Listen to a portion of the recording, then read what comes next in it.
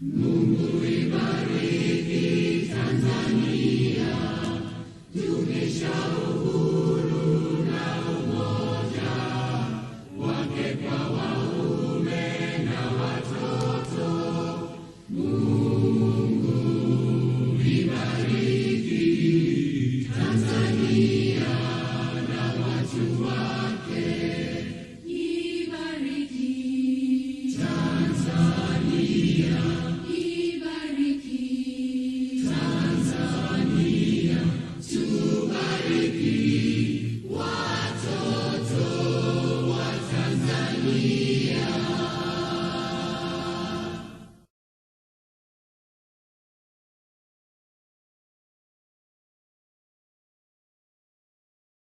Jubilee.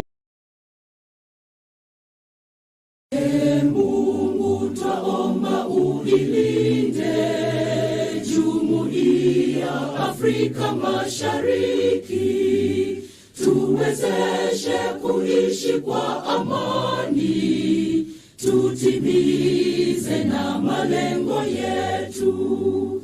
Jumuiya yetu sote tuilinde, tuajibike, tuimarike. Umoja wetu ni nguzo yetu, idumu jumuiya yetu. Uzalendo pia mshikamano viwe msingi wa umoja wetu, na tulinde uhuru na amani, mila zetu na desturi zetu. Jumuiya yetu sote tuilinde, tuajibike, tuimarike. Umoja wetu ni nguzo yetu, idumu jumuiya yetu.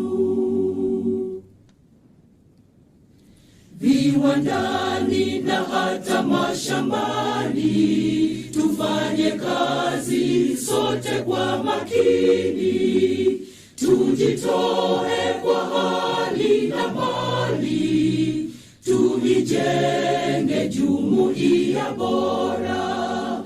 Jumuiya yetu sote tuilinde, tuajibike, tuimarike. Umoja wetu ni nguzo yetu, idumu jumuiya yetu.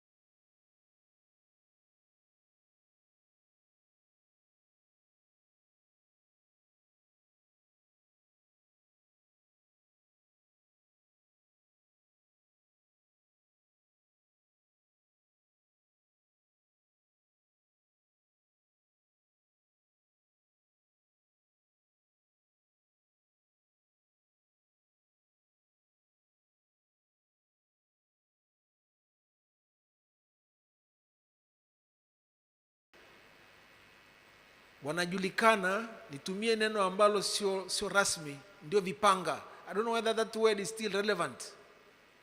Bado lipo au halipo? They are the bright ones. Nikisema kwamba vijana mlioko hapa na mlioko katika uhandisi, you are indeed the cream of the national brain power. Yani ninyi ndio cream of the national brain power. Sidhani kama nafanya makosa. Na kwa sababu hiyo, kwa kutambua hivyo, ni lazima mtumikie jamii kwa kujiamini sana. Jiulize utafanya nini kwa jamii, na kitu kimoja ambacho naweza nikawahakikishia mimi kama shahidi vile vile, ukiitumikia jamii kwa uaminifu katika fani yoyote ile, including ya uhandisi, hakuna jamii ambayo inakutupa. The society will rewards you handsomely. Isipokuwa usije ukafanya kosa kusema nianze kuchuma kwenye jamii ndio nifanikiwe. No, it is the other way around. Na mimi nataka kuwaasa hivyo leo. La kuzingatia, Barozi ameshasema mambo ya ERB, ameshasema nia ya ERB vile vile katika kufanya mkutano wa leo. Mimi naomba niwaombe kwa kuzingatia kufanya kazi hizo, na kazi yoyote ile muwe serious kweli kweli. Na mimi kama mwalimu wa chuo kikuu naomba nitoe statistics fulani hivi ambazo zinaonyesha change in trends katika kuwa seriousness between different gender groups. Mimi huwa naanza darasa, najaribu kuanza darasa on time mara nyingi. Nikishindwa labda dakika 3-4 nimechelewa. Darasa langu la undergraduates lilikuwa na wanafunzi karibu 170. Wasichana wanafikia kama 40 hivi. Kila siku nilipoanza darasa, wasichana walikuwa wengi kuliko wanaume. Yaani hiyo ni fact. Hata darasa la masters, naona kuna wanafunzi wangu wa masters wako hapa ambao ndio nimetoka kufundisha juzi hapa. Ilikuwa hivyo hivyo. Kina mama, you are coming up, continue, endeleeni kufanya kazi kwa bidii sana katika lolote, na hasa katika uhandisi. Jamii itawathamini mno. Evidence mojawapo iliyoko hapa, huyu mama ambaye anasimamia daraja la Salenda, it's one of kind of a bridge in Tanzania, but she's responsible for that project. I can see a lot of females coming up in such projects. Kina mama walioko hapa naomba wasimame tafadhali sana. Just to show how serious this thing is. Naomba msimame wote. Anybody who is a lady asimame.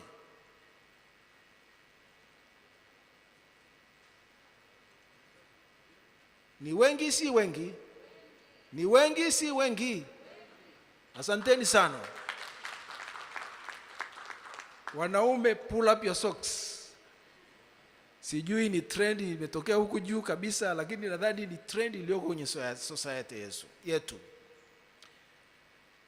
Tunapotazama mbele, tunaweza tukaona giza kidogo. Hatuoni mwanga uko wapi, lakini nawahakikishia mwanga upo. Uchumi wa taifa lolote lile duniani unakwenda kwenye nakumbuka sine wave, kama sine wave. Kuna wakati unainuka, unatafuta mhandisi hata umpati kwa sababu wako busy mno. Nakumbuka miaka ya 80 mpaka 90 hivi, wahandisi walikuwa hawana kazi kabisa. Ukiona jengo linapaa huko mjini, orofa hata 3-4, nilikuwa nafurahi, nasema kuna wahandisi angalau wanasimamia jengo hili. Katikati hapa kazi zilikuwa nyingi, wahandisi wanachagua kama wanavyochagua sijui maharage, sijui sema hili nile, hili nisile. I can see a lot of bright future ahead of you. Msikate tamaa hata kidogo. Kuna siku ambayo utatamani ufanye kazi 3-4, lakini unashindwa kwa sababu siku ina masaa 24 tu. That I can assure you.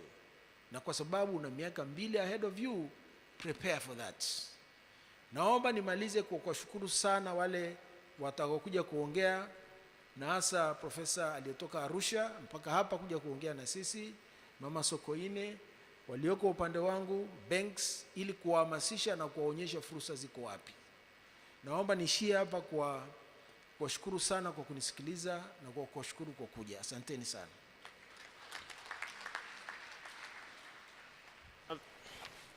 Another round of applause to Professor Ninatubu Lema. Makofi mengi mengi. Makofi kwa sababu kwanza ni mwenyekiti wa bodi, lakini makofi kwa sababu ni profesa jamani. Tunashukuru sana profesa, na tunashukuru pia kwa ujumbe. Kweli kina mama wanatukimbiza. Tusipokuwa makini ile badala ya 50-50 tunaweza kujikuta baadaye tunaanza sana sisi kuomba usawa. Kwa jamani tupambane ili iwe kweli iwe 50-50. Sasa asante sana. Kwa kifupi kabisa, kwa sababu introduction ilishafanyika, naomba na mimi kuchukua nafasi hii kumtambulisha co-event manager. Ukiangalia kwenye ratiba kuna ma-event manager wawili. Kuna Gwakisa Mwakyusa ambaye ndo mimi niliyesimama hapa, na engineer Diana Munubi.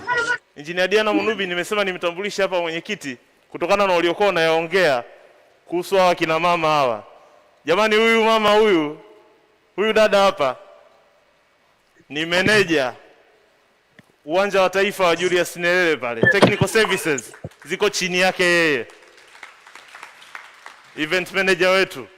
So you can imagine. So I agree with you, Mr. Chairman. Ni kweli kabisa. Speed hii wanayokwenda nayo wakina mama. So another round of applause to Engineer Diana. Sorry. Asante sana. Sasa hivi tunakwenda kwenye tukio la picha. Ili tupate kumbukumbu. Tutajitahidi tuweke logistics sawa.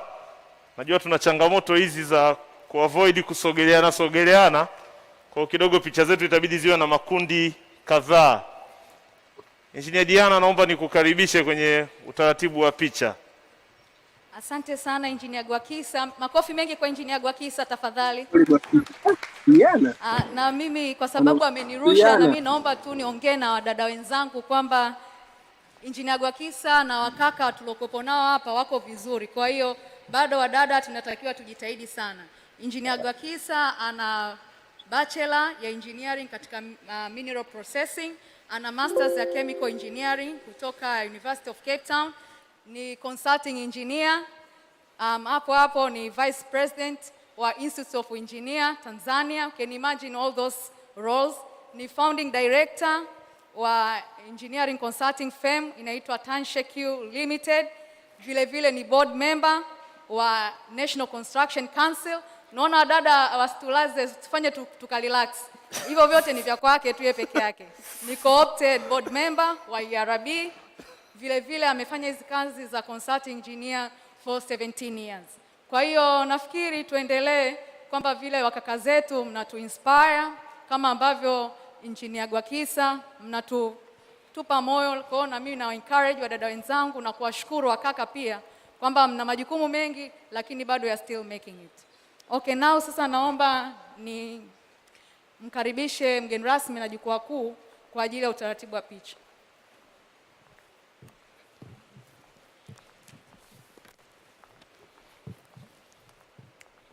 Picha ya kwanza itakuwa inahusisha jukwaa kuu peke yake. Wengine wakasimama pale kwa juu. Wakati nikiomba Davero na kamati ya maandalizi tukiwa tunaandaa groups za engineers ili tuweze kupata angalau picha 2-3 za uwakilishi wa engineering in groups.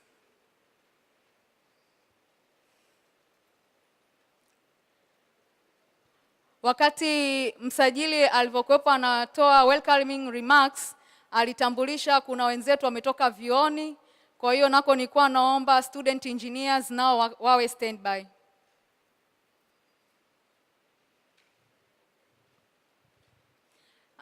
Tafadhali naomba group la kwanza.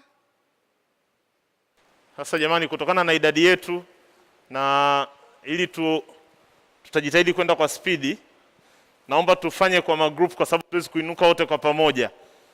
Tutafanya kwa magrupu ili kila mtu apate nafasi ya kupiga picha. Tutakuwa na magrupu machache maalum baadaye. Basi naomba nipate tuanze upande huu. Sawa? Naomba tuanze upande huu, meza rows 4 za kwanza ziinuke chap chap, twende tusimame. Yes.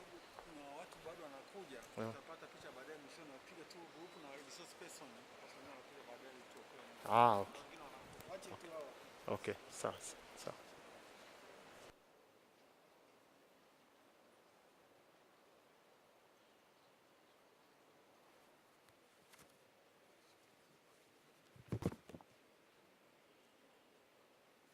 Sogea huku mwisho, sogea hapa hadi mwisho.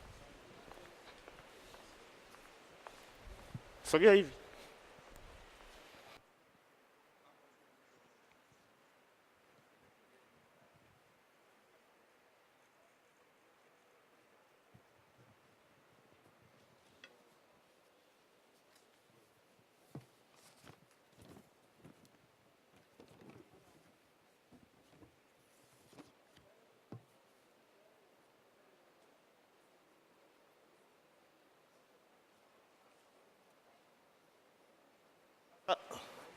Sasa jamani, for the sake of time, naomba hawa ilikuwa ni special, tutakuwa na picha nyingine baadaye kadhaa.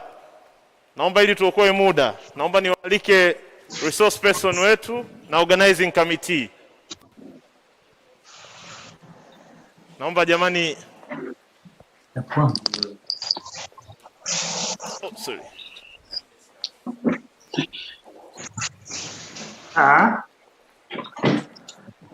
Kama kuna organizing committee yoyote upande huu, kushoto kulia, naomba asogee hapa. Roho inafungulia kushoto kulia. Habari.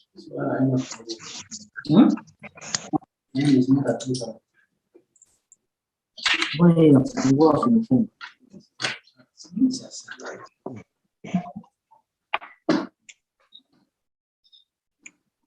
Kimetoa nini?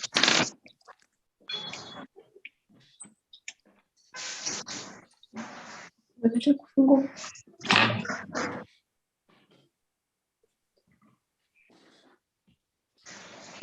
Sababu nitakaa karibu. Hivi 365 zinishaisoma hii. Afu inaniambia kusijasoma. Nataka zinguvu.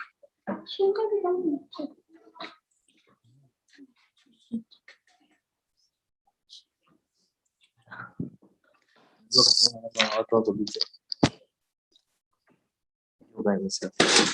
Ile kompyuta yako tukaa. Kaita kompyuta yako. Niko kwenye kaya.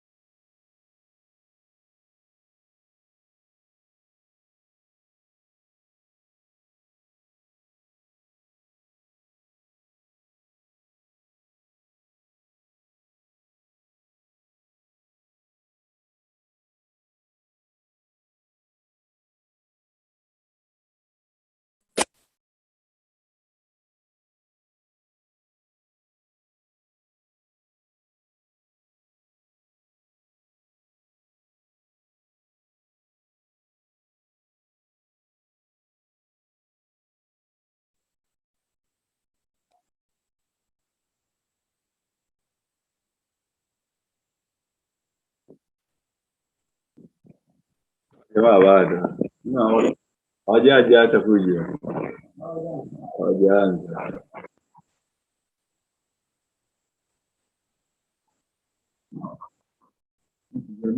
Anapigia watu kwa hiyo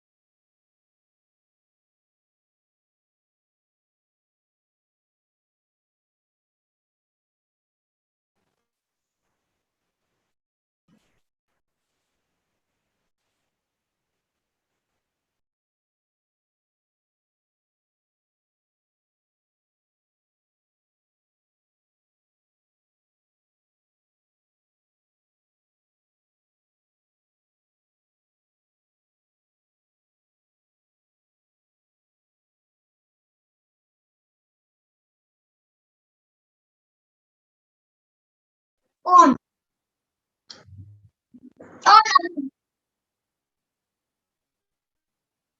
On. Nenda.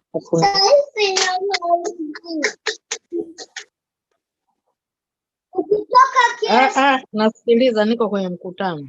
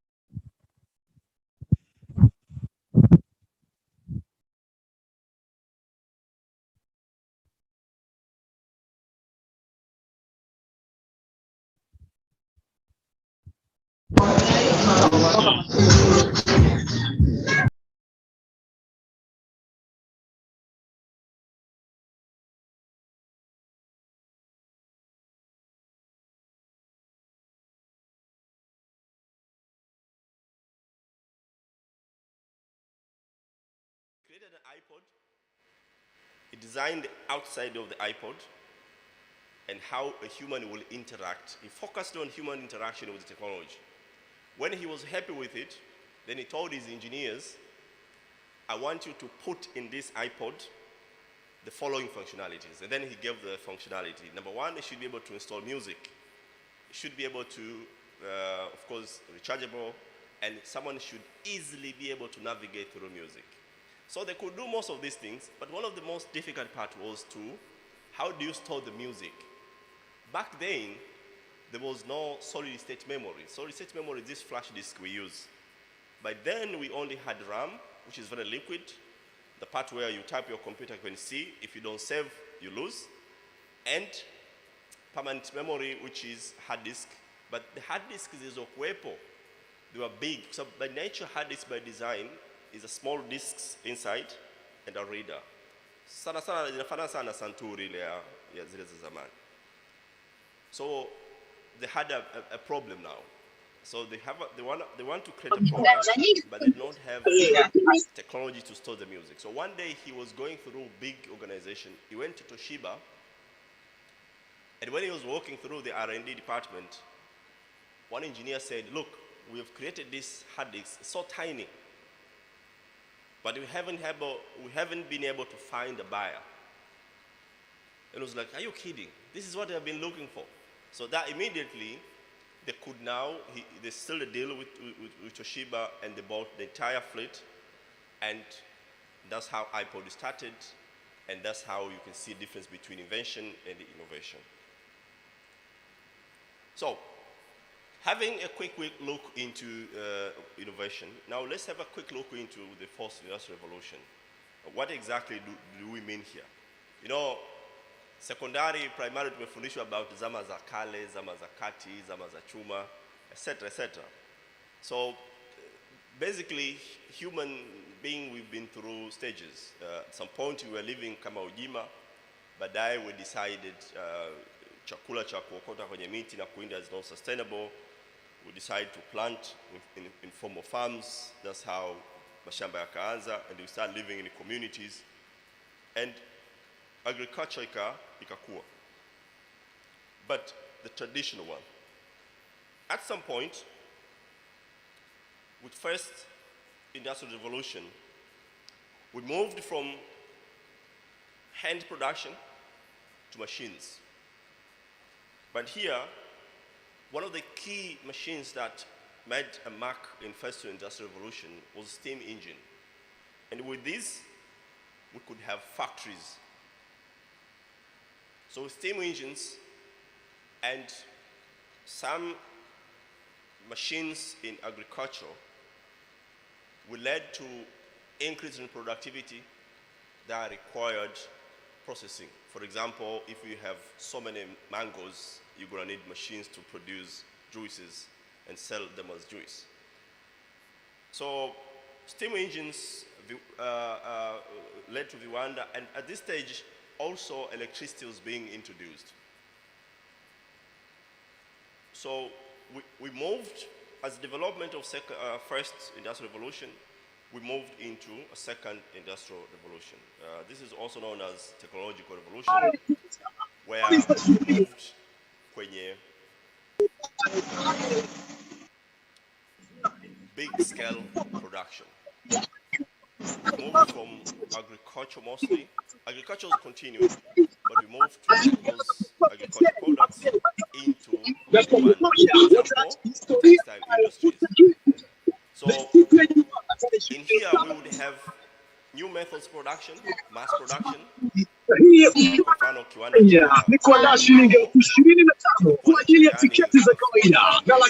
just need one skilled person wa kudesign na kukata zile nguo, then you just give them to stitch. So with mass production, we could easily now consume agricultural produces and to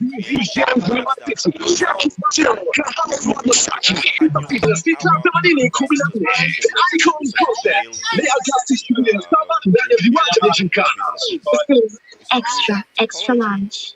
People get ideas on for example, in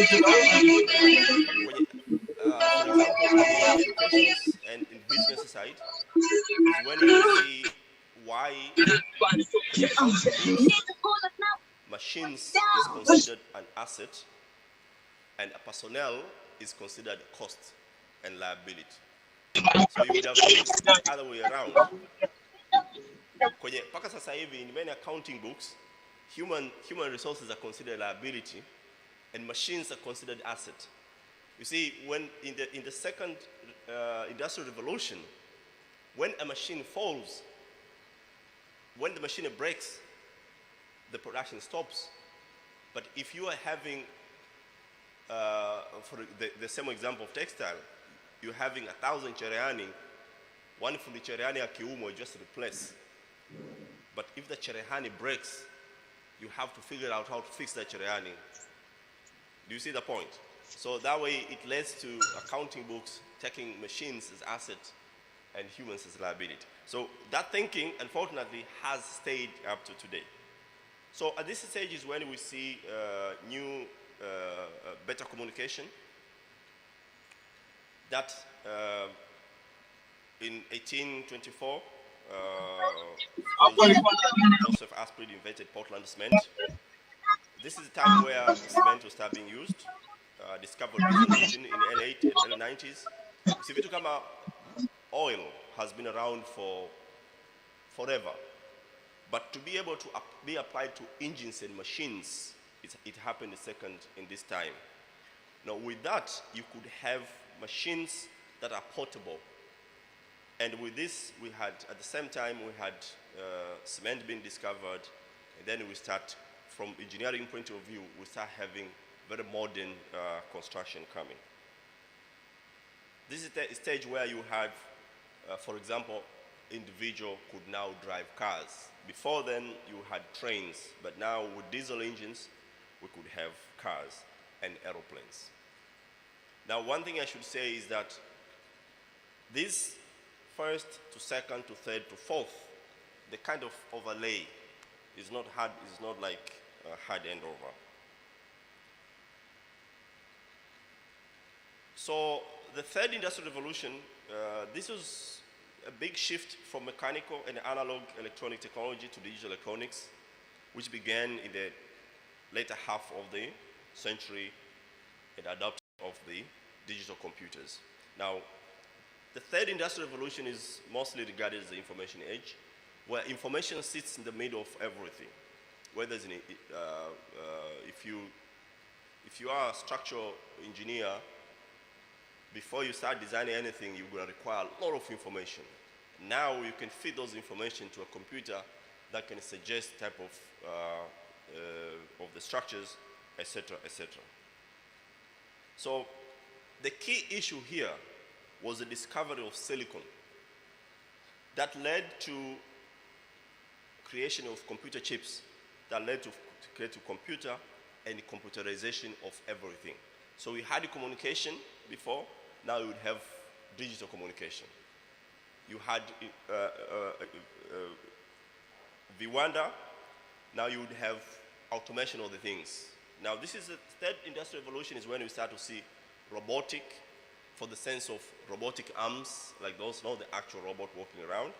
But this is the automation of machinery and Viwanda. And here we start to see things such as smart devices, and led to the term known as Internet of Things. When you have smart devices, if they can communicate, they create a network, and we can call it an Internet of Things. But at the same time, we start to see things as green economy. Humans are starting to be conscious with the rapid growth of industrialization. It is important to focus also on the energy. So we see at the third industrial revolution, for example, we see rechargeable cars. Now we are already talking about leaving fossil fuels and moving to renewable energy. That comes from hydro, solar, or wind. Although there are people who argue that now we can produce energy from nuclear cleanly. So in the third industrial revolution, key issue is silicon computers, and computer chips and computer, and the digitization of most of the things we do. Now, the fourth industrial revolution, now I must say we are still in the third. So the fourth is beginning, but we have not left the third. We're still there. But what comes with fourth industrial revolution? This is a fusion of advances in artificial intelligence, robotics and Internet of Things, genetic engineering, quantum computing, and more. The key issue here is a cyber-physical connectivity. So we have computers and digitization and communication, wireless communication on one side, and we have the things that we deal with on the other side. So you have the term called as machine-to-machine communication. So, for example, in agriculture, now we have smart tractors that they can work on themselves. Now we have smart tractors that one tractor can control fleet of tractors. And some of these tractors are very smart in the sense of how much they need to, for example, they can go, they can turn around, etc., etc.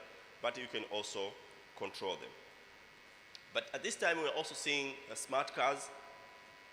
Smart car, the smart to the sense of self-drive themselves. For the organizations such as Tesla are moving very well. Toyota comes from a branch of Toyota, etc., etc.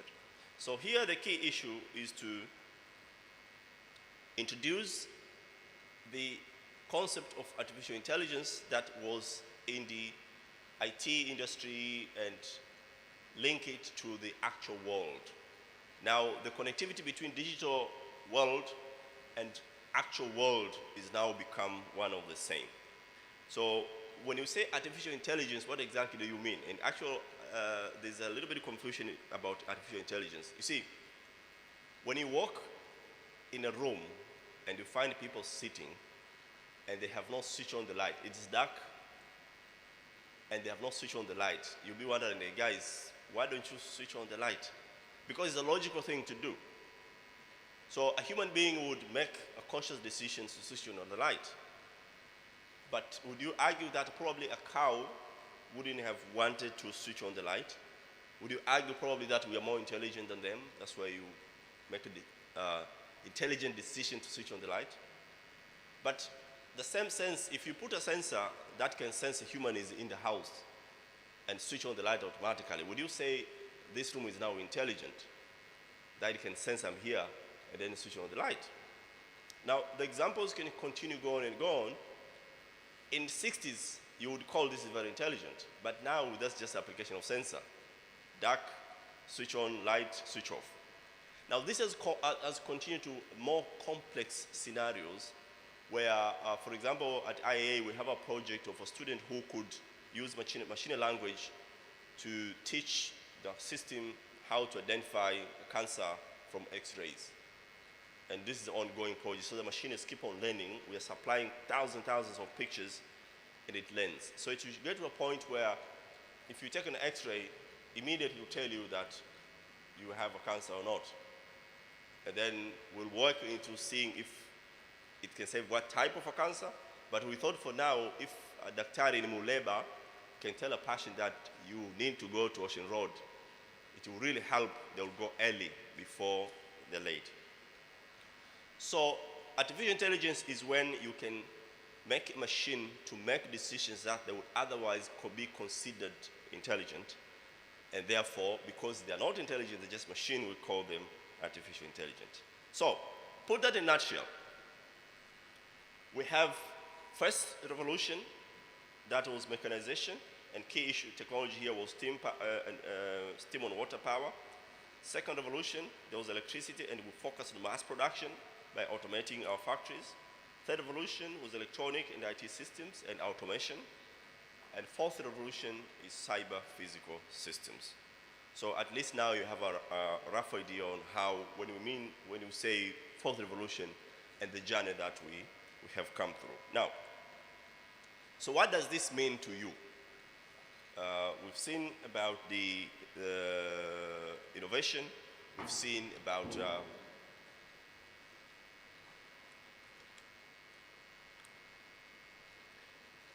you've seen about innovation. You've seen about revolution. What do we do now? So I was looking around. What are the top playing global jobs for you? Now you have data engineering, petroleum engineering, electrical engineering. But when I looked around, I found most of the degrees that are offered in Tanzania still fit on the top paying jobs globally. So most of you are in the right space. As Mwenyekiti alivyosema, the future is very bright for you guys. So I'm gonna just go through quick opportunities that are there globally, but these focus on the areas that are close to us. For example, clean cook stoves. Jamani, watu lazima wale asubuhi, mchana, jioni. So this is a good spectrum for you to innovate. Now, I picked this example because, you see, I don't know if you can read. I think you can read there. If you can create a clean cooking stove, you save a lot of lives, save a lot of energy. But now, you can come with ideas that can work. I'll give you an example. You see, one of the problems we have sasa hivi ni kupika kwa mkaa. But you cannot stop kupika kwa mkaa because people lazima wale. But technology ya kutengeneza mkaa from waste has been around for 100 years. So you can go and kusanya magunzi, mabua, majani, etc., and make mkaa. How to do it? You can download the schematics from Google. It's quite simple. So find some guy, some fit and turning guy who can do some welding and some mechanical. You can download the schematics. But I know some organizations that already brought those systems here, those machines. So you can take advantage of areas. Renewable energy, electricity. Now we have so many solutions globally. Look around you, what fits, go apply. And you should be able to do. Affordable electricity. Clean water technologies. These are the areas that the clean water technologies are there. The creation of filters. In Arusha, there's one professor created nanofilters. It's been very successful globally. You can take the filters and you can apply in your locality. For example, you can offer systems for maji ya kunywa makanisani, msikitini, etc., etc. Or you can pack and sell your own water, have your own brand. So this is just simple example that I'm trying to tell you that there are thousands of areas that you as a young engineer can innovate and look. So I Googled self-contained toilets. This is what came. So many solutions for camping, for outdoor, for indoor, etc., etc. And they even give you schematics on how to make them. This is an area where Bill Gates have invested heavily. Try to find solution for hygiene. Kati ya watumia wanaokwenda hospitalini, around 65 to 70, goes to the hospital because of hygiene. So either is typhoid, tumbo la kuhara, whatever.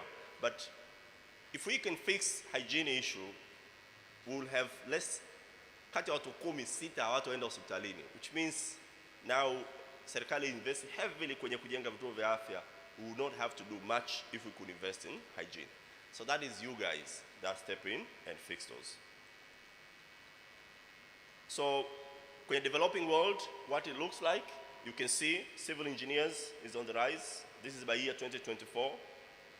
Mechanical engineers, electrical engineers, etc., etc. So I can see future, as Professor said, is very, very clean for you. Where to begin? So you say, like, this guy is talking about, so where am I supposed to start? You see, at some point you have to be mjasiriamali. You have to think of how you can create value somewhere that it doesn't harm for you to get something out of it. So, quick way, have a startup. Now, sometimes, the first one is to live in the future. What will people want? Now, it can be now. For example, people want to eat now. You don't have to think in the future. But what is missing in your locality? You can take an idea in Dar es Salaam, ukipeleka Musoma, it can actually work. It does not have to be your original idea. But if you can understand it and try to apply in your locality. So write it down. You can register. It's very important to register or to form a kikundi. Look for funding, make prototype, etc., etc. Sasa kwenye najua watakuja kuongelea swala la funding, but I was talking to viongozi wa TAMISEMI na baadhi ya wakurugenzi wa wilaya. Serikali imeweka mandatory 10% of halmashauri kwenda kwa vijana na kina mama. Most of those money huwa haziishi. There are simply nobody to take the money. Why? Because you guys don't show up to take the money. So finance has never been a problem. It's us who are the problem. So ela huwa zinarudi halmashauri kwa sababu simply vijana na kina mama, they haven't showed up to ask for it. Now all you have to do is to register kikundi, come with a good idea, you got it. And they're very easy money to get. Kwa maana ya masharti yake sio magumu. You just have to have a solid business or idea you're trying to do and push. And you can do it alone, like how Bill Gates started, or Tesla, or you can work as a team. You know, Elon Musk is South African, but now he's in America. So they created PayPal, and they were bought by eBay. And the money they made from PayPal, the founder of PayPal created, what does that mean?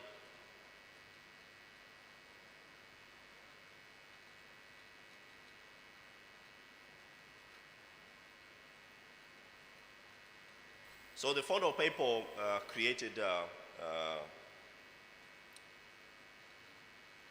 number of companies later ways. Now, because the time is going, please, I'll just talk to you as an individual, not as engineers. Now, when you decide to do something, there are two issues that will become your enemy. We call them enemy of execution. That will pull you back because they seem very important. We call them whirlwind. So this involves activities that keep the business going. They look very important to you. And because of that importance, they will distract you. So what I'm trying to do is to take you through quickly 4 steps of 4 disciplines of execution. So there's something called widely important goals. These are the important goals. We call them WIGs. So for example, you decide to set a startup ya kwako mwenyewe au mko as a team. You must have goals and target that you're trying to achieve kwa wakati ule. So you have to really look at it. So these goals, what do they look like? you have to focus kwenye goli moja moja. For example, you say this week I'm going to write my business plan down. So sit, write business plan. But you have original goal that you're trying to achieve. If you're working on the team, that's very important. Now, how do you write these goals down? It should be in that form. From here to here by a certain date. Very clear target and time. Discipline 2. Act on lead measures. Now, what are these lead measures? Kuna vitu inaitwa lag measures, zina discovery results. Lag measures ina vile vitu ambavyo vitaonekana baada ya matukio kupatikana. Sometimes hizi zina to distract. You see matukio and then you focus on those. But mara nyingi, when you have benchmarking issues, whether ni umefikia target au hujafikia, mara nyingi hizo ni post-mortem. Zinaweza kukudistract. It is important to have the goal, but focus on the lead measure. These are the things you must do to get the result. So you focus on the things. I need to meet a bank. I need to meet a group. That's it. My time is up. So you focus on the issues ambazo they are predictable, influenceable, and measurable. So you create things that are, if you do well mwenyewe because you are the one doing them, you can influence them. Then always keep scoring board, kwa maana ya kwamba una target zako, unazifuatilia kwa maandishi, na una make sure kwamba they are visible, you can see them clearly, and then create accountability. Kama nyinyi mko kwenye team, then make sure kwamba mnafuata. These guys are the guys who started Box, so Dropbox, in the organization inafanya cloud management. Hawa jamaa, they're so disciplined. They're working on a room, wako pamoja in a room, but they don't talk for 80 hours. They send each other emails if it's work related. So unfortunately, muda wangu umekwisha. So let me just end here. You have a responsibility. Now you're an engineer, you have a responsibility to sharpen your saw, kwa maana ya kuendelea kuwa bora kwenye two aspects. One, you as an engineer kwenye eneo lako uwe bora, but two, you as an individual uweze kuwa na better communication skills, better social skills, etc., etc. So those two areas you need to focus on how you assess yourself and how you can improve. How you go about it? By reading books. Read those 3 biographies. 4. Warren Buffett, Bill Gates, Steve Jobs, and Mr. Michael Shirima, the founder of Precision Air. And then read those books. Outliers, that book explains why certain people are very successful, not because they're very smart. They're just average guys, but they're very successful, like Bill Gates. Rich Dad, Poor Dad talk about mentality. Vitu gani matajiri wanawaambia watoto wao na vitu gani maskini wanawaambia watoto wao, and what does it mean later in life? So it's about a mindset, yet how to become successful. 7 habits of highly successful people. These are the simple 7 habits you can follow and execute. 4 discipline of execution that will make sure kwamba you be a successful power. 48 laws of power, you may read them later. So thank you very much, guys. Engineers, inventors, and innovators for the future. We expect you to resolve humankind problems. As I've said, here are my contacts. Before I go, make sure kwamba you have digital presence. If someone Googles you, they must be able to find you. Tell the people, tell the world what do you do, what you're capable of doing. Make sure you have a very good LinkedIn account. You know, LinkedIn account is a very important account that has true contacts, true CV. That's where job employers go. Make sure you have a clean social media accounts that will help you in the future. Thank you very much. Unfortunately, muda umekimbia. I prepared for 45 minutes. Ila naona umepunguza. So thank you very much for your time. I wish all the very best in the future. Thank you very much.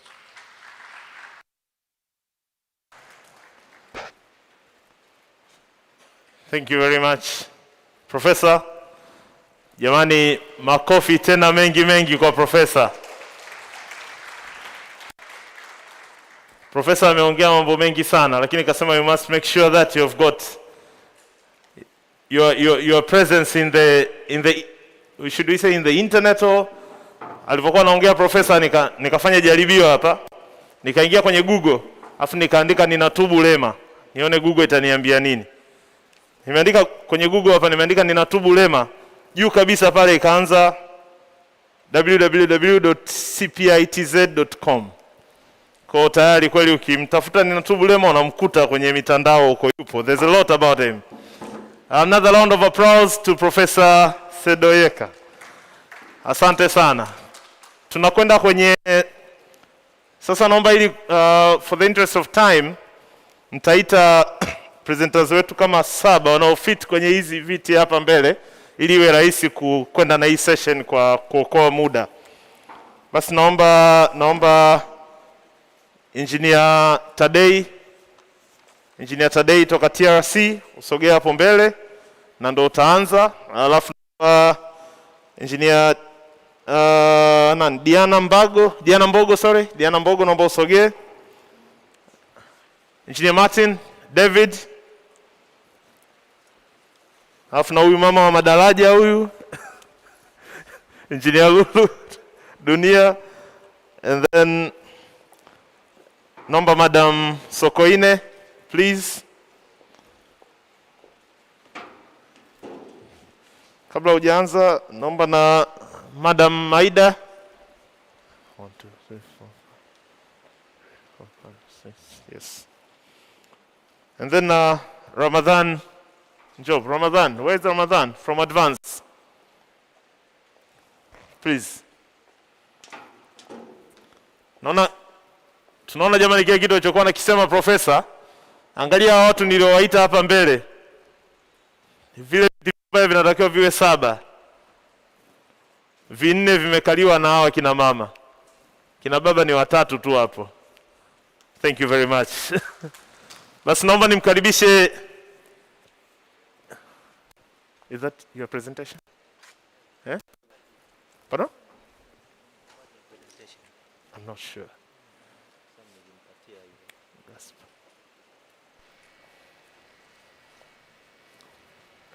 Engineer Gwakisa, just a small note kabla hajaanza mtaalamu kutoka TRC, nilikuwa naomba kuwakumbusha waandishi kwamba tuko live on YouTube channel. Ukienda YouTube ukiandika ERB Tanzania utaona event ya leo ya Youth Engineers ipo, na vile tuko Zoom. Kuna WhatsApp number ambao ni ya ERB ambao nako ningeargue wote tujitahidi kuingia. Ukijiunga kwenye hiyo WhatsApp number utakuta kuna link ya Zoom. Naomba tu kwa dakika chache tu nihitaji hiyo namba ya ERB ya kwa ajili ya WhatsApp. Ni 0745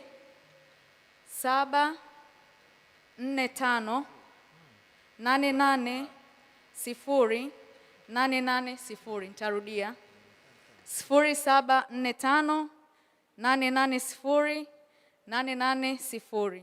Ukiingia kwenye hii account ya WhatsApp, hii namba ya WhatsApp utakuta kuna link ambayo tuko Zoom na vivyo tuko live YouTube. Kingine cha mwisho nilikuwa naomba tutaanza kuzunguka discussion zinazoendelea hapa. Tuna inspirational talks. Mtu ukiwepo una swali, unaoni, naomba utaandika kwenye karatasi, alafu baadaye secretariat itapita kwa ajili ya kuchukua na tutaenda kuyajibu baadaye mwishoni. Asante. Asante sana Engineer Diana. Na anayekwenda kuanza sasa ni Engineer Tadei.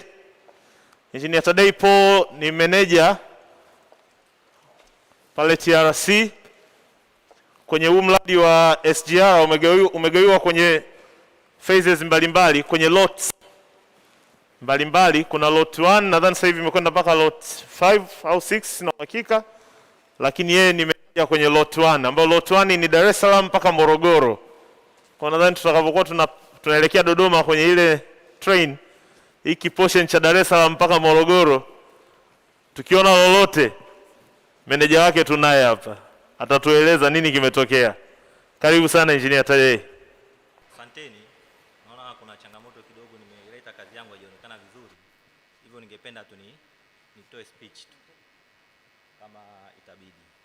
Kwa kifupi, TRC tunafanya ujenzi wa mradi wa kutoka Dar es Salaam mpaka Mwanza. Umegawanyika katika vipande vitano.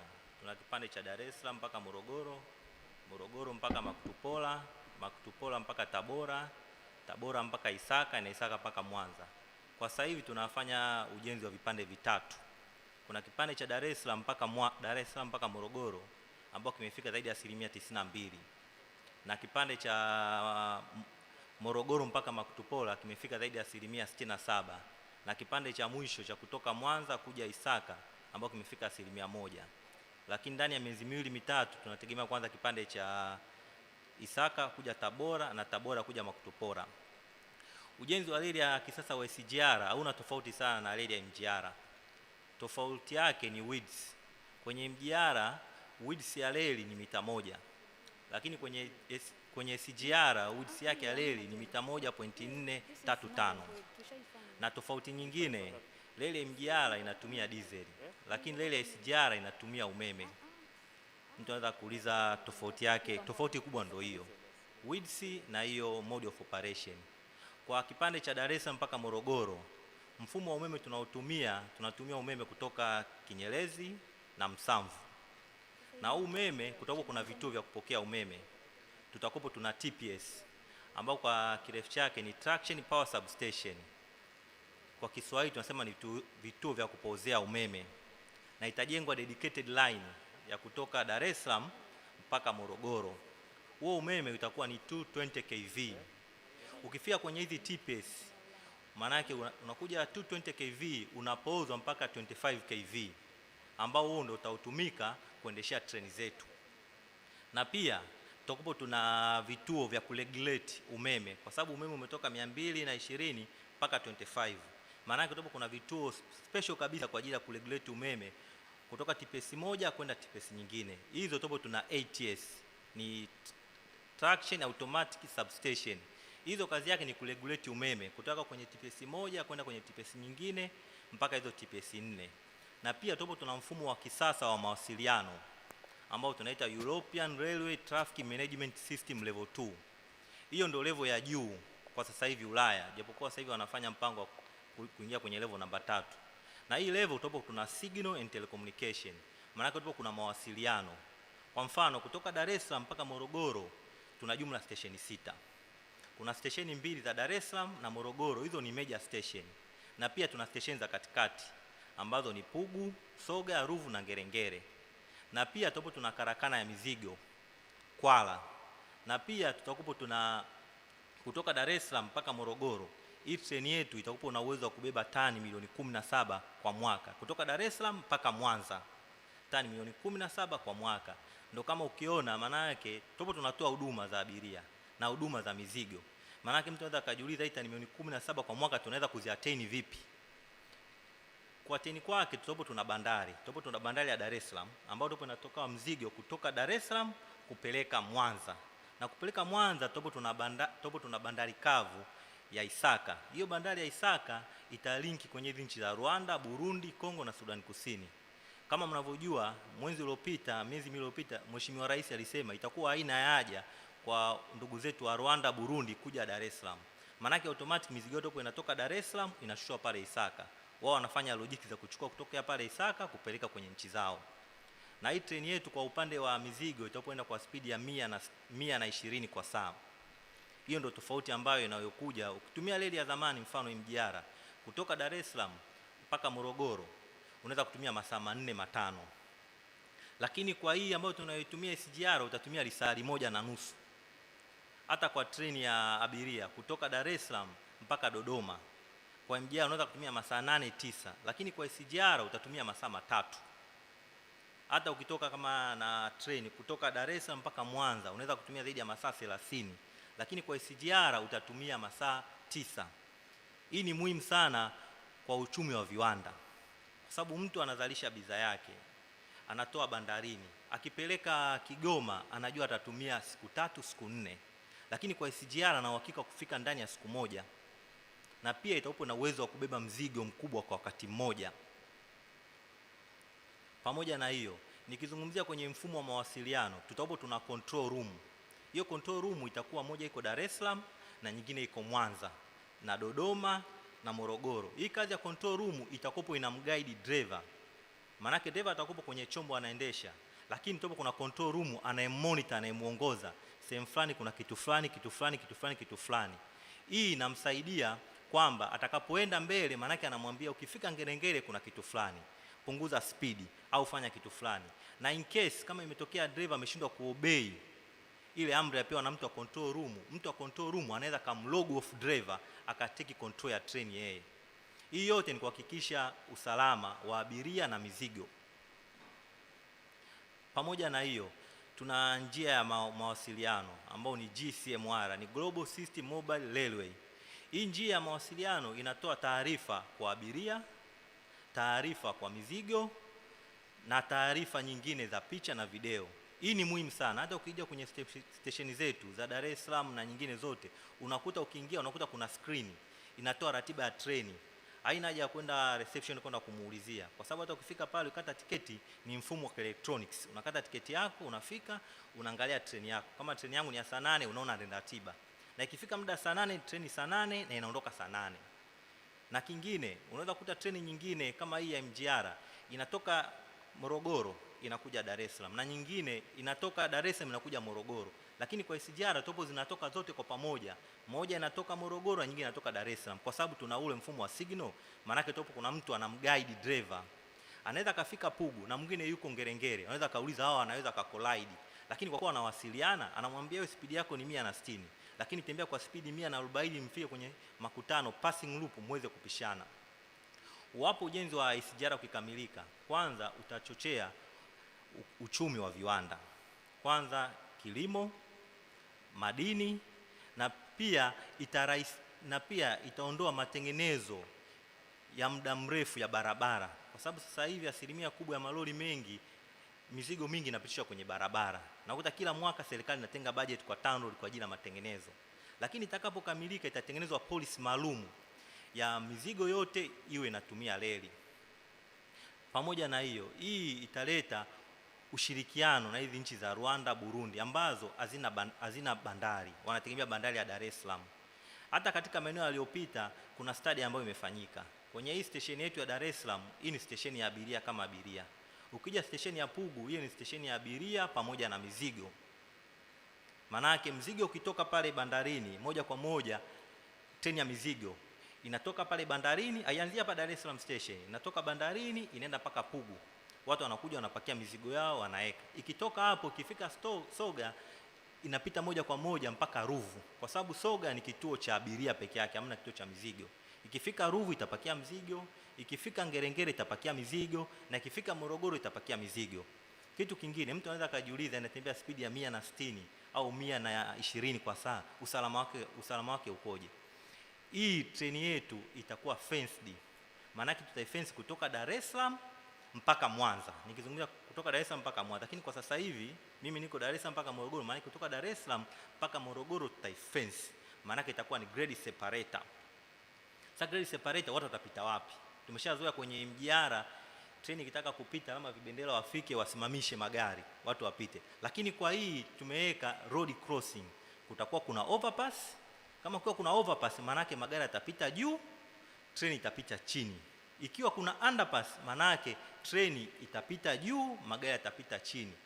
Na pia tutakuwa tuna pedestrian crossing, vivuko vya watu wapite juu, ili kuzuia usalama wa abiria na treni yenyewe. Na pia kutakuwa kuna sehemu ya mifugo, kwa sababu inapopita kutoka Dar es Salaam mpaka Morogoro kuna sehemu ya wafugaji na wakulima. Mtu anachunga ng'ombe wake, anatoka upande mmoja kwenda upande mwingine, atapitisha vipi? Hiyo yote tumeiconsider, ndio maana tobo tuna cattle crossing, sehemu mahususi kwa ajili ya kupitishia wanyama. Pamoja na hiyo, kwenye haya maeneo yaliyopita tobo tuna karakana, marshalling yard. Hiyo karakana kazi yake itakuwa inakuja inaunganisha vichwa vya treni zinazokuja. Kama vichwa vya treni vinakuja pale vinaunganishwa, na hiyo karakana itakuwa ni kubwa, itakuwa na zaidi ya square meter zaidi ya 760,000. Na pia hii treni yetu tobo tuna treni ya abiria na treni ya mizigo. Kwa upande wa treni ya abiria itakuwa na urefu wa mita 400. Kwa upande wa treni ya mizigo itakuwa na urefu wa kilomita 2. Hivyo maana yake topo tunatoa huduma mbili kwa wakati mmoja, huduma ya abiria na huduma ya mizigo, na zote topo zinafanya continuous. Kwa mfano, kwa upande wa jengo la Dar es Salaam Station, labda ningesema kama ndio focal point. Dar es Salaam Station ni jengo ambalo lina floor 3. Floor ya chini ni kuna MGR, ile treni yetu ya zamani inaanzia pale, na floor ya kwanza kuna maduka commercial, na floor ya pili ni kwa ajili ya SGR, na floor ya tatu ni kwa ajili ya restaurant. Hivyo manake mtu anaweza kaja kaingia pale akafanya chochote anachokitaka. Anaweza kaja akabook tiketi yake kwenye MGR, akaingia floor ya kwanza, akafanya shopping, akaenda floor ya tatu, akala chakula huku akisubiria treni yake. Hivyo basi kwa upande wa reli, SGR ikikamilika itasaidia sana ukuaji wa uchumi na viwanda, kwa sababu mkulima, mfanyabiashara atakuwa na uhakika na usafiri wa uhakika. Watu wengi wanafanya biashara, lakini mtu akizalisha atapata wapi uhakika wa kusafiri mzigo wake? Lakini kupitia hii treni ya SGR itapunguza kwanza gharama zaidi ya 40% kusafirisha kwa mzigo, sababu mtu wa lori akisafirisha anatumia zaidi ya 100,000 kwa mfano, lakini akitumia SGR atatumia shilingi 60,000. Hivyo basi nachotaka kusema kwa upande wa reli, SGR itajengwa na MGR itakuwepo, maanake zote zitakuwa zina operate continuous na zote zitakuwa ni parallel. Moja inaenda kulia, inaenda kushoto, lakini zote zitakuwa ni parallel. Hii yote ni kuongeza ufanisi, kwa sababu kuna maeneo mengine SGR haifiki, MGR inafika. Labda ningezungumzia vitu technical kwenye upande wa SGR.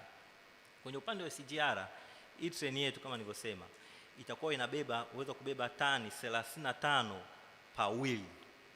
Lile gurudumu moja inachukua tani 35, lakini kwa MGR inachukua tani 35 kwa SGR, lakini kwa MGR inachukua tani 17. Kwa upande wa spidi, SGR inaenda spidi 120 kwa mizigo na 160 kwa abiria, lakini MGR inaenda kwa spidi 70 mpaka 50. Na pia mfumo wa mawasiliano kwa upande wa MGR ni mfumo wa electronics.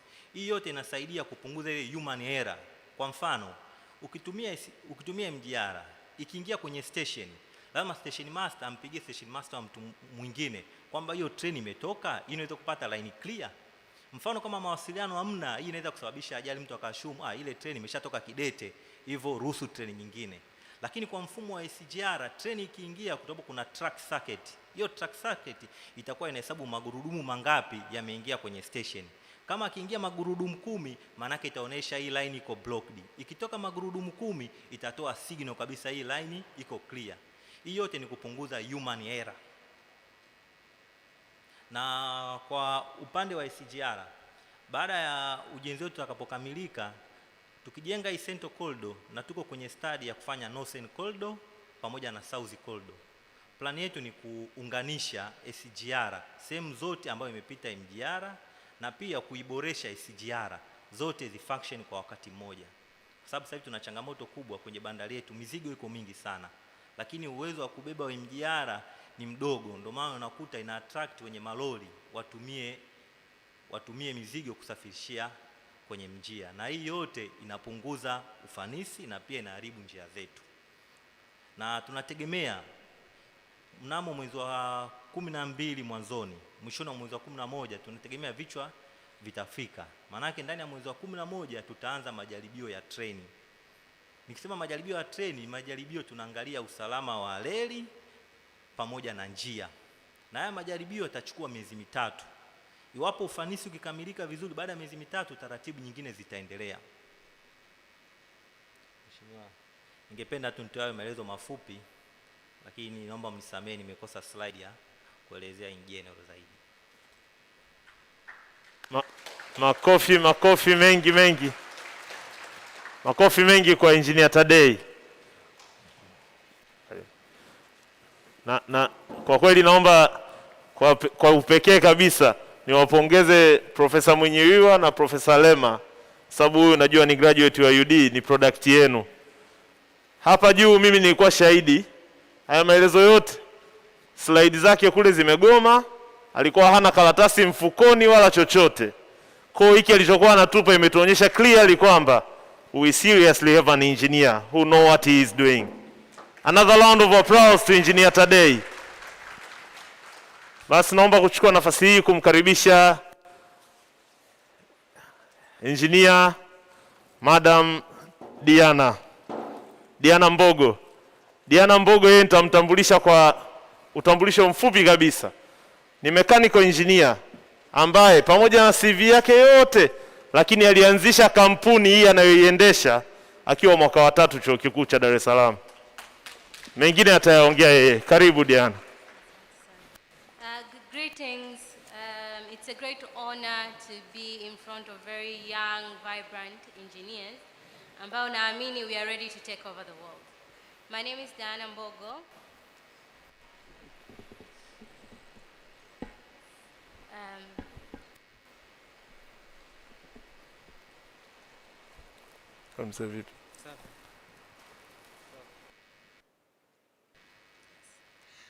My name is Diana Mbogo. In brief, kama nilivyokuwa nimetambulishwa, mimi ni mkurugenzi, managing director wa kampuni inaitwa Millennium Engineers Enterprises Limited. It is focused in renewable energy technologies, specifically solar technologies. Tulianza 2016, legally registered 2016 nikiwa 4th year, lakini kampuni ilianza 2015 nikiwa 3rd year. What we did is to seek and see opportunities katika the 4th industrial revolution. Tulianza kidogo kidogo kwa kuwa na consulting, kwa kufanya consulting in the area of soft landing. This is the trick about 4th industrial revolution. In so many areas ambazo they are still untapped for engineers. I usually say one thing, behind every dream there is a dreamer. If 4th industrial revolution is a dream, and behind that dream, it's engineers. While we are actually the driving force of this revolution, which is called sometimes the digital revolution.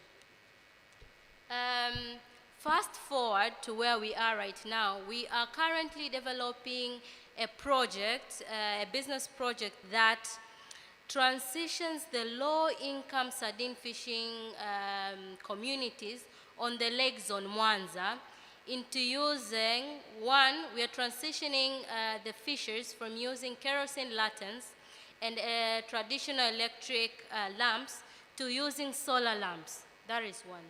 Our second business activity is actually we are using solar facilities as drying to shorten the life cycle of drying sardines in the area. What engineers are problem solvers. What we do is go into communities, look into what is necessary that we can provide as a solution, and then customize our solution to fit such communities. Going forward, we started seeing what we are missing into our community. The 4th industrial revolution brings about digitization. And this cuts across different other aspects or industries further from the engineering. When we developed the solution, we were not keen into a business model of how we are going to do our collection, business collection in terms of monetary. But yet again, we now had to digitize that into incorporating mobile technology so that our customers can pay using mobile technology. That puts us, that lessens our work, but at the same time, we get to collect data from our customers that we can actually sell later on to banks and institutions. They later turn this data into information that are our customers creditable for loans? What is the economic development of these areas that we are working on? So if we look into what opportunities are available for engineers in this revolution, there are plenty. But it takes a keen eye to look into these areas. It needs you to think outside the box, think inside the box, and then look at every other aspect that can challenge you and turn that challenge into a business.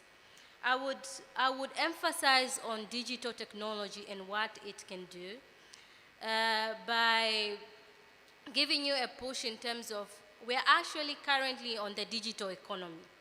Blockchain, electrical, mobile payments has digitized a lot in African continent. And if we look into that, that is one of the key areas where engineers can start looking into and tapping into opportunities. We're looking into also monitoring, digital monitoring systems. Systems such as drone facilities that can actually look into the agriculture sector. Digital technology that can look into industrial, monitoring of industrial processes. All those areas are still untapped and are still available for engineering solutions, and that is for you. So in short, because I know time is of essence, I will end there, but I would like to continue telling you that as an engineer, you have to broaden your focus. We are technicals, but at the same time, we need to acquire more skills that can match the global digital economy we are in. If we isolate ourselves from the digital world that we are in, we will not be able to go with the pace the world has already set for us. So acquire different skills, learn from other industries, the finance industry, the health sector, agriculture sector. Look into the areas where you can place your expertise and develop and innovate, and mix that with digital economy, digital technology, and I am sure we would all be good drivers of this revolution at stake. Thank you very much. Thank you very much, India Diana. Na asante sana kwa kurespect muda. Hiyo inaonyesha kweli wewe mtu ni mtu wa 4IR. Thanks very much. Makofi tena kwa Engineer Diana. Sasa the next speaker, you have been challenged. Naomba nimkaribishe speaker anayefuata. Mzungumzaji anayefuata huyu ni rafiki na kaka yangu, Engineer Martin David. Engineer Martin David yeye ni mkurugenzi mtendaji wa Interconsult, among the leading consulting firm in the country.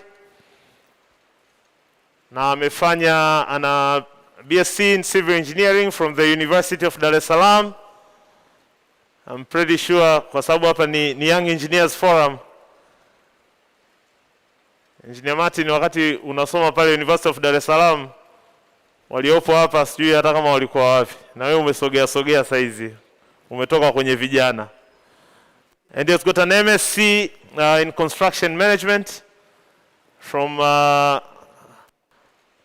the UK, Birmingham University. Na ameshika roles kadhaa za management kwenye Interconsult mpaka amefikia hatua ya kuwa managing director. Na yeye ni third or fourth generation ya Interconsult. Kwa hiyo inaonyesha Tanzania na sisi we have got consulting firms ambazo zime move from generation to generation. Engineer Martin David, you've got 5 minutes. Karibu. Asante sana. Asante sana. It's a pleasure to be with you guys here today. Nashukuru sana kwa ERB to offer us this opportunity to come and speak to you guys. Jamani mpo? Mpo? Safi kabisa. Nimepewa dakika 5 tu. Kwa hiyo kwanza nitatambulisha mimi naitwa Martin David na ninatoka Interconsult ambayo ni kampuni ambayo imeanzishwa mwaka 78. Kwa hiyo ina miaka 43. Ni kampuni ya consultancy, yani engineering consultancy firm, lakini hatufanyi engineering peke yake, tunafanya na architecture na products zingine. Kwa haraka mission yetu ni provide state of the art services. Na sisi ni ISO 9001 2015 compliant. Kwa haraka kama unavyoona kwenye technology, Internet of Things. Kwa hiyo tuna products mbalimbali ambazo tunazifanya ambazo ni engineering, architecture, building services, construction supervision au project management na quantity surveying. Kwa hiyo kwa kifupi sana hizi ni product line ambazo tunazitoa. Haraka haraka department zetu ziko 6. Ya kwanza ni architecture and town planning. Ya pili ni structures and bridges department. Ya tatu ni tunaita MECELEC, yani mechanical, electrical and ICT. Alafu tuna department of civil engineering project management ambayo ni subsector yake kubwa ni roads. Alafu tuna department ya geotechnical engineering ambayo inafanya pavements na geotech. Na ya mwisho ni quantity surveying ambayo inafanya mambo ya measurements. So those are you can see the multidisciplinary. Kwa hiyo tumefanya miradi mbalimbali, industrials, kuna buildings, kuna special projects, kuna roads, infrastructures nyingi sana, dams, all these things. So in a nutshell, that is Interconsult, natokea background hiyo ya consultancy, engineering consultancy specifically. Pamoja na kwamba tuna mambo ya architecture na building services. Kwa kifupi, nitawapa snapshot ya industry yetu ilivyo na opportunities for you young engineers that you can actually master and mkazitumia. Consulting firms ziko zaidi ya 200, contractors wako maelfu, thousands, ambao wana class from class 1 to class 7. Kuna government agencies mbalimbali mnazijua, TARURA, TANROADS, EURA, e-government na kadhalika. Kuna ministries mbalimbali kama Fisheries, Ministry of Works and Communication na mambo kama hayo.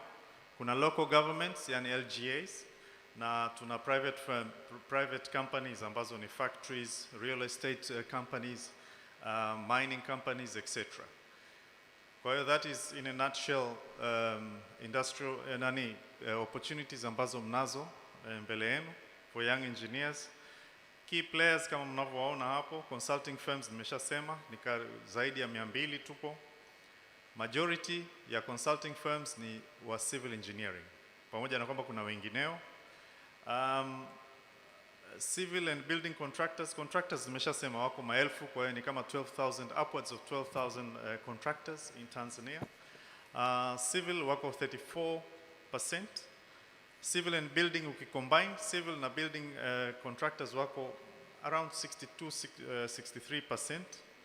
Na others ambao ni electrical specialist contractors kama wa drilling na mambo kama hayo, mechanical wapo vile vile ambao ni kama 48%. Contractors wengi 96% are local. Lakini tuna foreign contractors ambao ni 4% na market share yao soko lile ambalo wanalimiliki ni over 50%. Haya, tuangalie uchumi kidogo. COVID-19 naifahamu pandemic imetuathiri sana kwenye industry yetu yote, contractors, government na kila mtu, consultancy.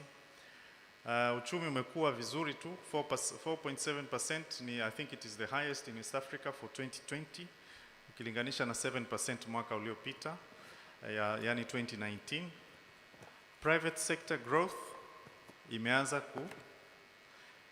kuwa na rebound, yani tumeanza kurudi tena kwenye pre-COVID levels, na kuna mikopo ndio ni indicator nzuri sana ya private sector. Yani growth ya mikopo kwa private sector ikiongezeka, ina maana kwamba uchumi unazidi kukua zaidi na tuna rebound kwenye economy ya pre-COVID levels.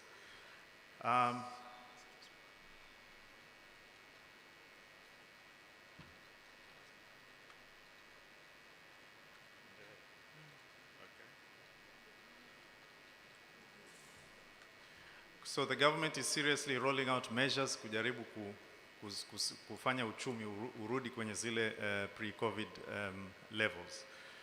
Main economic drivers hapa ni key, muangalie sana. key drivers za uchumi ni mining and quarrying. Hizi sekta ya mining and quarrying ambayo ilikuwa kwa 21%. ICT, hapa mnazungumzia Internet of Things, sijui nini hizo vitu ambavyo wakina Peter Ulanga na kina Professor Saidoweka wameyasema hapa, imekuwa kwa 11%, na construction ni sekta ya tatu ambayo imekuwa kwa 11%. Kwa hiyo construction sector ni one of the key drivers za uchumi wa Tanzania. Sector metrics tupendi kuongea sana hapa. According to National Bureau of Statistics, market value ya construction sector ni kama upwards of $8 billion. Kwa it's a big thing. Ni kama trilioni ngapi? Trilioni ngapi? Mmelala? 16. Kwa growth ya construction sector inabebwa sana na hizi major infrastructure projects. Tumepata presenter wa TRC ametuonyesha one of the big infrastructure projects. Kwa hiyo investments za infrastructure kubwa ziko kwenye maeneo mawili, power generation na transport sector, ambayo ina mambo kama reli, ports na roads na mambo kama hayo. Kwa hiyo kwa sekta ambayo inasaulika ni kuna demand kubwa ya housing ambayo nayo inabeba sana uchumi wetu, ambayo kuna 3 million residential units that are required to fill the gap. Oil and gas, industrial park na mambo kama hayo nayo ni potential za kiuchumi ambazo tunaweza tukazi tap. Mwisho ninaenda kwenye expectations, reality and preparedness. This is important for you young engineers. Na naongelea watu ambao wametoka chuo au amekaa baada ya chuo hajapata kazi, na watu kama hao, au yuko chuoni mwaka wa 3 wa 4 mambo kama hayo. Sasa nini expectations zenu? Expectation wakati uko chuo ukicompare na preparedness. Expectation ni kwamba mimi nilikuwa chuo zamani kama alivyosema event manager. Kwa kweli nilipokuwa chuo nilidhani kwamba computation na calculation ndio vitu vya muhimu sana. Nilitegemea, yani mimi nilivyokuwa nategemea nikienda huko nitakuwa nafanya calculation kweli kweli. Cha pili ni kwamba software unatumia lakini kwa uchache. Tumekuwa introduced na software mbalimbali, wakati wetu sisi ilikuwa Excel, Word na mambo kama hayo, lakini siku hizi nafikiri mna design softwares ambazo mnafundishwa huko chuoni. Lakini you expect a basic use, sio usage ile kubwa sana ya software. Alafu soft skills unaziona kama sio muhimu sana, kwamba ujue sana communication skills, yani Kiingereza kingi, presentation, utafanya presentation PowerPoint kama hizi, unasema hapana, yani wewe utakuwa unaongea public speaker, hapana, hizo ni siasa na mambo kama hayo. Na reporting skills, yani kwamba utakuwa unaandika sana report. Wewe unajua kabisa mimi nitakuwa nafanya calculation nyingi. Na wengi wetu tukiwa chuo tunafundishwa theory nyingi. Sipendi kuita rhetoric, lakini ni theory ambayo ni muhimu kwa sababu ni building block, lakini unategemea zile theory utazitumia sana kwenye practice. Lakini sasa tuangalie preparedness. Unakuta watu wengi wanaotoka chuoni au maengineer wadogo hawawi na ile broader spectrum au broader preparedness. Wanafikiria kwenye one dimension as opposed to a 3-dimensional thinking. Kwa mfano wewe ni designer, tunakwambia udesign holi kama hili, labda uwezi kudesign holi lote hili. Utadesign labda umeme, lakini unavyo design mambo ya umeme na taa lazima umfikirie mwenzako wa structures ambaye ana design columns na mambo kama haya. Kwa hiyo uwezi kufanya kazi wewe peke yako ukafikiria in one, yani unafikiria njia moja tu. Cha pili ni tuna lack enough knowledge on what is required in any task. Of course hii ni swala la uzoefu, na la mwisho ni kwamba hakuna training ya specific skills. Kwa hiyo na hili nalo ni mambo ya uzoefu. Reality ni nini sasa? Huku kwetu consultancy services are reports heavy. Kwa sisi tunaandika ripoti kweli kweli. Kila kitu ripoti. Ukifanya mkutano minutes. Yani wewe ni ripoti, technical reports. sio kwamba unafanya calculation sana. Kwa hiyo sisi mainstay yetu ni reports, na ziko kwenye MS Word, MS Excel na MS Access, na tunatumia sana formatting, lazima iwe na muonekano mzuri, style, settings na vitu kama hivyo ambavyo ukiwa mwanafunzi udhani kama ni vitu vya muhimu sana. Kwa hiyo I stress kwamba that is very important. Cha pili ni software heavy, yani ni kwamba sisi tunapofanya consultancy tunafanya kazi kubwa. Mmesikia hapo ma SGR, sisi tuna design barabara, tumesha design barabara ya kilomita 400. Sasa hivi tumepata barabara ya kilomita 800 ya TANAPA ambayo ni ndefu sana. Sasa ukianza kufanya usipotumia software uwezi kuchakata hizo data kwa haraka kwa sababu wanataka muda mfupi. Drafting and detailing ni mambo ya kuchora, nayo yanatumia software, nafikiri mnajua AutoCAD. Project management skills, cost, time and quality lazima tuvicontrol wakati wa project yoyote ambayo tunafanya. Kwa hizo skills tunazitumia sana sana. Ni muhimu sana kwa client yoyote kucontrol cost, time and quality. Kwa hiyo ukimwaga zege ni C30, concrete grade 30, lazima ufanye test ujue hiyo ni quality control. Time, lazima mradi uishe kwa muda ambao umepangiliwa. Cost, lazima to remain within the budget or we have to be cheaper. Human resources management ni kwamba wewe unadhani kwamba utafanya kazi mwenyewe, lakini unaweza kukuta kwamba ukaenda kwa contractor atakuja hapa kuelezea zaidi, lakini ukienda pale utakutana na timu ya watu ambao wewe una manage, mafundi, sio manini, maplamba. Kwa hiyo kuna element ya human resource management. Au unaenda kwenye drilling site unakutana na madrillers, na mahelpers, unamwaga zege, utakutana na watu wengi ambao wewe unatakiwa manage, urecord time zao na mambo kama haya. Kwa hiyo lazima udevelop hizo skills, na lazima utakutana na client kwa upande wake kwenye mikutano. Lazima vile vile ujue namna ya kuongea na client, ujue namna ya kuchukua notes. Sio unaenda kwa client umeweka suruali imeshuka, mnahitaji ile sijui mshuka nini sijui, ile ambayo inashuka hapa unaonyesha huku juu na ile suruali iko kwa chini. Sasa ukienda kwa client hivyo wa TRC engineer hapa hata kushangaa, nasema huyu jamani vipi? Kwa hiyo lazima ujifunze kwamba kuna vitu kama hivyo vinatokea. What to do to enhance preparedness, ili uwe better prepared, na shauri yafuatayo.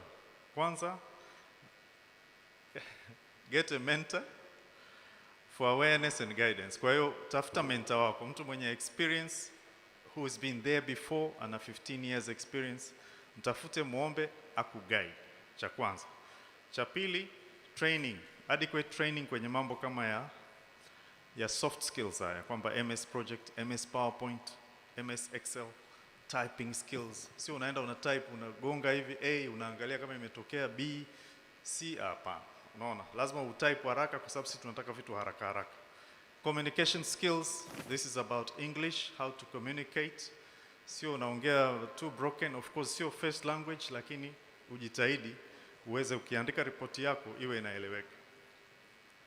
Presentation skills ni kama hapa nina present, to stand in front of people you need to be unataka experience kidogo, unabidi uwe na guile, inabidi ujue prepare material na mambo kama haya. Kwa hiyo ni vitu muhimu, lazima ujue hizo presentation skills. Designs kwa upande wangu, kwa sababu sisi tumetoka kwenye design sphere, lazima upate knowledge ya design sphere, na kama nilivyosema ni multifunctional. Huwezi kudesign taa ukamsahau wa structure, na ukamsahau wa external works, na ukamsahau wa sijui wa architecture. Wote mko pamoja.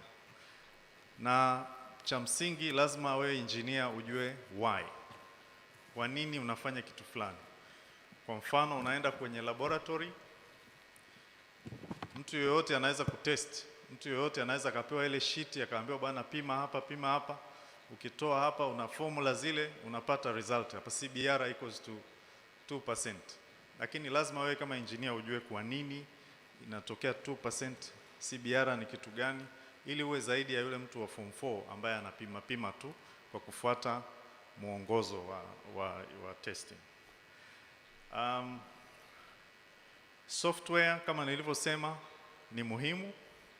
Kwa hiyo tafuta software ambayo unataka, line ambayo unataka kwenda, train in that software. Kuna watu wanazo hizo software, download, practice ili uweze kuwa tayari, uwe better prepared for the industry when the opportunity comes into play. Train adequately to write reports, kwa sababu ndio mainstay kama nilivyosema. Kuna ethics na professionalism. Sina muda sana wa kusema hayo, lakini nafikiri wengine watakuja kusema zaidi. Internship. Kwa mfano una kazi, tafuta internship opportunities ili upate exposure. Na perseverance, trust in the process. Usipende vitu viende haraka. Jipe muda. Mtu mzuri, kama wewe ni mzuri, utaonekana ni mzuri. Kwa hiyo persevere, anza polepole. Unaweza kuanza na internship, baadaye your qualities are going to be in display na utapata opportunity. Na mwisho, be professional. Professionalism nimeshaiongea hapa kwa sababu ya muda. I think I will end here. Na karibuni sana Interconsult. Asante sana. Asante sana Engineer Martin David. Muda ulikuwa umekatika sana, nataka kusogea lakini kana sita kwa sababu ya urafiki, afu ni kaka. Tukamaliza hapa event, baadaye akaja kunichimba mkwala tena. Thanks very much. Makofi tena kwa Engineer Martin David. Sasa naomba nimkaribishe Engineer Lulu Dunia. Engineer Lulu Dunia yetu tumeshamzungumzia mara kadhaa. Basically yeye ni mama wa madaraja. Madaraja yetu yale ambayo ni key symbol hapa Tanzania yamepita kwenye mikono yake. She's got a master's in civil construction management from Heriot-Watt University and a Bachelor of Science from the University of Dar es Salaam. Na wakati mitambo inawekwa sawa hapo, ukiangalia mpangilio wa elimu yake kuna kitu cha kujifunza. Aligraduate, akafanya kazi, akawa professional engineer, akafanya tena kazi kidogo, ndio akaenda kufanya masters. Kwa kuna kitu cha kujifunza. Sio una graduate afu unakimbilia tu masters, hata hii degree moja hujaitumia. Engineer Lulu, karibu. Kwanza nichukue fursa hii kuishukuru bodi kwa kunipa nafasi hii kushare nanyi uzoefu wangu katika field ya engineering. Kama alivyoongea event manager, ni kweli kuna kitu cha kujifunza katika vile nilivyoenda katika elimu yangu na kujiendeleza katika field hii. Kitu cha kwanza, miaka 11 iliyopita nilimaliza chuo cha Dar es Salaam na nikapata fursa ya kuajiliwa. Na baada ya kuajiliwa nilijifunza kupitia kazi nyingi sana za uhandisi, na niligundua kitu kimoja: huwezi ukaenda kusoma kujiendeleza kusoma, lazima ujue kwanza industry inahitaji nini. Kwa hiyo hicho ndo nilichokuwa nimekifanya, na nafikiri engineer ndo alichokuwa anakielezea. Kwa hiyo nilifanya kazi, baada ya kupata uzoefu na kuwa registered kama professional engineer, nikaona kwamba industry inahitaji nini, kuna skill ya ziada ambayo nahitaji ili kuweza kuendelea kusimamia na kufanya kazi zangu za kihandisi vizuri. Na hivyo basi nikaenda kufanya masters katika civil engineering and construction management, na kiukweli inasaidia sana kuweza kuji-upgrade. Tukirudi katika topic yetu, presenter waliopita wengi wameelezea ni opportunity gani zinapatikana.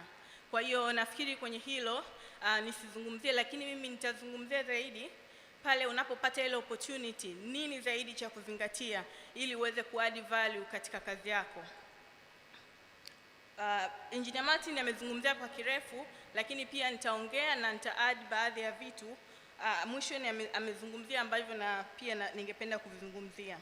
Kwa hiyo kitu cha kwanza ambacho nimejifunza katika field yetu, lazima ufocus katika kila kitu unachokifanya. Focus on your task. Jaribu kuzingatia mwongozo wa kazi na kila kitu kilichokuwa mbele yako. Nilichojifunza, maengineer wengi tunapokuwa tunafanya kazi, atuangalii zile requirements za kazi zinazotakiwa. Kazi yoyote kwenye engineering lazima iwe na mwongozo wake. Kwa hiyo kama engineer lazima ufuate mwongozo. Tunatakiwa tufanye A, kwa sababu gani lazima ufanye A, na kama kuna mabadiliko lazima ujue kwa nini unabadilisha. Kwa hiyo hiko ni kitu muhimu sana. Kitu cha pili, we have to be flexible. Flexibility tunayozungumzia hapa ni kwamba mimi kama bridge engineer kwa mfano sasa hivi, na kazi yangu ni supervision, lakini still kuna other skills nahitaji ili niweze kumuongoza mkandarasi vizuri sana. Kwa hiyo nikisema flexible na maana kwamba tunatakiwa tuwe tayari kujifunza vitu vingine tofauti na vile ambavyo unatakiwa kuvifanya kwa wakati huo. Kwa mfano, naweza nikawapa mfano, wakati nipo kwenye kazi nasimamia darajani, resident engineer aliniita siku moja. Akaniambia, Lulu, kuna issue za kuna contractual matters ambazo zinahitaji kuangaliwa, specifically claims. Mimi sio specialist wa claim wala I'm not contract specialist. Lakini wakati ananiambia, nikawa nawaza kichwani kwangu, hii kazi kweli nitaweza kufanya claim? Sijawahi kufanya kitu chochote. Lakini akaniambia kitu kimoja. Akaniambia, mimi ni mtu mzima, nimeshafanya kazi for more than 30 years. Na wewe ni young, unahitaji kulearn new things. Kwa hiyo jifunze. Akanipa details zote, akanipa requirements zote, contracts zote, jifunze na utaweza.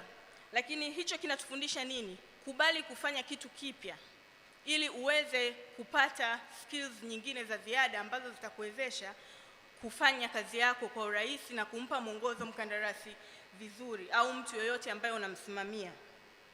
Na skills nyingine amezungumzia Engineer Martin kwamba kuna zile interpersonal skills lazima uwe nazo katika kazi yoyote unayoifanya, kwa sababu ndio zitakusaidia kukuguide na kukuongoza kwa kila unachokifanya. Na kwenye engineering tusiache kujifunza. Wakati nimemaliza chuo, niko kama graduate, nilivyo join a consulting firm, mkurugenzi wangu akaniambia, kwenye consultant ni kama uko library. Unatakiwa ujifunze muda wowote. Kila kitu kinachokuja mbele yako ujifunze na zaidi ili uwe mtaalamu. Ukishindwa, uliza, soma. We have a lot of learning platforms ambazo zinaweza zikatusaidia kutupa mwongozo zaidi kwenye kila kitu tunachokifanya. Lakini pia we have to stay up to date. Presenters waliopita wamezungumzia sasa hivi technology inakuwa kwa kasi sana, vitu vinabadilika. Kwa hiyo ukishakuwa flexible, ukiwa up to date, mabadiliko yoyote yanayokuja mbele yako utaweza kukabiliana nayo na kufanya chochote ambacho unaweza ukakifanya kinachokuja tofauti na kile ambacho umekizoea. Kingine kwenye engineering tunatakiwa tujiamini tunachokifanya, lakini overconfidence pia inakuja na nini umefanya na uwe na uhakika na ulichokifanya kweli ndio kinachotakiwa kufanyika. Hakuna shortcut kwenye engineering. Kwa hiyo lazima uangalie requirements zote na uzifanye kama zinavyotakiwa. Kuna mistakes ambazo zinafanyika, lakini unapokutana na mistake, umefanya mistake, jaribu kurudi nyuma na kuangalia kwa nini tatizo limetokea na how you have to go about it kulirekebisha. Kwa hiyo tusiogope kushindwa. Kuna kuanguka, lakini ndio kuanguka tunajifunza. Kingine cha muhimu sana nilichokiona katika hii miaka 11 ya engineering, uadilifu. Tunatakiwa kuwa waadilifu. Kama utazingatia vitu vyote vinavyotakiwa, usipokuwa mwadilifu katika kazi yako na kufuata maadili yote ambayo yamewekwa, basi vile vyote ambavyo umevifanya kwa uaminifu vinaweza vikaonekana hamna kitu chochote ulichokifanya. Kwa hiyo ni muhimu sana katika kazi zetu kuwa waadilifu na waaminifu katika kila tunachokifanya. Amesema Engineer Martin kwamba kuna tendency mtu anaweza kaenda akafanya kitu lakini hajui kwa nini amefanya nini. Unaenda unafanya supervision ya kitu lakini hujui kwa nini, unamwambia unayemsimamia hapa usifanye hivi. Kwa hiyo ni muhimu sana kujua, na ni muhimu sana unapokuwa kwenye project, specifically nazungumzia kidogo kwa watu wa civil engineers, unapomsimamia mtu yote lazima ujue requirements za ule mradi. Hiyo nimeona ni mapungufu kwamba watu wengi wanafanya kazi lakini hawajui standard specification ambazo zinatakiwa kwa ajili ya kuzisimamia. Mradi wowote lazima uwe na guide. Kwa hiyo guide ndio zinazokuongoza wewe, na kama kuna mabadiliko yoyote lazima yapitishwe kama inavyotakiwa. Huwezi tu kufanya mabadiliko wewe kama unavyotaka. Kwa hiyo ni vitu muhimu sana vya kuvizingatia. Nafikiri vitu vingi pia wamevizungumzia, naomba niishie hapo, lakini pia kama vile nilivyosema, nashukuru sana ERB kwa kunipa fursa hii ya kushare na maengineer wenzangu experience ambayo tumeipata. Makofi tena mengi kwa Engineer Lulu Dunia. Asante sana. Naomba sasa nichukue nafasi hii kumkaribisha Madam Christina Sokoine, ana masters kwenye specialized kwenye human resource. Kwa haya mambo ya kuajiri haya yeye ana utaalamu nayo sana, from the Bowie University in Maryland, USA. Lakini pia anafanya sana talks, kuongea na vijana kwenye mambo mbalimbali kuhusu youth development, career guidance and so forth. Lakini wakati huo Sokoine Foundation si yuko au? Najua kwenye Sokoine Foundation yupo kwenye Sokoine Foundation. Alafu hii Sokoine ndo Sokoine hiyo ile tunayoifahamu, ndio kutoka familia hiyo ya Sokoine. So makofi kwa Madam, nitaka kusema Engineer Sokoine. Madam Sokoine. Karibu sana. Asante sana engineer. Sasa sijui unaongeaje mbele ya engineers. Mimi nilisoma HGL. Kwa hiyo inawezekana kuwa sio mmoja wa vipanga. Sina title. Title ya engineer sijui kama uwaga watu wanapewa tu, unaweza kuwa awarded. Ningeomba moja. Associate engineer. Asanteni sana. Nimeshatambulishwa jina, ni Tina Sokoine. Mimi nimesoma human resource, nimesoma community development. Lakini katika career yangu nimekuwa nikifanya kazi na taasisi za wawekezaji. Na kwa sasa hivi niko kwenye taasisi ya Hester Biosciences African Limited. Ni kiwanda kikubwa ambacho kimejengwa kwa ajili ya kuzalisha chanjo za wanyama. Nilipojiunga na kiwanda hicho, nilipoanza kuinteract na vijana wengi wa Tanzania, maengineer na kadhalika, na nikajenga interest kwamba what is missing. Hasa leo naanza kwa kuzungumzia kwa haraka kwa nayo yaona napo receive CV zenu. Wengi wameomba kazi kwetu, wengi tumewapa, wengi walikuja wakati wa ujenzi, na ujenzi sasa hivi umekamilika. CV kwa mimi mwajiri napoipokea, nataka nikujue wewe unajua nini, ni nani, unaweza nini. Sasa kuna CV zinazoziona hapa kwa vijana nyie, kwanza zinafanana. CV ya engineer na lawyer almost zinafanana. Setup ni moja, mpangilio wa ile CV. CV ina maurembo, ina rangi, ina picha yako. Kwa kweli tuna receive CV, nikitangaza kazi moja na receive CV 3,000, 5,000. Do you think nitakuwa na muda wa kusoma maelezo yako ya urembo ulioweka? Au namtaka engineer nimpate engineer? Kwa hapa nataka kueleza a simple CV, hasa kwa ambaye anaanza au ambaye ana kazi labda kashafanya kazi mwaka mmoja au miwili, lakini naongea kwa wale wanaoanza. Kwanza CV inatakiwa kuwa very simple. Jina lako kamili, anwani yako, email yako, simu yako, na kama kwenye professional media kama LinkedIn na kadhalika. Simu. Mtu anatuma CV ya tangazo la juzi, namba ya simu anaiweka na alivyokuwa mtoto mdogo. Na kupigia simu Mary, engineer Mary, sikupati. Na kupigia sikupati. Na nimeshapenda CV yako, uko vizuri. Unakuona una vitu unavyohitaji. Na kukosa. Na mpigia referee wako. Umemweka kwenye CV. Referee wako hakukumbuki Mary. Mary yupi huyo madam? Mimi nitaongea very practical. Mary yupi huyo madam? Naambia hapana mkuu, amekuandika si uko taasisi fulani? Ndiyo nipo. Wewe si mkurugenzi wa mahali fulani? Ndiyo. Simjui Mary. Basi nakuomba mkuu, nimempenda sana huyu hii CV, naomba ukimkumbuka uniambie. Na kuandikia email ulioweka kwenye CV, sikupati. kwa ajili ya interview. Na kaa 2 days, referee wako ananipigia simu. Huyu Mary, namfahamu Mary, alifanya kazi hapa kwetu mwaka fulani kama field, ama ni mtoto wa dada yangu, ama ni mwanafunzi wangu. Nachosisitiza hapa, kwanza uweke namba ya simu current. Ukibadilisha simu, badilisha CV yako. Yaani cha kwanza ukimbilie CV yako kubadilisha namba. Maana napokuja kukupata unaniambia, madam, hiyo simu nimeachana nayo siku nyingi. Hasa inafanya nini kwenye CV yako? Wengi mnakosa kazi kwa ajili hiyo. Kwa hiyo namba yako ya simu iwe sahihi. Namba ya referee wako uwe unamkumbusha kumwambia kwamba wewe unatafuta kazi na CV yako ikoje awe nayo.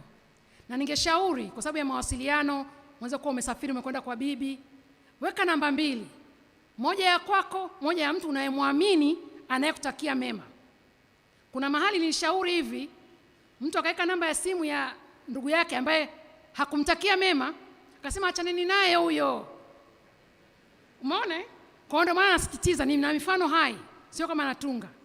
Kwa hiyo weka namba yako ya simu just in case umeishiwa voucher au unamuuguza mgonjwa ama uko kwenye kazi, haupokei simu wakati wa kazi. Basi weka namba ya 2 ya mtu ambaye anakutakia mema. Nikimpigia simu mtu yule, I say John, namtafuta Mary, ataniambia subiri dakika 5, nitampata, atakupigia. Sawa Kwa hiyo ndo mwanzo wa CV. Then kuna hichi kitu tunakiita, unaweka objective as a statement. Statement zenu mnazotuandikia, I'm intelligent, hardworking, trustworthy, team worker, engineer. Hapo umeniambia mimi nini? Nakujua? Sikujui. Umejisifia. Hujaniambia huo team worker wako ulifanya wapi? Mimi nadhani tumia statement ndogo lakini ya maana. Kwa mfano, I'm diligent civil engineer with experience in project management and risk management. Kitu kama hicho kitanivutia. Kama nilikuwa nataka mtu wa project, naona kuna sifa ya project management. Kuliko kuniambia I'm trustworthy, I'm hardworking, I'm team worker. Team worker mnaita. Si ndio? Kwa hiyo weka statement ambayo inamvutia kidogo. Yaani inanifanya mimi ambaye naangalia CV kwa dakika 1 nione jambo liko zuri hapo la kunivutia. Wewe kuwa hardworking, kuwa nani? Ni mpaka nifanye kazi na wewe nikujue. Hatua ya 2 unapoweka, tunaweka education. Always anza na elimu yako ya juu. Kama ulianza engineering yako from certificate, ukaenda diploma, advanced, degree, masters, anza na masters, degree, diploma, certificate. Kama mwajiri, sina interest ya kujua ulisoma chekechea Kilwa, ukaanza la kwanza Bagamoyo, ukamalizia la 7 Arusha. I have no interest. Start with professional certificate kama ulisoma VETA, let's say ukaenda diploma chuo kingine na hivyo. Lakini hata hii secondary, let's say high school au na secondary form 4 because you are still junior. Lakini chekechea na primary kwa kweli naomba msiweki. Mnajaza karatasi bure, mnatuchosha bure. Sawa Na unapoweka hizi information in a better way, anza na your degree, Bachelor of Science in Engineering, University of Dar es Salaam. Ule mwaka uliomaliza ndio unaoweka mwisho. Kwa kule nje wanasema class of 2020 au 2015. Kwa hiyo nikishaona mwaka umeweka 2020 mwishoni, najua kama huyu ni graduate wa mwaka gani, wa 2020. Kwa hiyo anza na ile degree. Maana mimi naangalia kwa haraka, nataka nione huyu ni civil, huyu ni electric. Sina muda kuangalia UDSM nianze kutafuta electric yuko wapi, CV yuko wapi. Kwa hiyo anza na ile degree, ile award uliopata, then chuo ulichosoma na mwaka uliomaliza.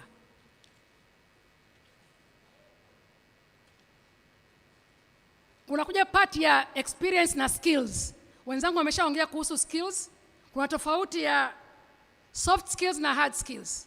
Soft skills ndio hizo, I'm loyal, I'm creative, I'm hard working. Unaweza kusema kidogo hapo. Lakini kuna hizi hard skills kama software mbalimbali, kama hiyo AutoCAD, Microsoft. Na kuna wengine wanasema mimi najua ni engineer, mambo ya kuandika siwezi. Dunia sasa hivi you cannot avoid kuandika, because you have to present. Na sasa hivi you have to present kwenye Zoom, kwenye nini. Kwa hiyo nimenotice kama engineer kidogo wagumu hata kuongea, hawana maongezi mengi kama sisi watu wa arts. Lakini dunia sasa hivi you have to talk. Uwe vizuri kwenye mkutano, uweze kupresent. Na kama let's say ulitoka form 6, ulikuwa na gap ya mwaka mmoja, ukafanya kazi mahali, paandike. Let's say ulivolunteer mahali, ukafunga hawaya hapa na pale, ukajenga kanisa lenu au msikiti, iandike. Hiyo ni experience. Kwangu mimi it tells me something, kwamba huyu mtu ni wa kujituma. Japokuwa alikuwa hana kazi, au alipotoka chuo kikuu akiwa anasubiri, nyumba ya jirani ilikuwa inajengwa, msikiti, kanisa, aliparticipate. Kwa hiyo usidharau your skills and experience. Hata kama haihusiani na engineering. Ukasema kama mimi nilipokuwa nimemaliza shule, niliamua kufundisha shule ya jirani ambayo ilikuwa haina walimu. Iweke hiyo experience. Not just because you are an engineer, basi unaona ukiweka hivi vitu vingine vitakupunguzia engineering yako. Hapana. To us as a people ambao tunafanya kazi na foreign investor na nani, tunakuona uko broad na you can do so many things.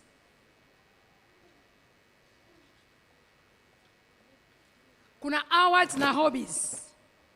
Katika kusoma kwako kuna wengine mmefanya, naona kwenye Sabasaba au maonyesho ya TCU, mnafanya vitu, mnatengeneza vitu, mashine mmegundua.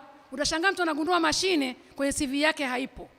Kwa kama ulifanya vitu hivyo katika field work, kwa siku hizi na ajira zilivyokaa na sengine tunachelewa kupata ajira, field work, volunteer work, as long as uliifanya wewe, yani tukipiga simu kwenye hiyo taasisi utasema umeifanya wewe, iandike. Hiyo ni experience.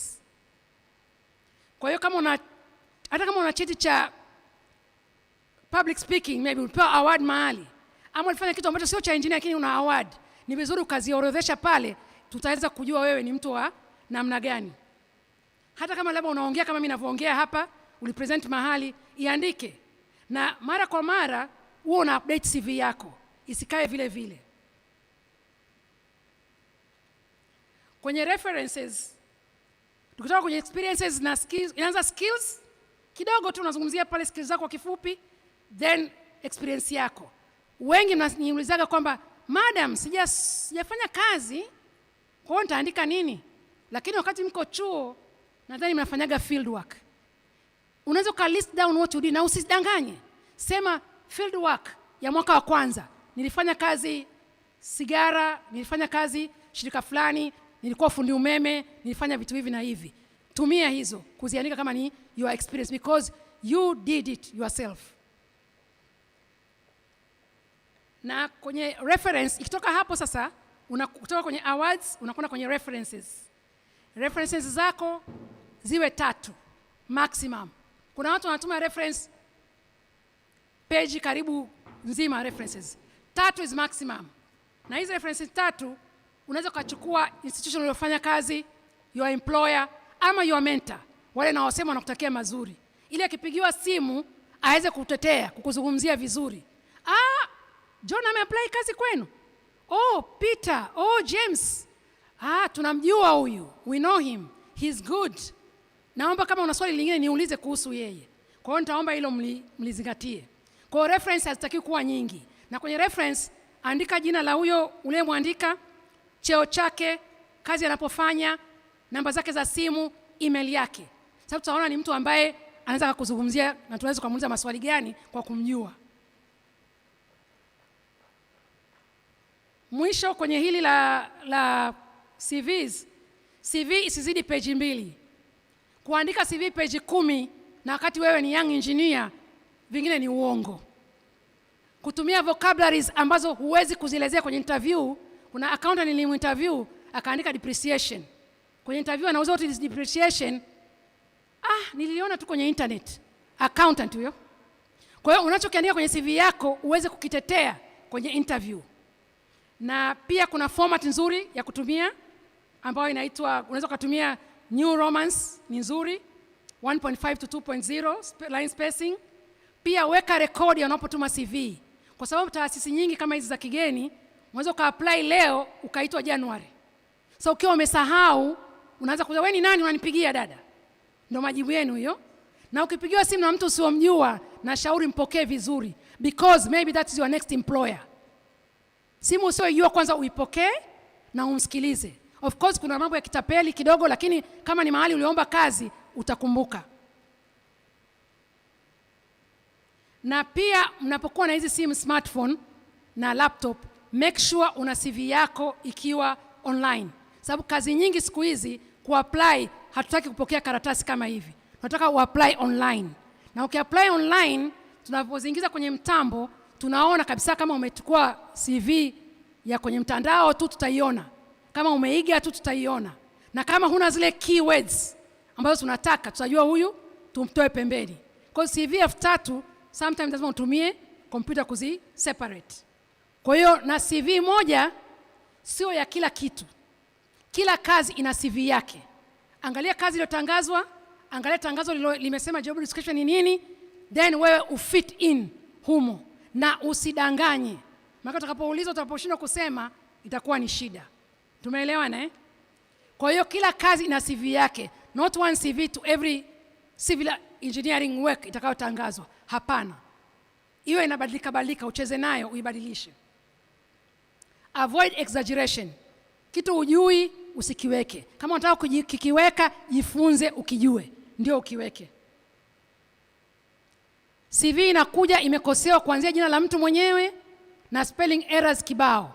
Kompyuta siku hizi inakuonyesha kama kuna error. Make sure your CV is free from any errors. Sasa mtaanza kuona pale pale kwenye CV kwamba huyu hata kuandika the kaacha hii, kumbe ni error tu, ulitakiwa uiangalie. Muda ni mdogo, mambo ni mengi, lakini labda hili la appropriate work behaviors wengi wameshaongelea. Labda nita mention tu, be proactive unapopata kazi. Umeshapeleka CV yako, tumesha kuinterview, tumekuita. Be proactive, jitume kama alivyosema mwenzangu hapa, utaonekana. Kuwa na integrity, uaminike. Unaingia kazini unataka ujenge gorofa kesho. Unaanza kufanya mipango ya kuiba mashine, ya kuiba sijui diesel ya mashine. Vijana, hakuna haraka. You are still young. Ndiyo maengineer mnaiba diesel, unafanya mpango wewe, maana wewe ndio unaorder hiyo diesel. Kwa hiyo sio sawa. Tulieni, kuweni na uvumilivu, utaonekana kazi yako, utapanda tu. Na ukipanda utapata mshahara mkubwa. Be committed to your work. Imefika saa 11, unataka kuzima mtambo just because hatukulipi overtime. Come on, that is your job. Commit to yourself kwenye hiyo kazi. Ukiongeza dakika 10 au lisali moja hata mawili, kazi ambayo kesho yake unakuja, kuna shida gani? Mimi kama mkurugenzi wako nakuona kwamba jamani, jana huyu Mary alikaa mpaka saa 2 usiku, au wiki nzima Mary amekuwa anachelewa kutoka kwa sababu ya kuzima mashine late. Kwa hiyo jitume. Be a good communicator. Maengineer wengi hampendi kuongea, lakini itabidi muongee. Presentation skills mwenazo kwa ajili ya presentation na reporting. Sketch. Tulikuwa tuna interview engineers.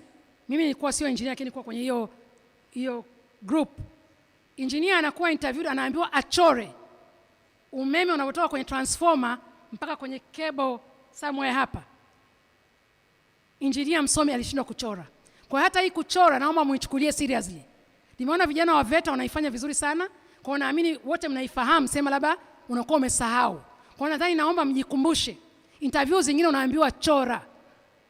Ukishindwa kuongea kile Kiingereza, mtu anakuambia I still believe you can do this. Sketch. Kwa kama ukishindwa kuongea, sketch zingine zinaokoa kama unajua kuchora. Kwa hiyo mjue kuchora hizo sketch za mambo yenu ya engineering. Tumia education yako ikusaidie. Increase your skill set.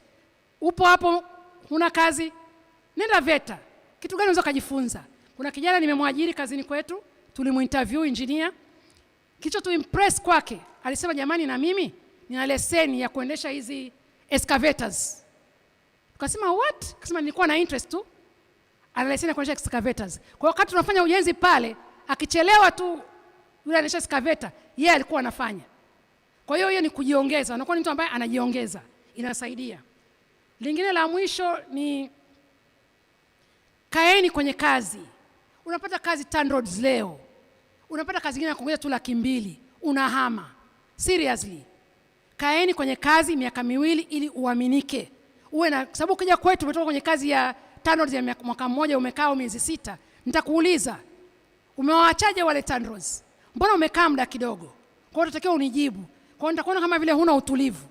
Kwa hiyo ukianza kwenye kazi, jicommit at least 1 year, 2 years, at least it makes sense.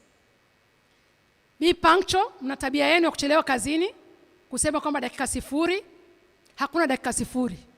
Especially kwa private company. Kuna hizo vitu za kunani, dakika 0 haipo. Be on time. Lingine la ambalo nadhani pia ni la kifamilia, plan your family. Vijana sasa hivi, sisemi watoto ni wabaya, ni vizuri kuna watoto, lakini huo umepanga. Zamani tatizo ile kwa sisi wasichana, tukizaa tunarudi kwa wazazi wetu wanatulelea watoto.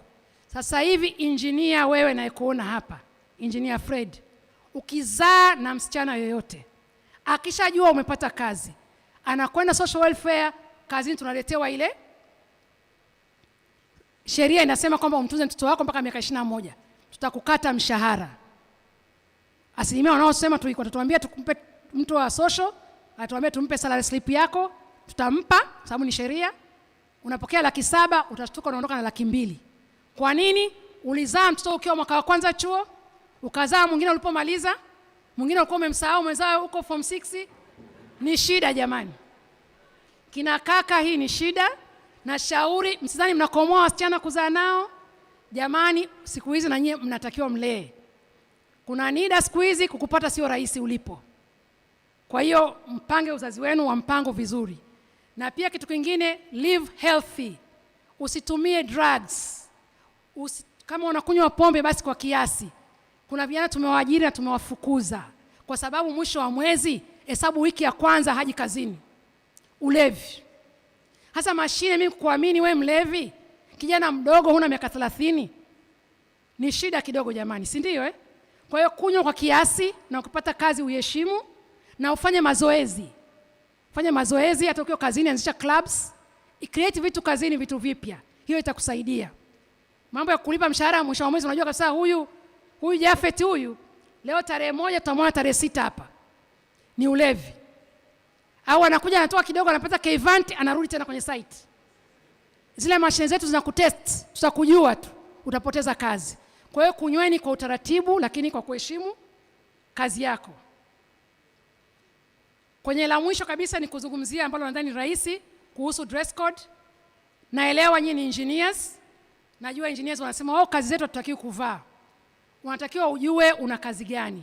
Kama ni kazi ya kuvaa PPE, unapanda juu ya madari, uvae hivyo. Lakini sitegemei wewe engineer, tumekwambia tuna mkutano wa maana, uje kwenye mkutano umevaa PPE na wakati ulikuwa unajua. Au mmoja umevaa jeans na wakati ulikuwa unajua sasa ni mkutano. Kwa hiyo kuna siku nimeombwa na kampuni moja nichukue maengineer wa kike waje site kwa ajili ya kujifunza. Walikuja wamevaa kama nilivyovaa. Hivi. Kuna mawe, kuna matofali, kuna kupanda, kuna kushuka. Matokeo yake wamekaa wamejikunyata, hawawezi kusogea. Just because wamekuja na wrong dress code. If you are civil, you are going to site, dress as you are going to site. Kama leo unajua na kitu cha ofisini, kwa sababu kuna maengineer ambao watakuwa ma-CEO, watakuwa watawala. Dress appropriately. Kina dada maengineer, I think suruali zitawafaa, kwa sababu nimeshaona hizo changamoto. Jacket, blazer, something like that. Lakini ujue unakwenda kwenye site, inakupanda na kushuka. Kama ni mkutano basi unaweza kuvaa kawaida. Wakina kaka nasema muavoid kuvaa shati la maua. Mtu anakuja kwenye interview au kazini amevaa shati la wanaita nini ile Bahamas. Kama vile unaenda beach. Hiyo sio sawa. Prefer plain shirt, white, light blue, whatever. Long sleeves kama ni kitu formal.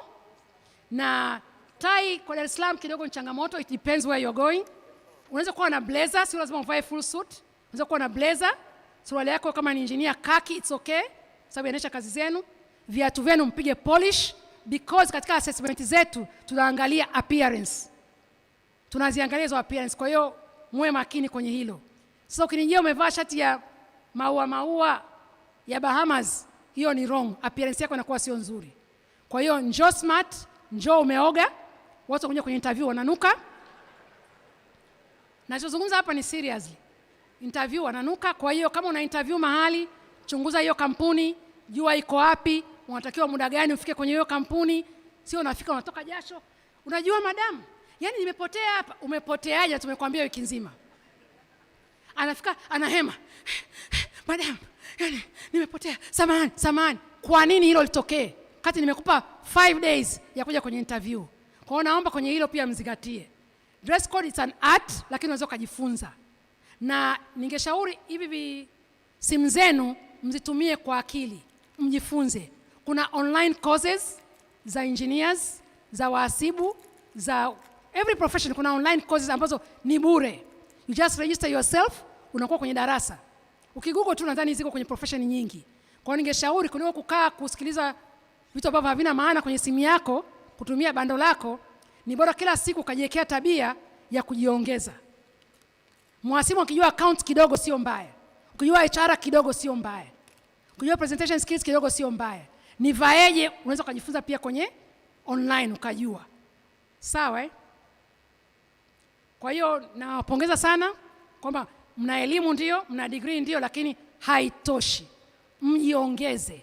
Muwe na kitu kinaitwa kiherehere. Ukiitwa hapa umekimbia, umefanya kazi. Sio mimi engineer ananituma kwenda kulipa TRA. Why not multitask? It's okay. Unaweza kwenda TRA pale ukajua 2 3. Umeona eh? Kwa hiyo mjifunze kumultitask kila wakati, na usiwe mvivu kazini, wahi kazini, na jifunze vitu vingine nje ya engineering ambao wanadhani kwa nyema engineer ni vilaini. Sababu nyie ndio vichwa vya nchi hii, cream ya akili iko kwenye engineers, si ndio? Kwa hivyo mengine ni madogo haya. Jifunze. Tena jifunze kwa undani. Ili ukiambiwa na mkurugenzi wako kwamba James na kuachia ofisi uiendeshe na kwenda nje kwa miezi 3. Uwe na hizo management skills. Account kidogo, procurement kidogo, HR kidogo tu, sio sana. Kidogo tu ya kujifunza. Zile terminology muhimu uwe unazijua. Nadhani nawatakia kila laheri. Okay, samahani, kuna jambo moja. Mshahara. Kwenye interview mnaniangusha vijana wangu. Mimi nafanya kazi na makampuni ya nje. Tunakuwa tayari tumeshatengeneza bajeti yetu. Waweza wananiuliza mimi, wanaangalia na hizi consultants firm kwamba hivi engineer wa miaka 3 kazini, mshahara wake ni ngapi? Wa mwaka mmoja ngapi? Wa fresh from school ngapi? Unapokuja kwenye interview, fanya tafiti. Ujue engineer sasa hivi fresh from school analipwa kiasi gani? Huwezi kuniambia engineer unajua kwenye interview unaniambia, "Madam, chochote." Chochote kweli engineer? Nikulipa 200,000 utakubali? Na kumuuliza kwani wenzako walipata kazi? Sijawauliza. Naomba mkienda kwenye interview jamani, mnatuangusha. Mimi kuna wakati nilikuwa nimefanya research yangu, nikawekea wekezaji wangu mshahara. Interview ya kwanza, ya pili, ya tatu, ya 4, engineer wakaniambia, "Madam, wait a minute. Where did you get these figures? How come these young people they just want 5,000? Wanataka 500,000, 400,000. Wewe hizo laki zako 9 milioni 1.2 ulitoa wapi?" Hasa hapo nani mwenye makosa? Si nyie wenyewe. Kwa hiyo naomba jamani, ujiuze gali kwenye interview, uangalie worth yako ni nini. Sema nataka mshahara wa milioni 1,200,000, hata ikipunguzwa basi take home 800,000. Lakini ukisema chochote tutakuwa tunaminywa. Wawekezaji siku hizi wanasema wanafuata ile mshahara wa serikali. Kuna code ya serikali wana mshahara fulani wa kima cha chini, cha kati na nini. Kwa hiyo wanaanzia kubuild mshahara kutokea pale. Kwa hiyo nadhani tusirudi huko. To make sure tunakuza hizi career na kupata mishahara mizuri tuweze kuendelea. Kwa hiyo chunguza consultants firm wapo, waulize fresh kama nikienda kwenye private ni kiasi gani? Fresh nikienda kwenye serikali of course hiyo iko straight. Consulting ni kiasi gani? Ili pale kwenye interview usiniangushe. Weke figure angalau ina make sense. Sawa eh? Napenda niishie hapo. Kama mtakuwa na maswali nitakuwepo available, mtaniuliza, na hizi notes nilizoandaa nitawakabidhi board, kwa hiyo wataweza kushare na nyie. Asanteni. Asante sana. Asante sana Madam Tina. Makofi tena mengi jamani. Wakati hapa anasema anamalizia, akiwa anaongea nataka kusogea kumwambia muda umeisha. Naona naongea kitu naogopa nikisogea sana hapa watu wasije wakafikiri namzuia sema kwa sababu najishtukia. Maana kuna muda akanasema wewe unaoga, wewe unafanya nini? Sasa mtu anaongea wewe unaoga afu unamzuia. Watu watakushangaa huyu mzee. Thank you very much. Jamani aliyoongewa hapa mengi yote yanatuhusu. Imeongelewa habari ya CV hapa, usirundike mambo mengi. Kuna muda CV kwa na mambo mengi utafika tu. Kuna kakaangu hapa engineer Ngwisi Pembe, mimi nimeshaiona CV yake. Akiipunguza ndio inaishia labda peji 18 20. Ndio kweli amefanya makazi mengi consultants for over 20 years. Akiweka kazi alizozifanya ni over 20 pages zinajaa. Lakini sasa hivi hujafanya kazi unataka uweke peji 10. Unatoa wapi?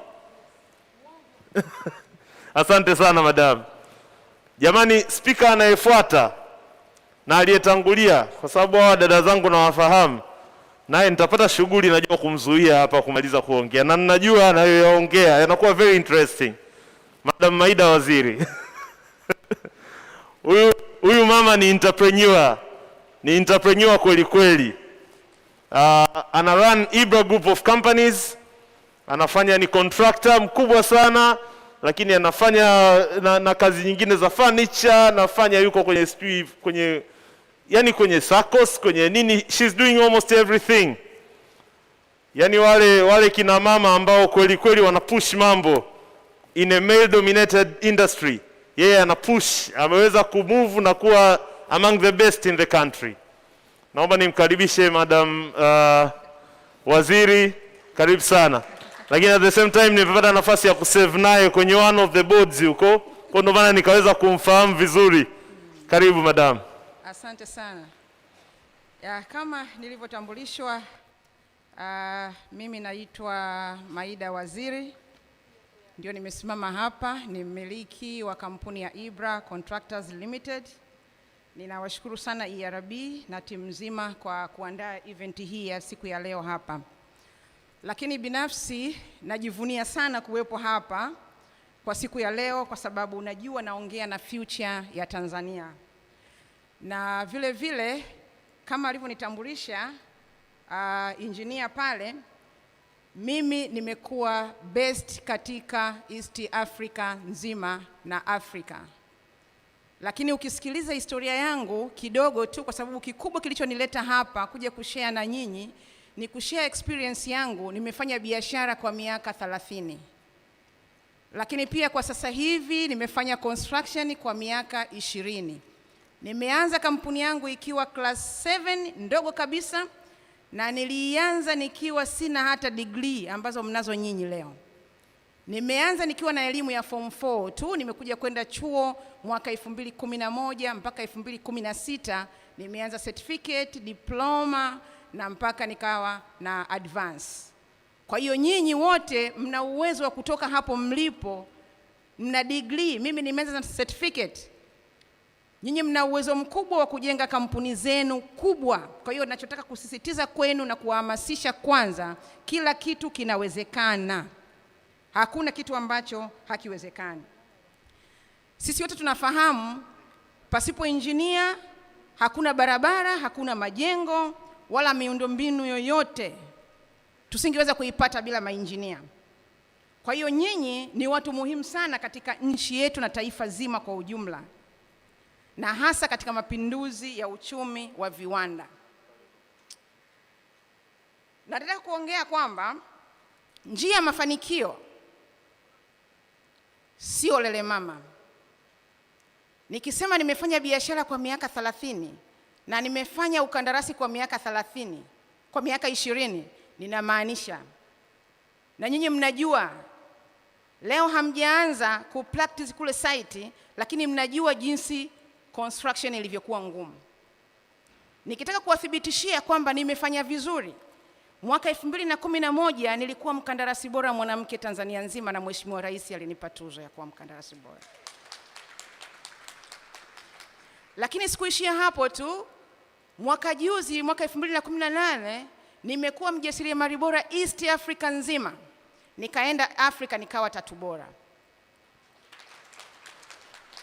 Lakini pia kwa Tanzania nimekuwa mjasiriamali bora namba 2. Mheshimiwa Majaliwa amenipa tuzo ya kuwa mjasiriamali bora namba 2 Tanzania. Kwa hiyo nachotaka kuambia ni kwamba nyinyi mainjinia kwamba mna fursa kubwa sana, na fursa ziko nyingi.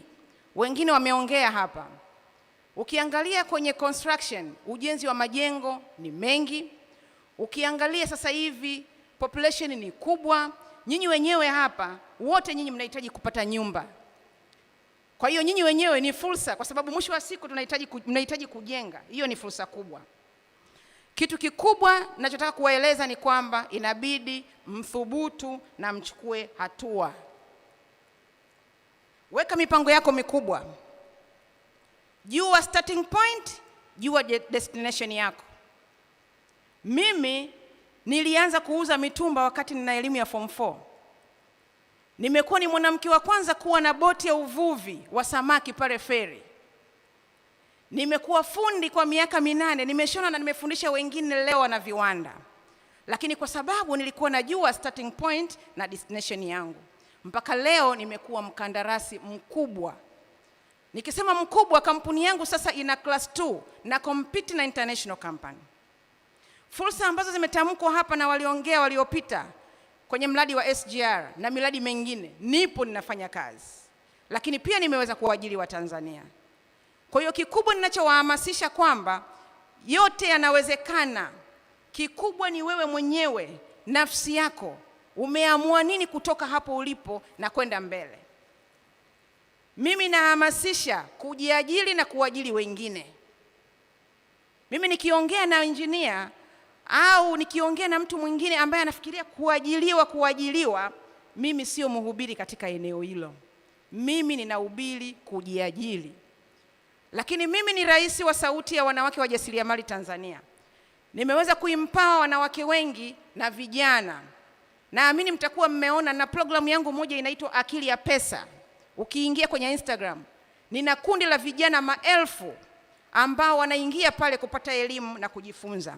Kwa hiyo na sisi wote tuangalie fursa mbalimbali, lakini pia tujifunze mambo mbalimbali ili tuweze kufikia katika malengo tuliyoyapanga.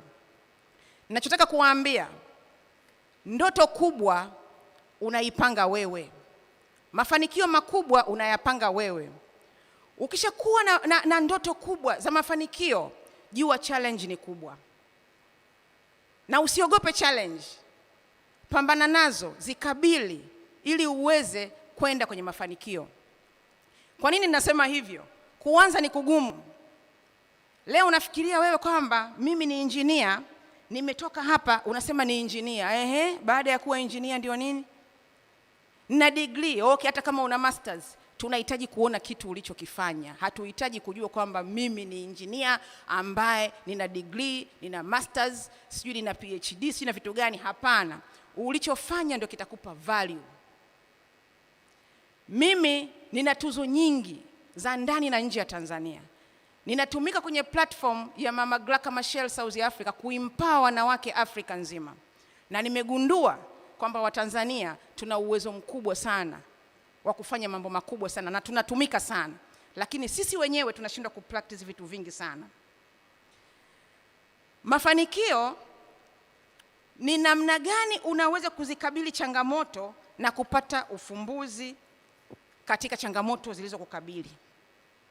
Muda ndio huu sasa, jipange. Wameongea waongeaji waliopita. Wengi sana wanaangalia hapa, mimi nina degree.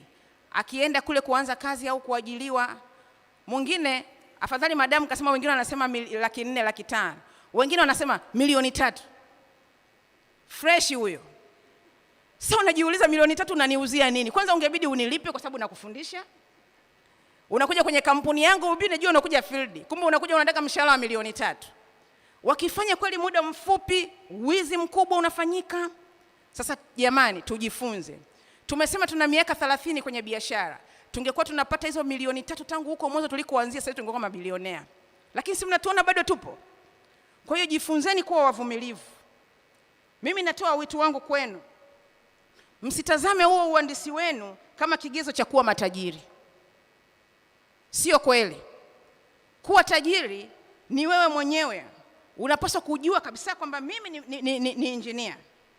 Lakini engineer kazi yake ni kugeuza ndoto zake au kugeuza kazi anayoifanya kuleta ukweli.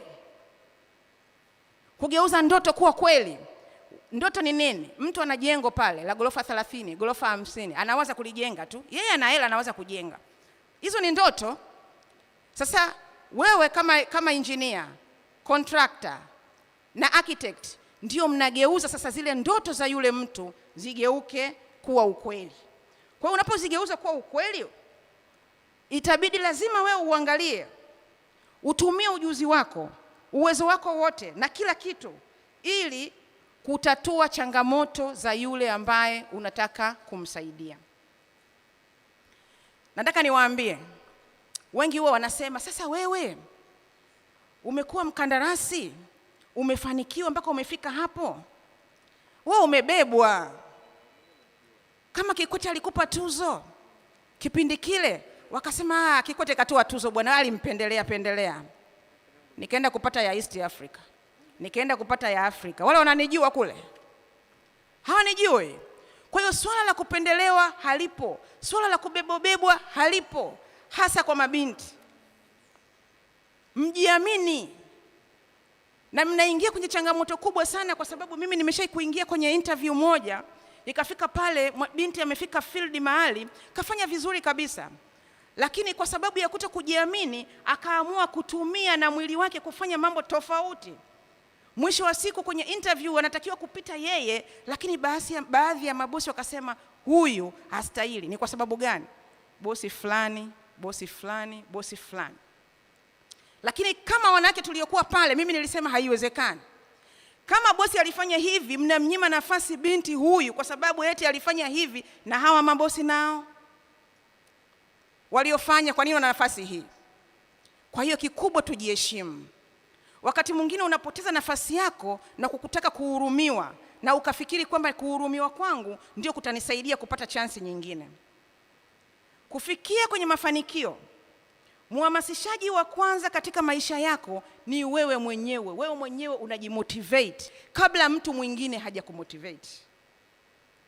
Lakini pia kufanikiwa inategemea na nafsi yako iliyomo ndani. Unataka nini? Unataka kufika wapi? Nimewaambia mimi huko nilikoanzia, nimeanza kuwa machinga tu, lakini leo nimekuwa mkandarasi mkubwa class 2 na compete na international company. Lakini pia mimi ni mkurugenzi na ninaendesha kampuni 5 na kiwanda cha furniture. Dhamira yangu nilisema kwamba mimi nimesoma kwa shida, nimesoma uzeeni, mimi nasoma na mwanangu anasoma, nikasema nitatoa engineer. Wanawake ni viwanda. Leo nina binti engineer.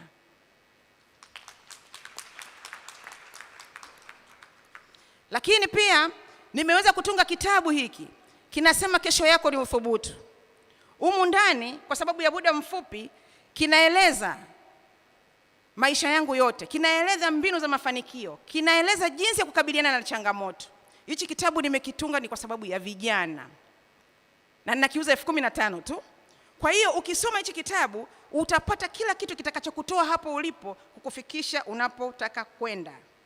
Ni lazima ujipange kiakili, ujipange kikamilifu, kujua unahitaji kutoka hapo uwe na uthubutu mkubwa kabisa. Fursa ziko nyingi kama nilivyosema, lazima tunganganie. Unapotoka na kwenda kuendesha kampuni sio kama jambo dogo. Ninawahamasisha jamani, nyinyi wote hapa, mimi naona kampuni mpya nyingi zinawezekana. Ungeni vikundi kama ni wakina dada, mimi nadili na wakina mama kwa sababu ni rais wa sauti ya wanawake wajasiriamali. Naomba mchukue namba yangu, wale watakokuwa tayari kwenda kuunda vikundi. Okay, nihitaji, naona mshashika peni. 0715 48 20 50. Lakini tufanye kazi kwa juhudi, tuwe hard working kweli kweli. Yaani mimi nalala masaa, nimezidisha masaa 4 ya kulala kila siku. Mpaka saa 7 niko macho, saa 11 nishaamka. Tufanye mazoezi, nafanya mazoezi kweli kweli. Ndio maana watu wakisema, yani hivi kweli wewe mbona unazungumzia miaka 30 alafu tunakuona kama una miaka 40 vile? Mimi nishakuwa wale wahenga wale kama walivyosema wenzangu. Tuchukue hatua. Weka mipango mikubwa, fursa ni nyingi. Kilichonisaidia mimi kikubwa ni psychological capital. Hapa ninavyozungumza kufungua makampuni, kuna wengine hapa wanasema tutaanzaje sasa? Mimi nilianza na 10,000, 20,000, 50,000 tu ya pocket money ya shule. Ndio nilianza kuuza mitumba wakati niko namaliza form 4. Na mpaka nafungua kampuni na elimu ya form 4. Mpaka napewa tuzo ya kuwa mkandarasi bora na elimu ya form 4. 2011 ndio nikaanza certificate hadi diploma hadi advance. Nafikiri na nyinyi mlikuwa tayari mko shule. Kwa hiyo psychological capital itakutoa hapo. Mtaji wa kwanza ni wewe na akili yako, sio pesa. Kwa hiyo jitengenezee kwanza psychological capital, hapa itakutoa kukufikisha hapo unapotaka kukufika. Jenga uzoefu, ubora wa kazi zako, skills zako, na pesa zitakufuata. Tufanye juhudi ya ubunifu. Ubunifu wa kweli huja baada ya uvumilivu. Asante sana.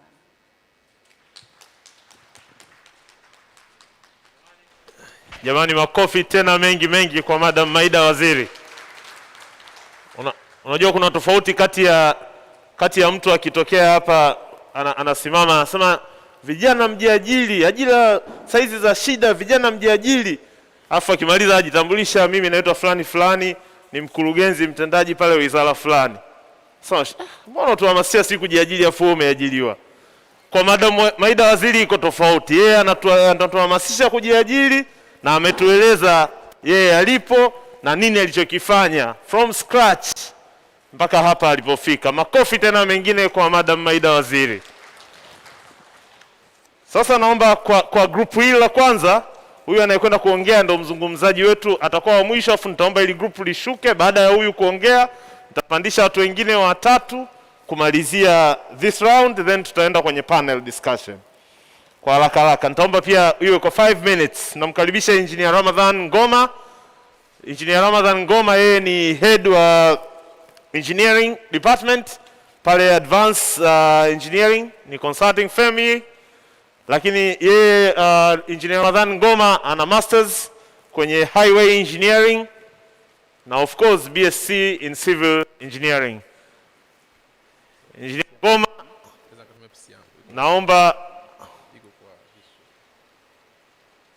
naomba uobserve 5 minutes. Hawa waliopita hapa walikuwa wananishinda kuwazuia kwa sababu ni kina mama.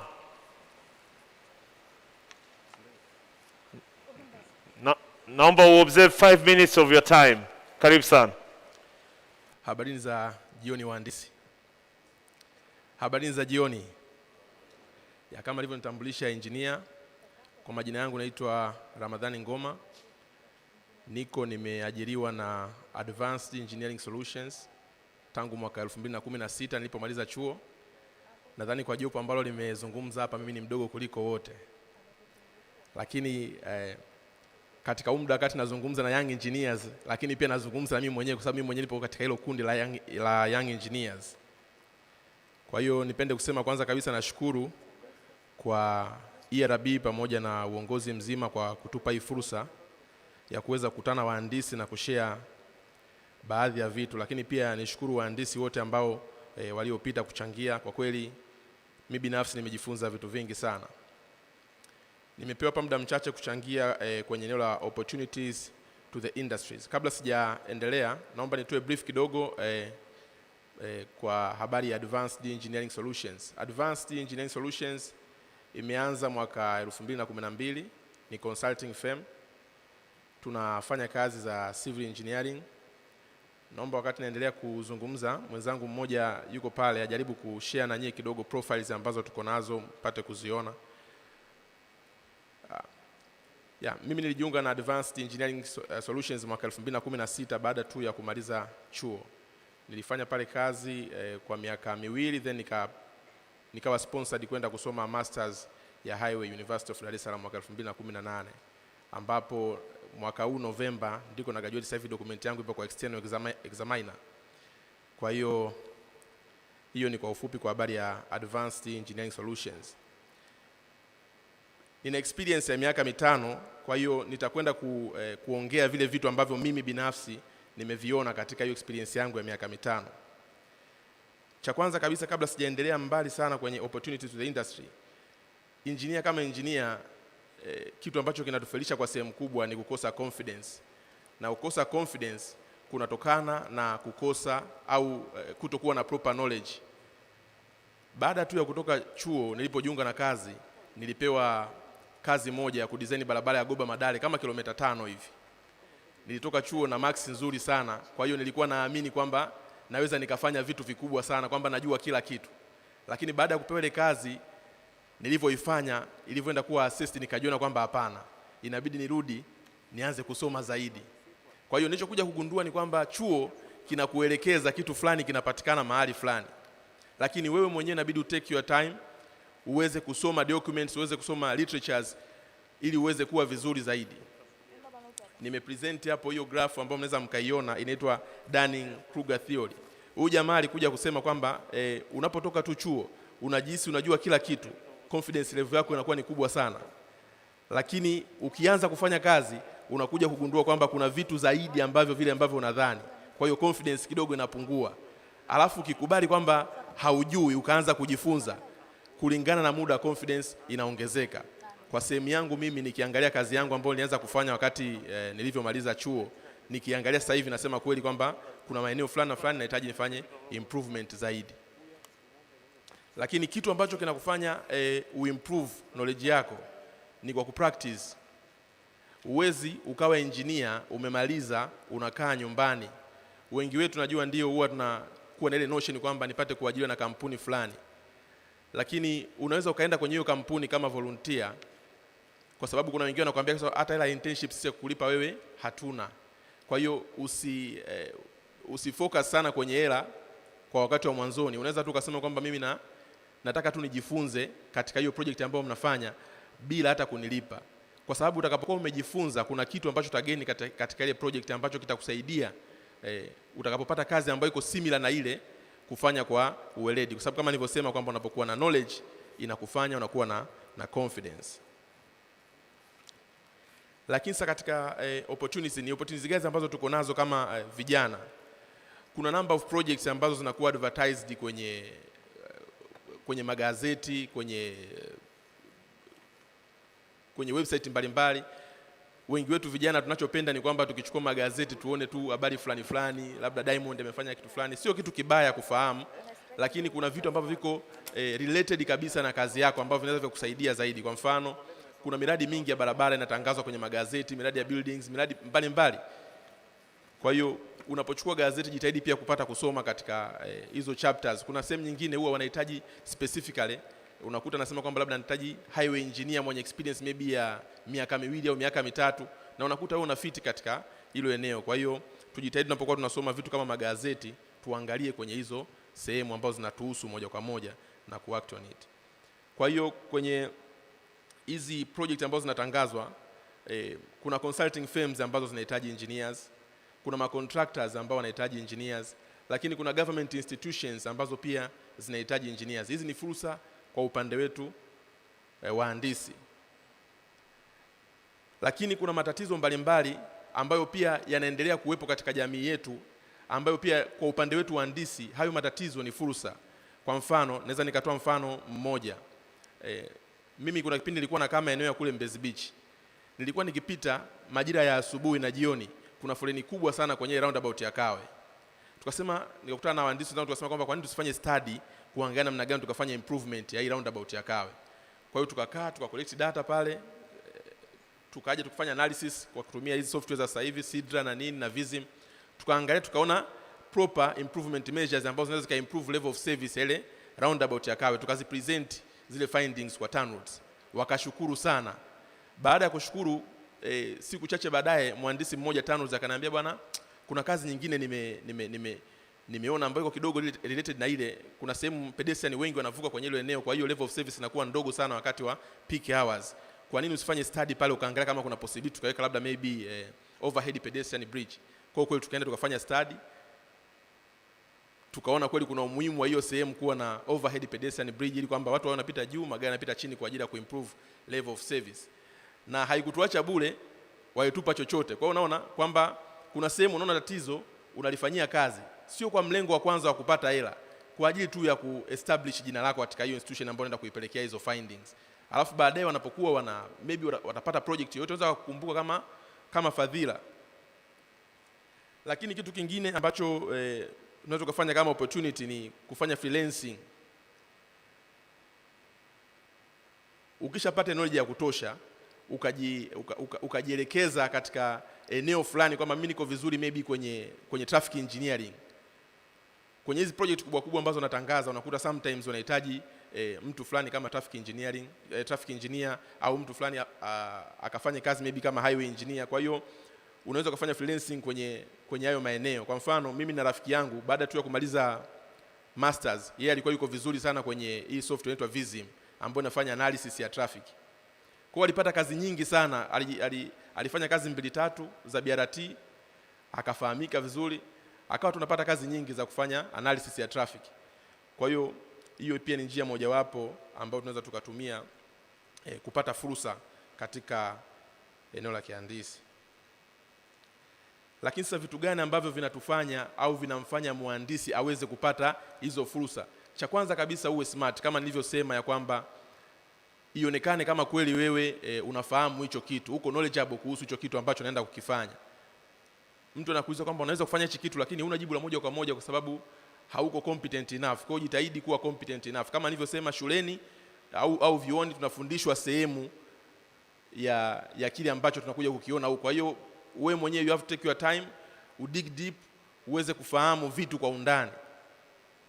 Lakini kitu kingine usiwe mtu mpenda hela. Wenzetu wengine ambao watangulizi ambao wamezungumza wameongelea hicho kitu. Kwa kweli imekuwa ni changamoto kubwa sana kwa sababu sisi kama vijana tuko very ambitious. Wengi wetu tuko ambitious, unakuta umemaliza chuo miaka 2-3 unatamani labda uwe na Harrier, uwe na Prado. Mimi nikushauri tu kwamba hivyo vitu vina utaratibu. With time utakipata. Yaani usikimbilie vitu vya juu kwa sababu mwisho wa siku itakulazimu sasa ufanye vitu ambavyo hata havistahili ili tu upate hicho kitu ambacho unakitaka.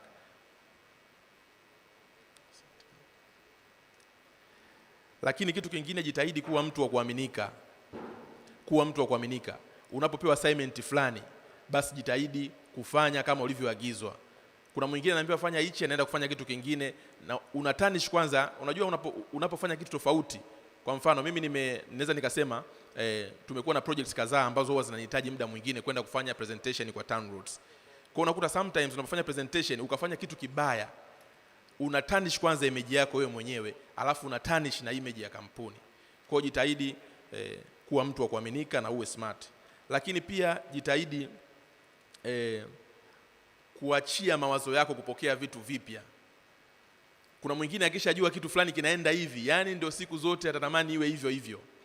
Kwa hiyo jitahidi kufungua mawazo yako kupokea vitu vipya. Kuna sasa hivi kuna masoftware mengi sana ambayo yako very sophisticated ambayo unaweza kukuta unafanya vitu kwa urahisi zaidi kuliko kufanya manual. Kwa hiyo jitahidi kuachia mawazo yako kupokea vitu vipya.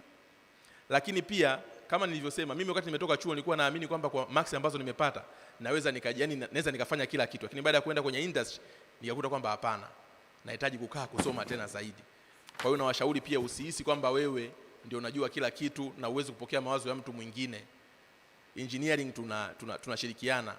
Wewe unafahamu kidogo, mwingine anafahamu kidogo, mna merge, mnakamilisha jambo fulani. Lakini kitu kingine ni kwamba uendelee kuimprove ile knowledge yako kwa kufanya practice. Kama nilivyosema, utakapokuwa graduate kama maybe engineer alafu kama unakaa tu nyumbani, hiyo haitakusaidia.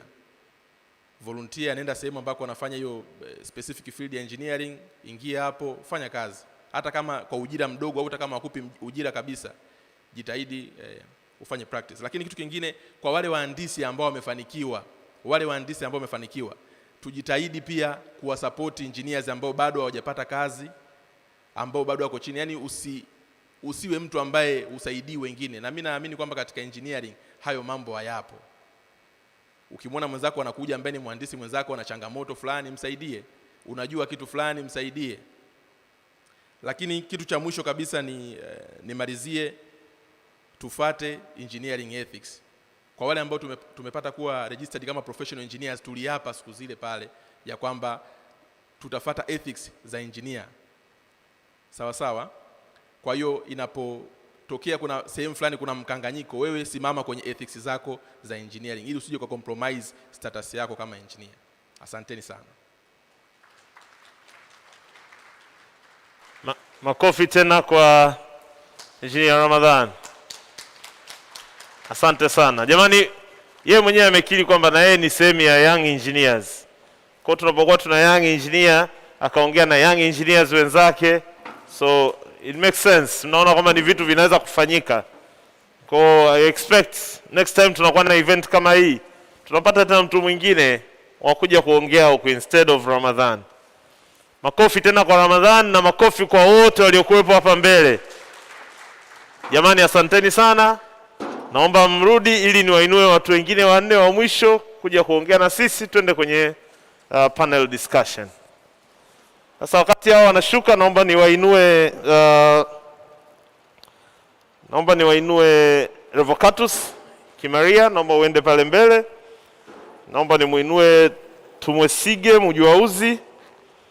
Alafu naomba Jonathan Semzaba pamoja na Florentina. Karibu.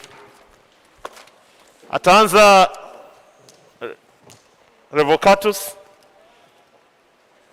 Revocatus Kimario.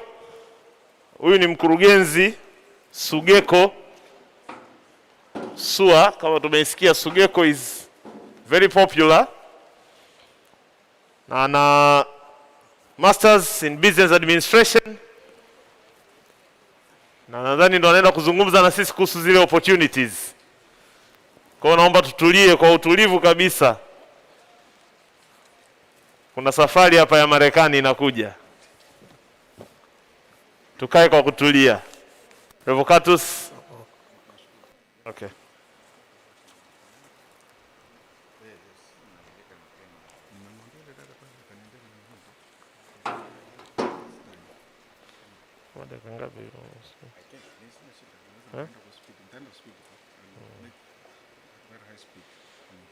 Naomba maintain kwenye maximum of 10.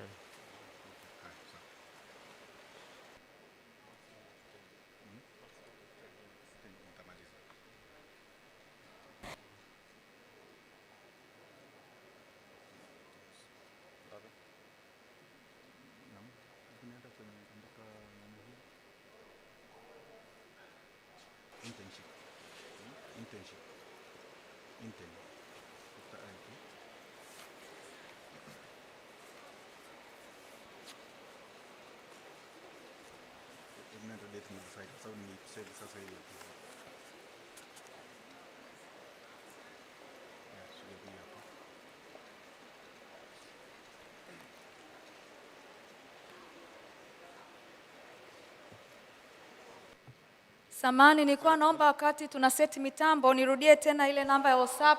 Ukijiunga kwenye hili group itatusaidia baadaye wakati tuna share hizi presentation ambazo zimeweza kutolewa. Ni WhatsApp namba 0745880880. Nitarudia 0745880880.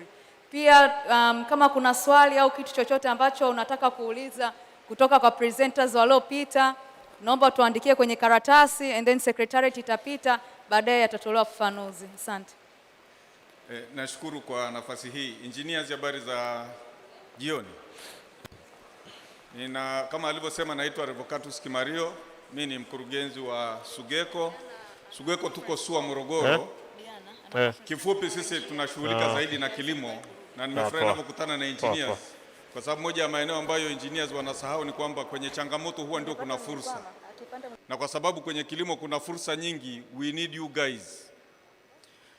So quickly, Sugeko is a cooperative. We are registered as a cooperative based in SUA Morogoro. We started since 2011, and we are actually working with youth trying to change their mind and invest in agriculture as business.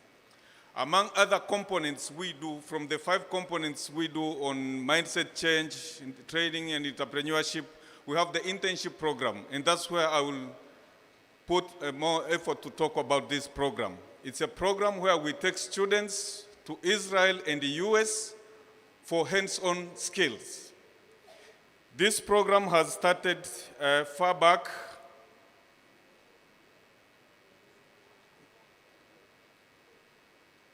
It has started far back in 2015, where we started taking students to Israel. This was for the agricultural positions.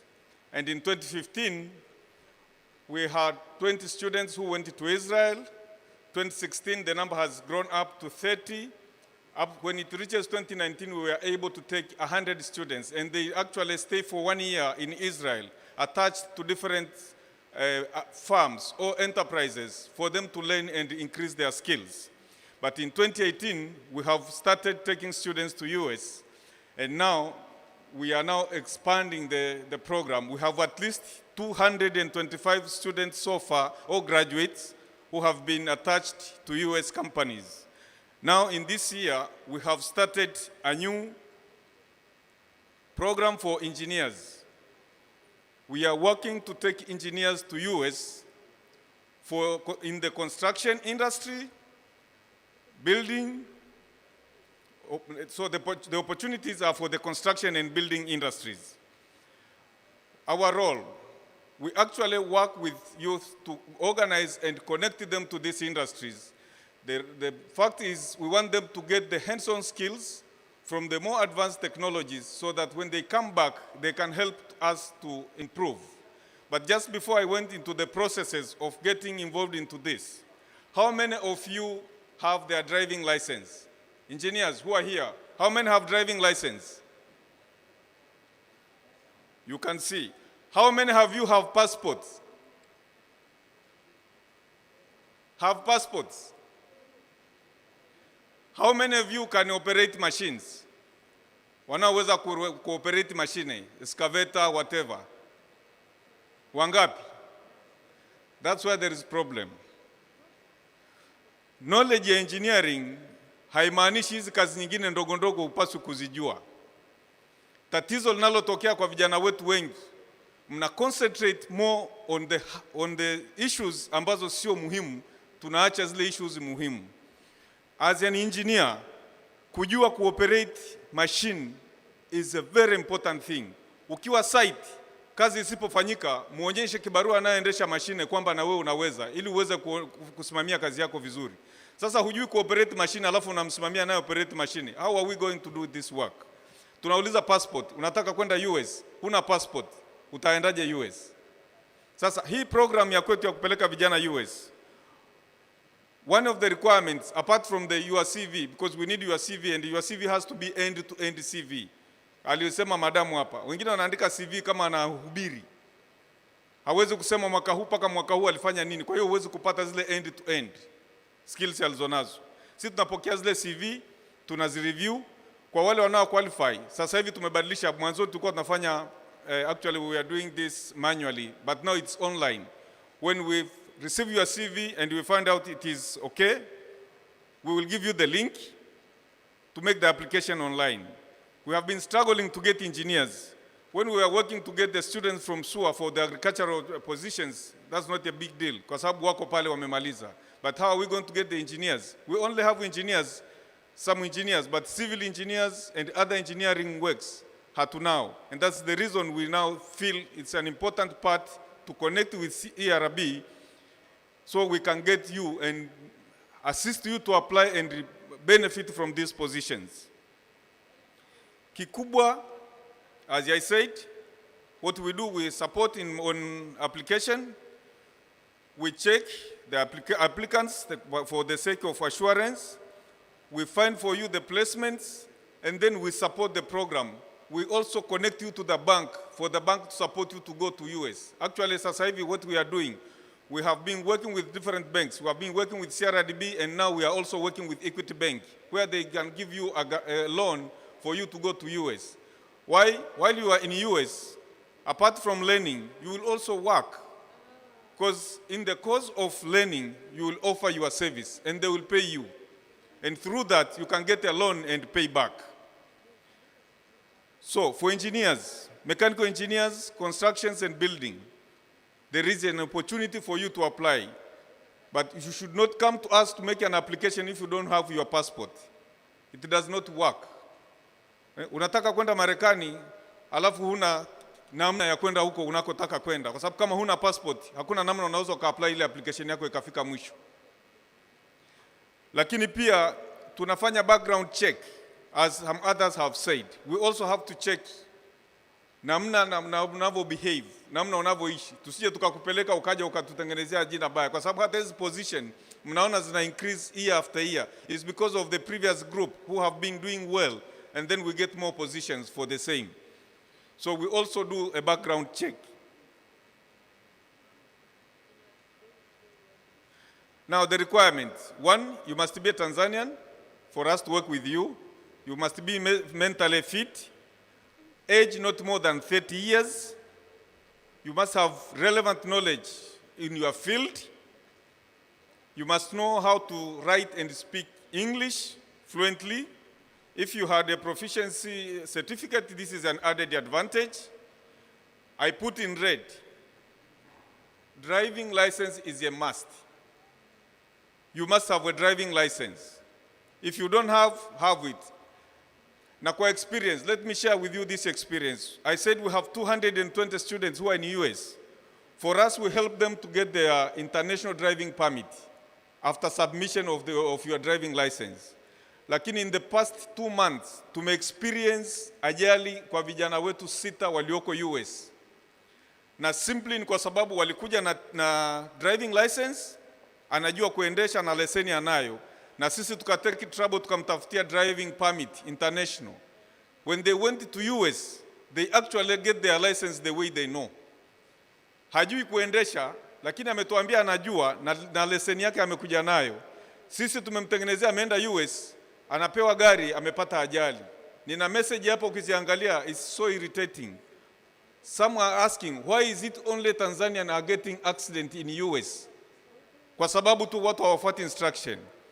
Sasa tumeamua, Sugeko sasa hivi tumeamua, we are registering a driving school. Whether unajua kuendesha, hujui kuendesha, lazima ukija kwetu upitie kwanza tu certify kwamba unajua, kwa sababu tunapata aibu.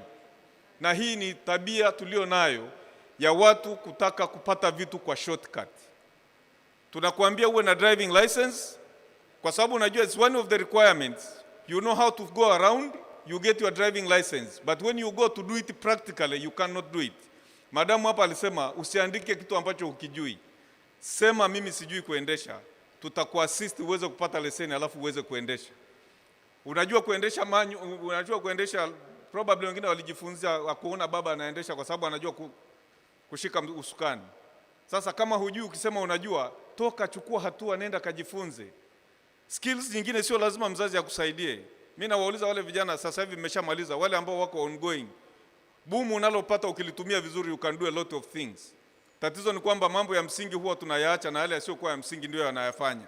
Wako tayari kulipa fedha nyingi kwenda disco. Lakini ukimwambia alipie hiyo ya kwenda kujifunza gari shilingi 100,000 anaona ni mzigo kwake. But that's your asset. Silaha zako unatakiwa uzikusanye ukae nazo. Lastly, engineers, you are here, you can help us to solve problems. If you can address a challenge, that's where you can make your money. Pesa zinapatikana baada ya kutafuta suluhisho la changamoto inayokuzunguka. Sisi kama Sugeko, based in SUA, tunaona changamoto za wakulima. Nani alishawahi kufikiria, na hili nalisema kila siku, mkulima anayelima sunflower leo, one of the biggest challenge ni ndege wanaokuja kula ile sunflower. Engineer, vichwa vyote vilivyoko hapa, hivi hamwezi kukaa mkadesign mfumo ambao utakuwa hata na kelele tu za kufukuza ndege kutoka kwenye mashamba yetu? Si tutengeneza hata mwingine unaobweka kama mbwa, yale maeneo yenye nyani tuweke ubweke, alafu mbwa nyani wakimbie. Kwa sababu imagine how many farmers do we have who have that kind of farms, and they need such kind of a simple solution. Make it. Hiyo ndio nafasi ya kufanya. Kuna mtu dada alizungumza kuhusu sardine business in Lake Victoria. We did a study. I went to Ghana Islands in Ukerewe district. They actually, for 15 days, every day they harvest around 900 tons of sardine. Over 50% is waste. Why? We don't have the right technology to dry. Engineers, you are here. Why can't you come up with a solution to dry the sardines? Sisi tumeamua kupeleka kule Lake Victoria solar dryer kwa ajili ya kukausha dagaa. Why? Kwa sababu tumeona hiyo 50% ya mtu pale wanavuna zaidi ya tani 900 kwa siku na wanavuna kwa siku 15. Sasa you know the mathematics. Hebu fanya hesabu, over 50% is waste. Ukikaa ukatafuta solution kwa ile ziwa lote, ziwa Victoria, 58% ni ndio stake ya Tanzania. How much are we going to make? Sasa hivi tumefunga hizo solar dryers, zimefanya kazi. Kwanza zimepunguza time from 6 hours to 3 hours in drying, lakini we have another challenge ya kudry during the night, kwa sababu solar itafanya kazi mchana tu. Now I need someone, we are working on the same. Sasa hivi tumeagiza heater kutoka China ili tuzifunge zifanye kazi overnight. Lakini I think if we can sit with you engineers, we can find solution for the same. We should not necessarily kuagiza paka heater ndogo ya kuongeza joto wakati wa usiku kutoka China. Na vichwa vyote hapa nikiviangalia, manake engineers mko hapa, you all have that mind.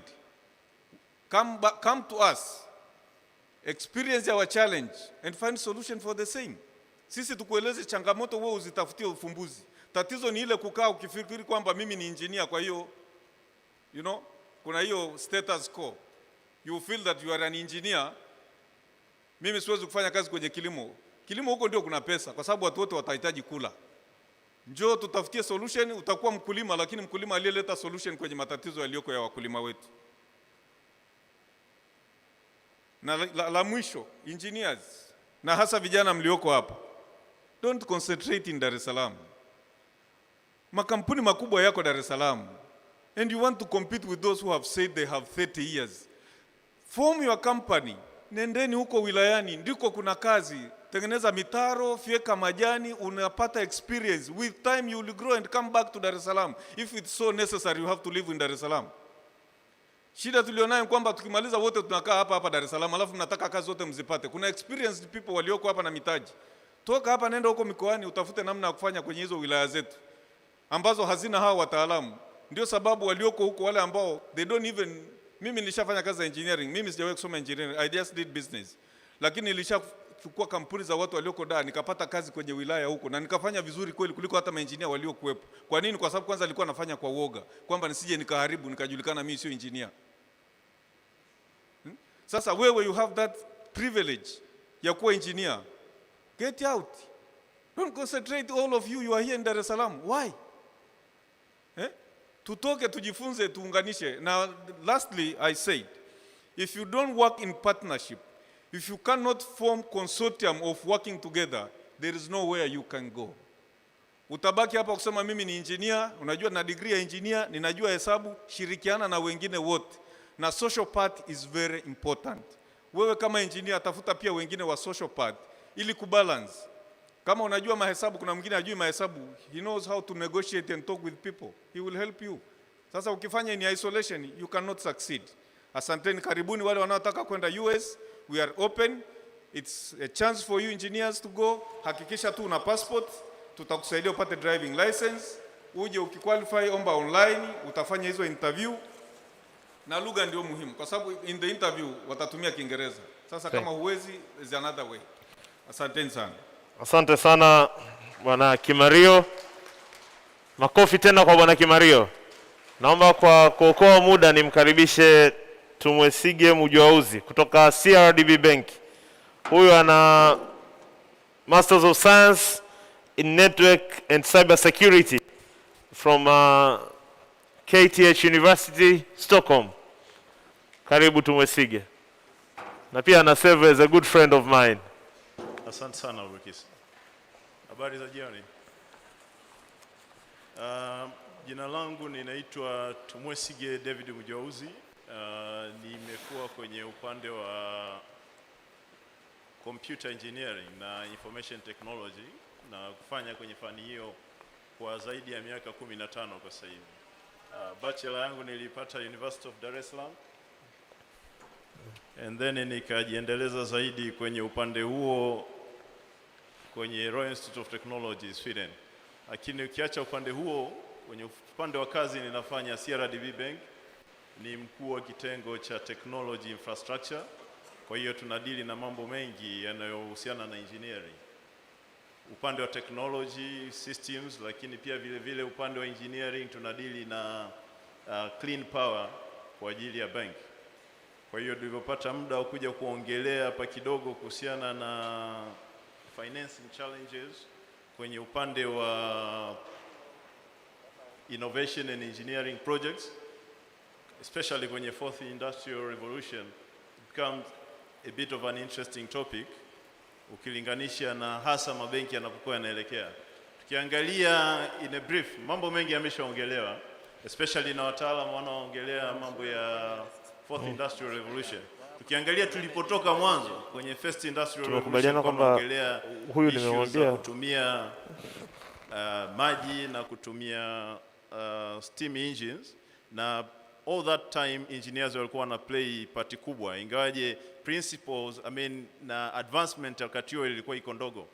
Baadaye ikaja second industrial revolution ambayo ilikuwa ina move zaidi na mambo ya electricity, and then ikaja third ambayo mostly ndio kama tupo nayo na inatupeleka kwenye fourth ambapo inahusiana zaidi na mambo ya information technology na electronics. And then now we are talking about the fourth, we're talking about the future, we're talking about the next level ambao ni fourth industrial revolution.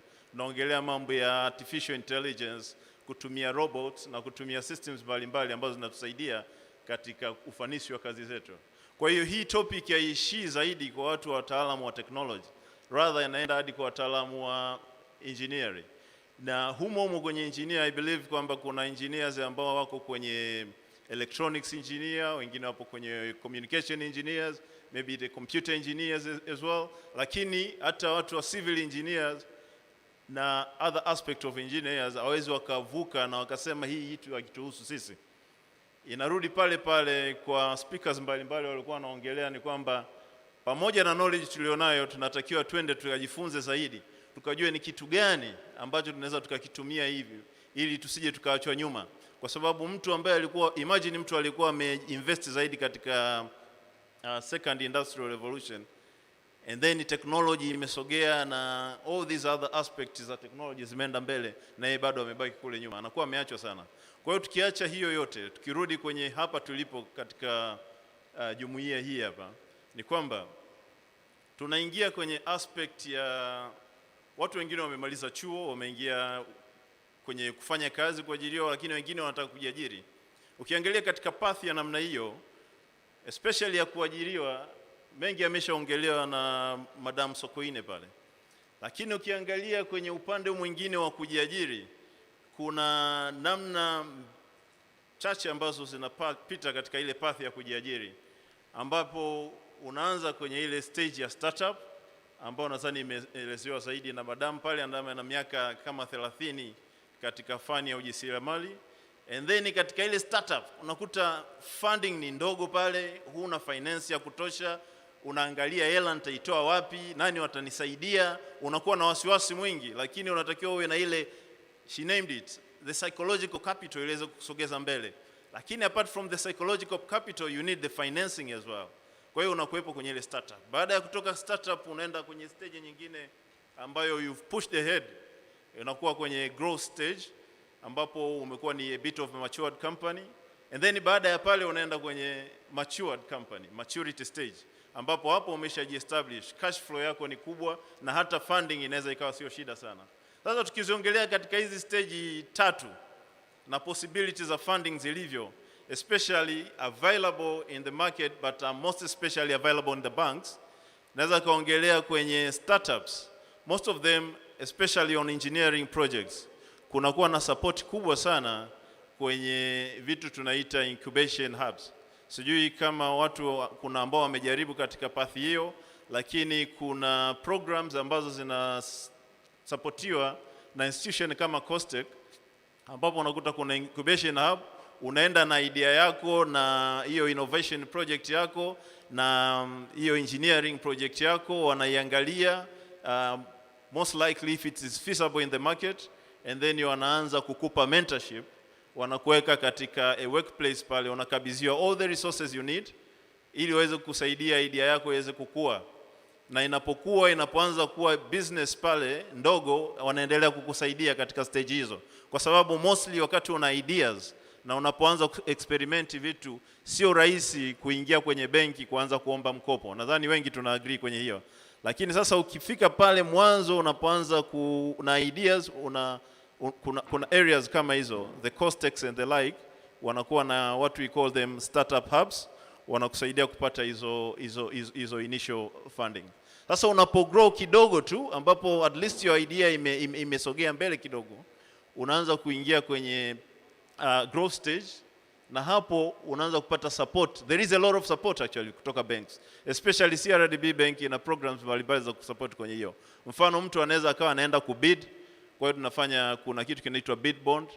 Kwa hiyo pale inakusaidia, hauna hela yoyote ambayo unatoa kule, umeenda kupata tender and then you just get assurance kwamba utapata advance payment and etc to support you through, lakini unahitaji kuleta some sort of guarantees from the bank. Kwa hiyo kuna bid bond ambayo inakuwa inaprovidiwa na bank, lakini kuna advance payment guarantee ambayo inakuwa inaprovidiwa na bank. Kwa hiyo mtu unatakiwa usio unaogopa sana kwenye upande huo wa funding na financing, especially kwenye projects, kwamba hii project ina hela kubwa, nitaweza kuifinance vipi? Banks ina finance kwenye upande huo. Lakini ukiacha kwenye aspect za guarantees kama hizo, pia kampuni inapokuwa imesogea na hata inapokuwa changa, mostly inapokuwa changa na inakuwa nafanya kazi mbalimbali, kunakuwa na programs mbalimbali ambapo bank pia ina support. Ni kwamba unakuta kuna programs kama za insurance mbalimbali. Benki inaingia na makampuni na kutusaidia kutoa insurance kwa ajili ya health, lakini pia vile vile kuinsure a lot of services and goods and services within the companies. Like very recently as well, we are speaking as well with the registrar for ERB.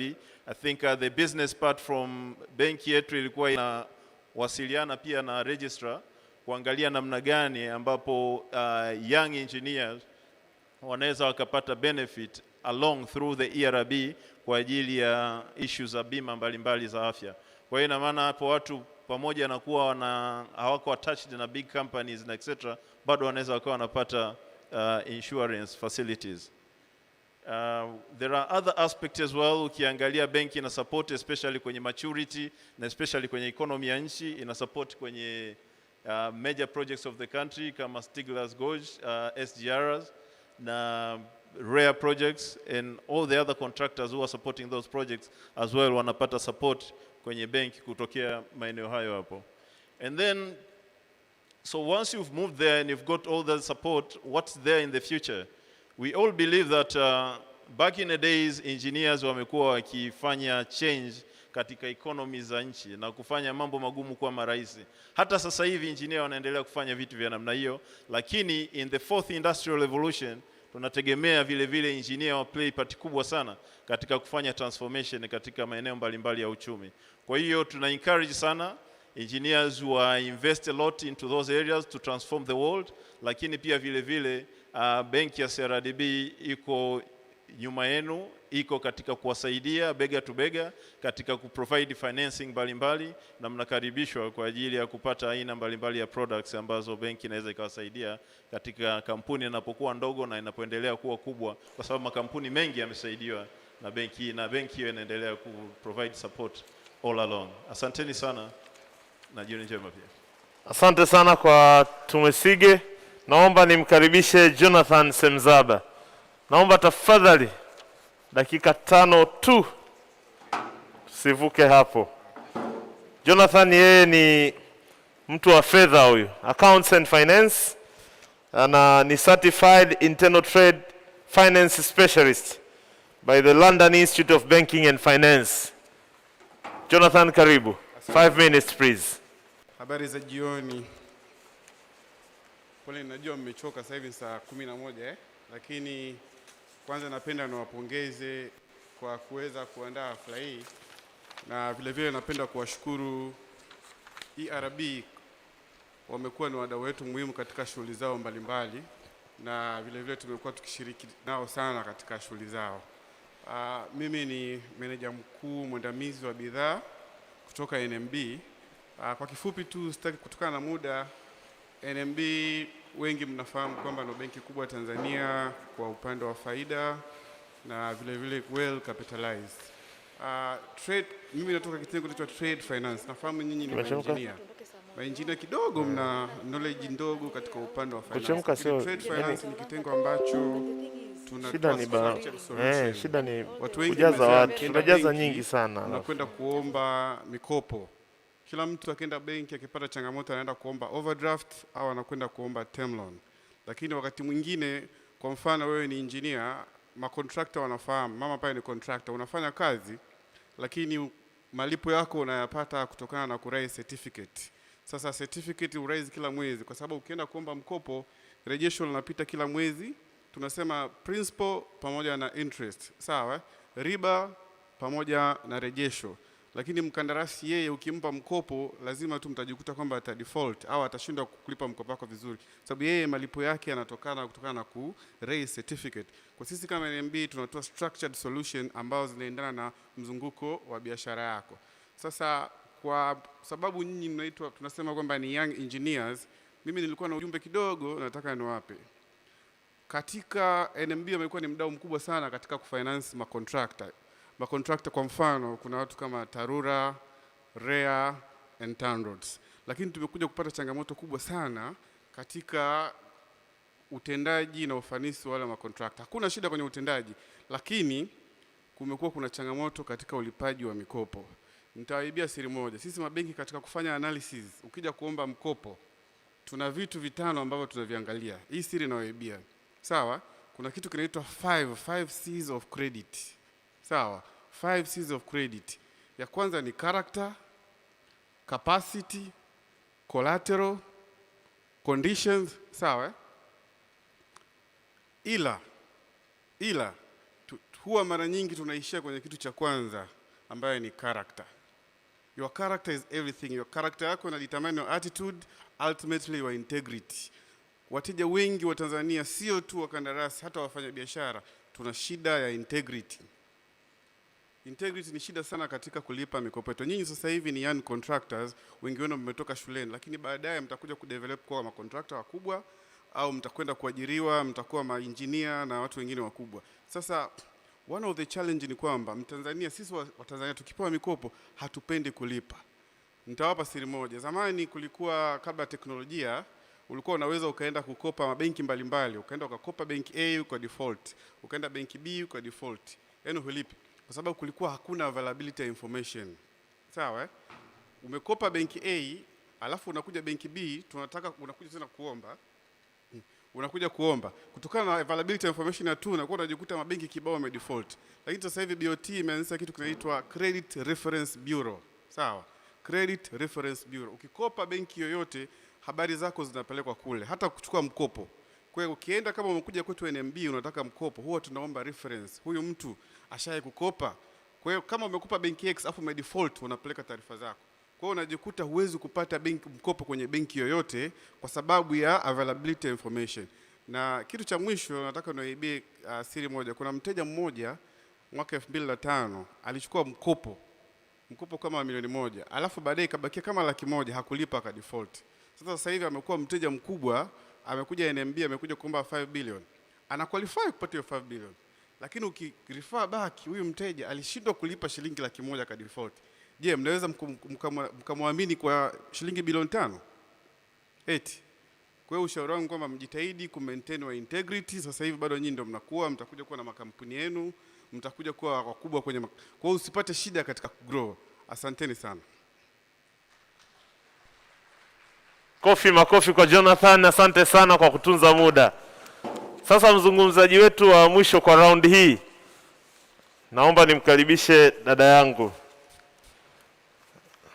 Na wakati huo pia ni mate wangu, kwa sababu tulikuwa pamoja chuo kikuu na tukamaliza mwaka mmoja chuo kikuu cha Dar es Salaam. She's a BSc in electrical engineering, she's a consulting engineer, na sasa hivi ni managing director wa Agrineb Consult Limited. Naomba nikukaribishe Engineer Matovu. Karibu. 5 minutes please madam. Karibu sana. Asante.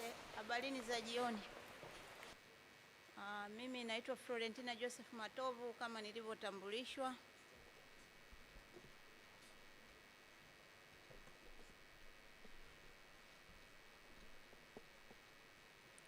ni electrical engineer by professional kwenye level ya consulting engineer.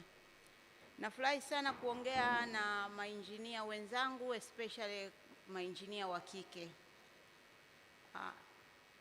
Vijana wa sasa hivi mna faida moja kubwa, kwamba level za understanding kwenye familia zimekuwa kubwa. Kwa hiyo wakati unamaliza form 4 unaenda A-level, tayari unakuwa unajua unaenda kuwa nani. Ni tofauti na sisi wakati sisi tunakuwa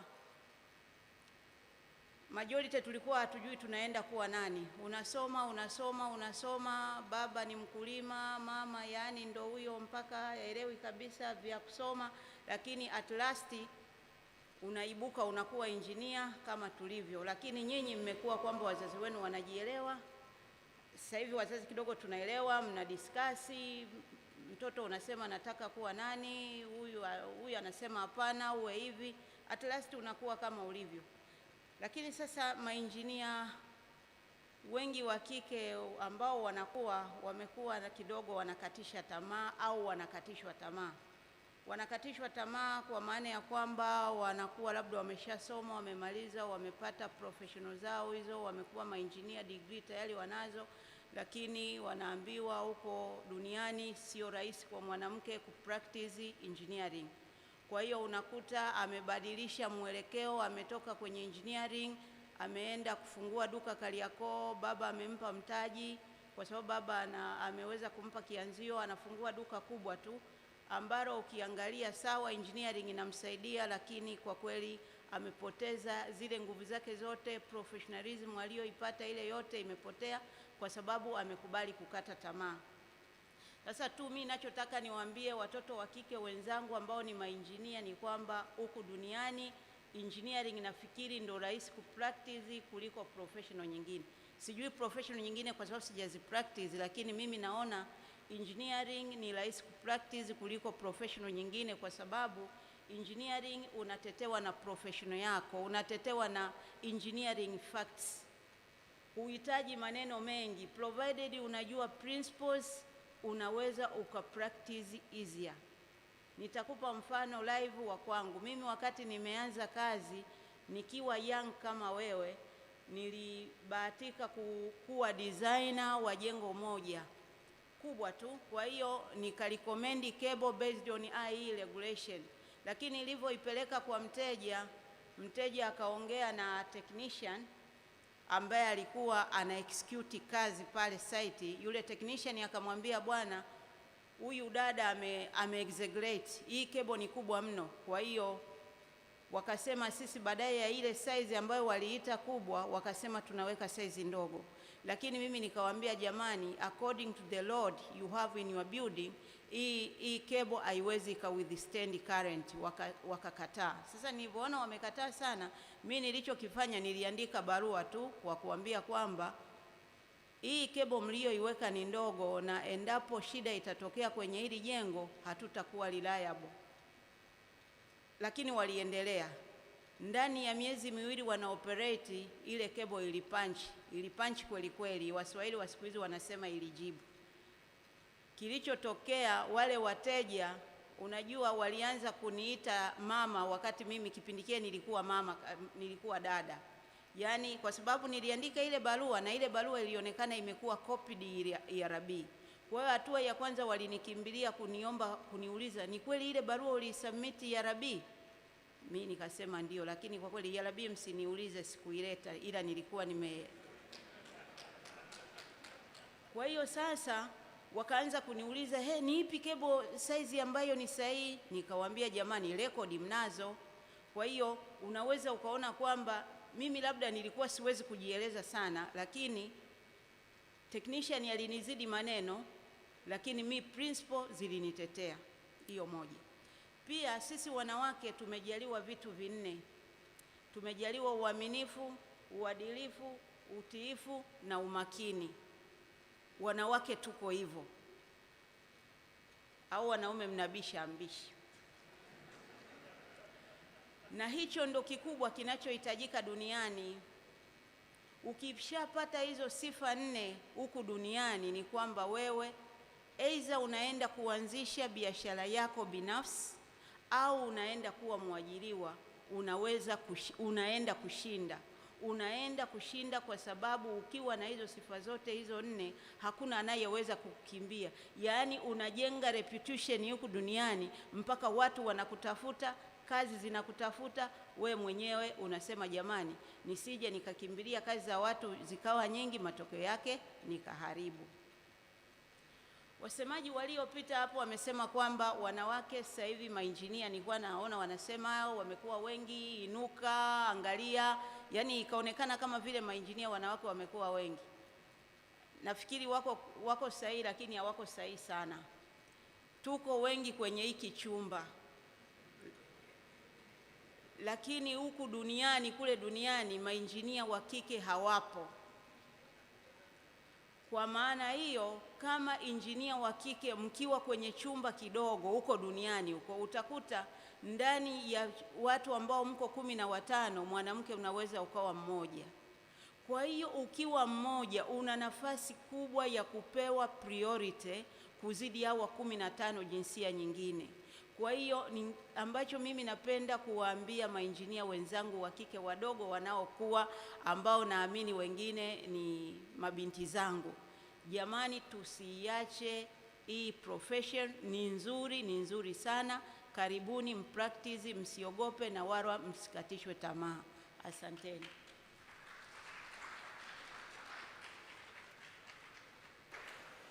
Asante sana Engineer Matovu. Mengi kwa Engineer Matovu tafadhali. Kwa binafsi tu mimi napenda nako nitoe pongezi nyingi, mnaweza mkashuka. Napenda nitoe pongezi nyingi nako kwa kamati ya maandalizi. Tutakuwa wote ni mashahidi kwamba presenters wote na hata wale inspirational speakers wametutendea haki. Kwa sasa hivi kuna wahudumu wanatembea wakiwa wanatugeia vinywaji na watapata na snacks. Nitaomba kwa muda huu nimkaribishe moderator, lakini pamoja na panelist tutakavyoingia kwenye session ya 3. Naomba nimkaribishe Engineer Peter Ulanga. Makofi mengi kwa Engineer Peter Ulanga.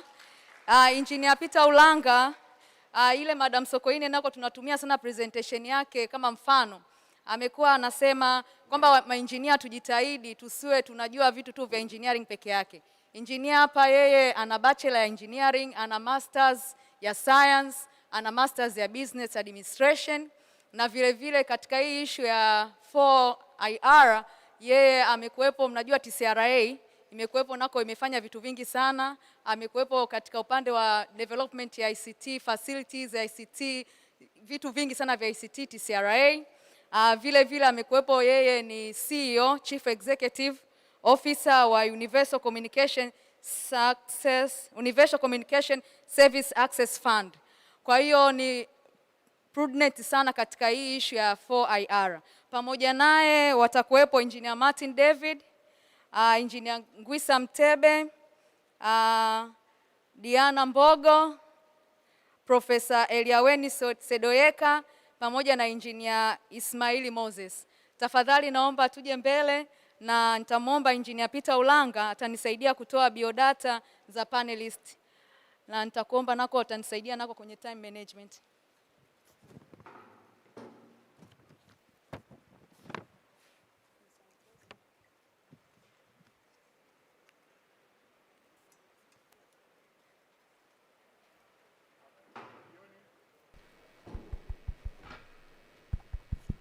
Habarini za jioni jamani.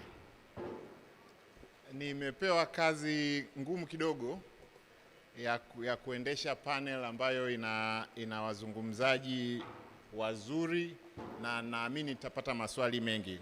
Lakini kabla sijaanza, kuna one of the presenters alikuwa anahitaji kuwahi kuondoka. Unaona mama alikuwa anahitaji kuwahi kuondoka. Kama mlivyomsikiza Mama Maida Waziri, ana dharura, anahitaji kuwahi kuondoka. Nilikuwa naomba kama kuna mtu mwenye swali, nitakaribisha maswali maximum 3 ili aweze kuyajibu, ili akiondoka awe ametuachia kile ambacho tulikuwa tunakihitaji kupata kutoka kwake. Kwa hiyo kama kuna mtu yote mwenye swali, naomba msogee hapa, maximum maswali 3.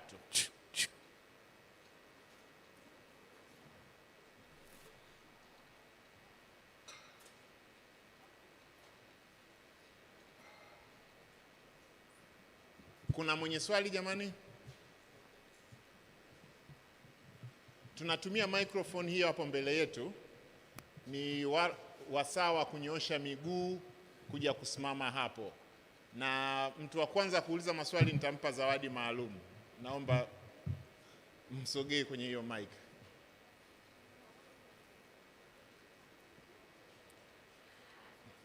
Chap wahandisi. Mama alitoa inspiration talk yake, ilikuwa nzuri sana. Una kitu chochote unataka kuuliza? The other way round ni kwamba nako mama alifanya presentation nako ikaeleweka vizuri. Asante. Naomba ulize swali. Kama kuna mwingine mwenye swali aje asimame nyuma yake, tutakuwa tunatumia utaratibu wa huo. Tafadhali endelea.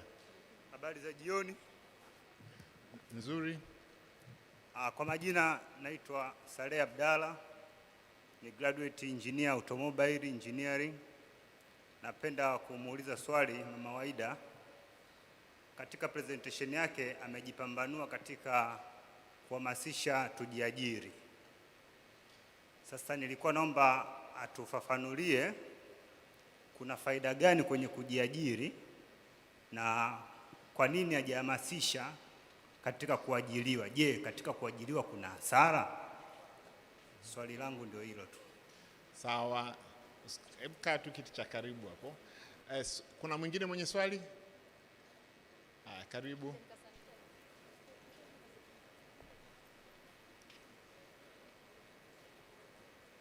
Asante. Kwa majina naitwa Joseph Mwijage, ni graduate engineer wa automobile pia. Swali langu kwa ufupi kwa mama, mimi nilitaka tu kufahamu, amesema kwamba kuna kitabu ambacho yeye amekiandika. Sasa kwa sababu pia ametoa udhuru kwamba anataka kuwahi kuondoka, ningependa kujua labda kwa sisi ambao tutahitaji kukipata, utaratibu ukoje? Asante. Swali la 3 jamani kwa mama. Hakuna engineer wa kike anahitaji kumuuliza swali mama?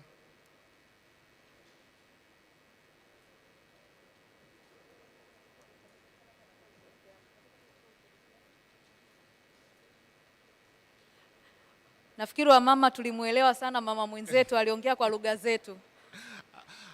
Haya, labda tumfikishie microphone mama Maida aweze kujibu hayo maswali ili baada ya hapo aweze kuendelea na ratiba. You can do it from here. Okay. Habari za jioni. Kumbe una swali bado? Tafadhali endelea. Asante kwa opportunity. Swali langu kwa mama lilikuwa ni kwamba yeye kama mjasiriamali, challenge zipi alizipata kama startups na alizovercome vipi? Kwa sababu vijana wengi tumejaribu kufanya hiyo na bado tuna startups, lakini changamoto ni kubwa sana na a way around pia inakuwa ni ngumu. Kwa hiyo yeye kama mjasiriamali ambao ana experience ya miaka 30 aliovercome vipi in brief? Asante. Sawa. Mama naomba sasa nikukaribishe kwa hayo maswali 3 ili uweze kuinspire vijana. Unaweza ukasimama hapa ili watu wakuone vizuri, au hata hapa niliposimama, either way, popote tu.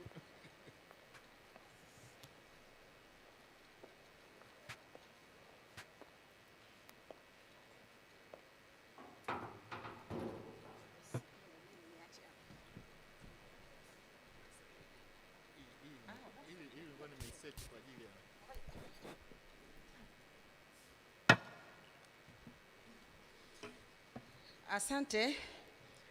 Naomba nijibu swali la Saleh. Amesema kwamba kujiajiri kuna nimewahamasisha kujiajiri kwamba kuajiriwa kuna ubaya gani na kujiajiri kuna faida gani, si ndivyo alivyouliza labda niseme kwanza, kama nilivyosema awali wakati naanza presentation yangu hapa, kwamba wewe kama kijana unatakiwa lazima uwe na vision, uwe na mission, uwe na goals. Sasa wewe kama kijana, vision yako ni nini? Mission yako ni nini? Mimi wakati naanza kujiajiri, cha kwanza kabisa nilisema kwamba nitaanza kupambana kuanzia from the scratch mpaka niwe mkubwa. Lengo langu lilikuwa kwamba lazima niwe na kampuni kubwa kuweza kuajiri wa Tanzania. Lengo la pili nilisema kwamba lazima niwe mkubwa na niwe tofauti na watu wengine, kwa sababu watu wengi, hata sisi wanawake mnajua, tuna biashara za kukopi na kupaste. Ukiona mwenzako anafanya hiki na mwenzako anafanya hiki, wengi wanauza nguo, wengi wana saluni, wengi wanafanya vitu tofauti. Nilisema lazima niwe mkubwa, na hiyo imedhihirika kwa sababu nimetambulika Tanzania na Afrika. Kwa hiyo ninachotaka kusema, kujiajiri kuna faida kubwa sana. Kwanza nimefikia malengo ambayo mimi niliyataka kuyafikia, ambayo natamani na wewe kijana uyafikie. Leo utengeneze malengo makubwa, kwamba nataka kuajiri wa Tanzania, nataka niwe na kampuni kubwa. Lakini mpaka hapa mimi nilipo, nimeweza kumiliki mitambo. Mimi nina excavator na wheel loader, ninamiliki majengo makubwa. Ni kwa sababu nilikuwa na malengo. Kwa hiyo faida ya kwanza, kama ningeajiriwa, naamini leo nisingeweza kuwa na maasset ambayo leo ninayo, ambayo hata wewe kijana ukiweka malengo utafikia katika malengo hayo makubwa. Lakini kitu kingine, ajira hakuna. Kama ajira hazipo, unamaliza unakaa miaka 10 mtaani, huna ulichokifanya. Hiyo ni hasara kubwa ambayo unaipata. Kwa hiyo ni lazima ujipange kutengeneza ajira, lazima ujipange malengo makubwa ili uweze kufika mbali zaidi. Swali la pili aliuliza kuhusu kitabu. Vitabu ninavyo katika gari, na mimi nikimaliza tu nitaondoka. Kwa hiyo anayetaka kitabu, ambaye yuko tayari atanifuata atachukua, ambaye hayuko tayari nimetoa namba ya simu, atawasiliana na mimi. Swali la tatu amesema kwamba nimewezaje kumanage challenge mpaka nilipofika. Challenge ni kubwa sana. Naamini nyinyi mnajua ziko nyingi, lakini mojawapo nimeizungumza hapa. Ukiwa kwa mfano kama mtoto wa kike ambao mko hapa mimi leo na miaka 50 na zaidi niko hivi. Nilipokuwa kijana ilikuwa ni matata kweli kweli. Kwa hiyo kwanza hiyo ni challenge mojawapo ambayo nafikiri nimeihamasisha hapa. Nimesema vijana lazima wa kike hasa mjitambue, mjithamini na mjitunze kweli kweli. Kama nisingejitunza, nafikiri leo ningekuwa nimechoka sana. Kwa hiyo lazima mjitambue, na hata vijana wa kiume vile vile. Hilo ni la kwanza. Lakini la pili, kuna mfumo dume uliokuwepo mkubwa sana huko nyuma, ambapo nimekabiliana nao. Leo hii mimi ninapoingia kwenye makandarasi wanaume, wanasema mwanamke wa shoka ameingia, kwa sababu wanatambua uwezo wangu. Kwa hiyo ni lazima kujua uwezo wako. Ukijua uwezo wako, ukijua unachokifanya, hakuna mtu atakubabaisha. Hata huo mfumo dume uliopo utapotea tu. Kwa hiyo mimi popote naingia, ninatenda na wanaume na ninawashinda, nina perform kazi zangu vizuri. Kwa hiyo ni challenge ambayo kubwa sana. Lakini challenge nyingine ni nyingi tu. Amesema huyu bwana kwamba mitaji ni challenge. Hiyo tunayo. Lakini sasa unakuwa polepole. Nimesema nimeanza class 7, leo niko class 2. Ndani ya miaka 20 inahitaji uvumilivu wa kiasi kikubwa. Kwa hiyo tuwe wavumilivu. Ukiwa mvumilivu utaweza kukabiliana na mambo mengi sana. Tunataka kukua kwa haraka, lakini unataka kukua kwa haraka unasahau kwamba ni lazima ukabiliane na changamoto. Na nimesema hapa kwamba changamoto tusizikimbie, tuzikabili, tuzitatue. Ndio pale unaposema kwamba mimi nimefanikiwa. Mimi nafikiri inatosha jamani. Asanteni.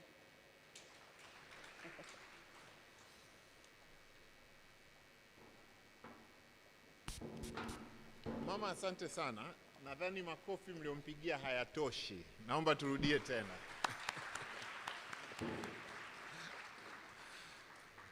Asanteni sana Kwa kipekee kabisa naomba nimshukuru mwenyekiti wa bodi ya wahandisi Profesa Ninatubu Lema kwa kuweza kuiongoza bodi ya wahandisi kuweka hii special youth forum ya maengineer.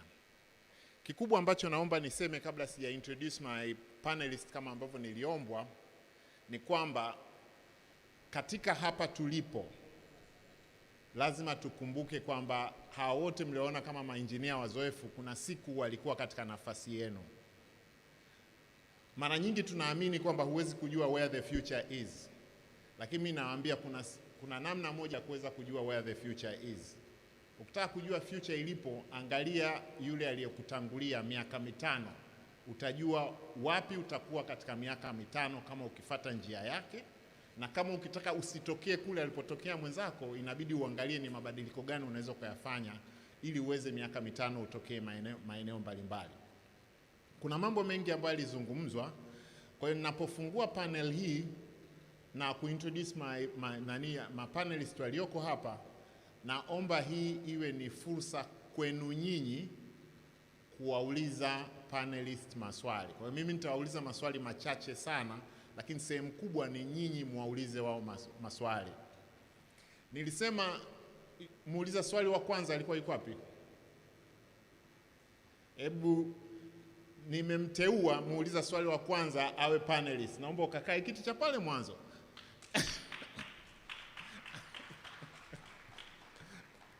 Kuna baadhi ya maswali nayo utatoa mawazo yako pale mwanzo.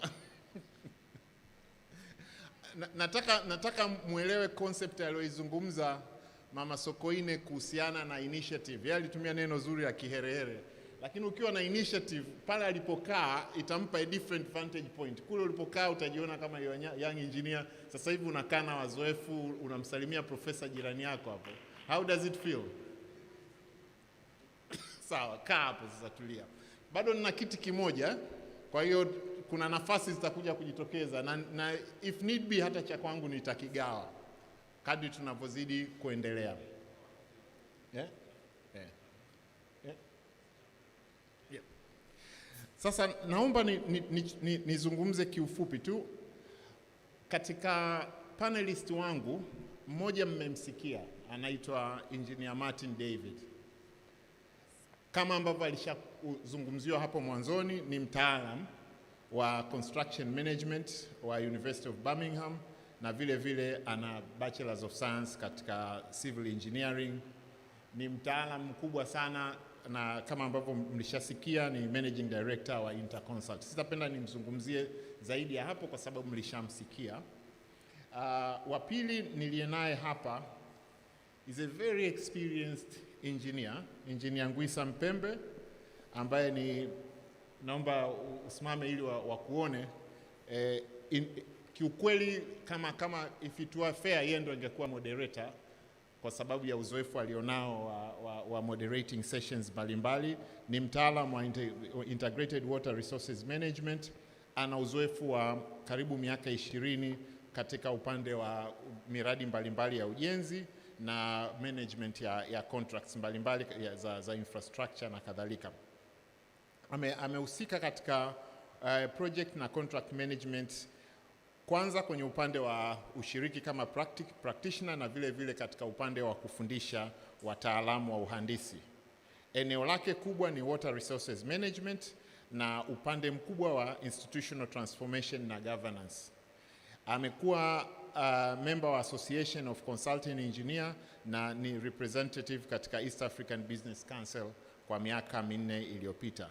Engineer Mpembe ni active member wa professional organizations, association, networks and bodies, hata ni member wa ERB. Ni registered consulting engineer na fellow wa Institute of Engineers of Tanzania. Vile vile ni past president of Institute of Engineers na president of Association of Consulting Engineers wa Tanzania, na vitu vingi mbalimbali kama ambavyo ilizungumziwa. Akisummarize CV yake inatokea kwenye peji kama 20 hivi, sio 18, kama 20 nishaikiona. Katika orodha yetu ya panelist nilipaswa kuwa na Diana, sio kwa nini hakuja? yuko kwenye kikao cha bodi online, lakini atakuja, yuko pamoja na sisi. Sawa sawa. Kwa hiyo Diana mlimuona, kwa hiyo she's coming. Here she is. She's coming,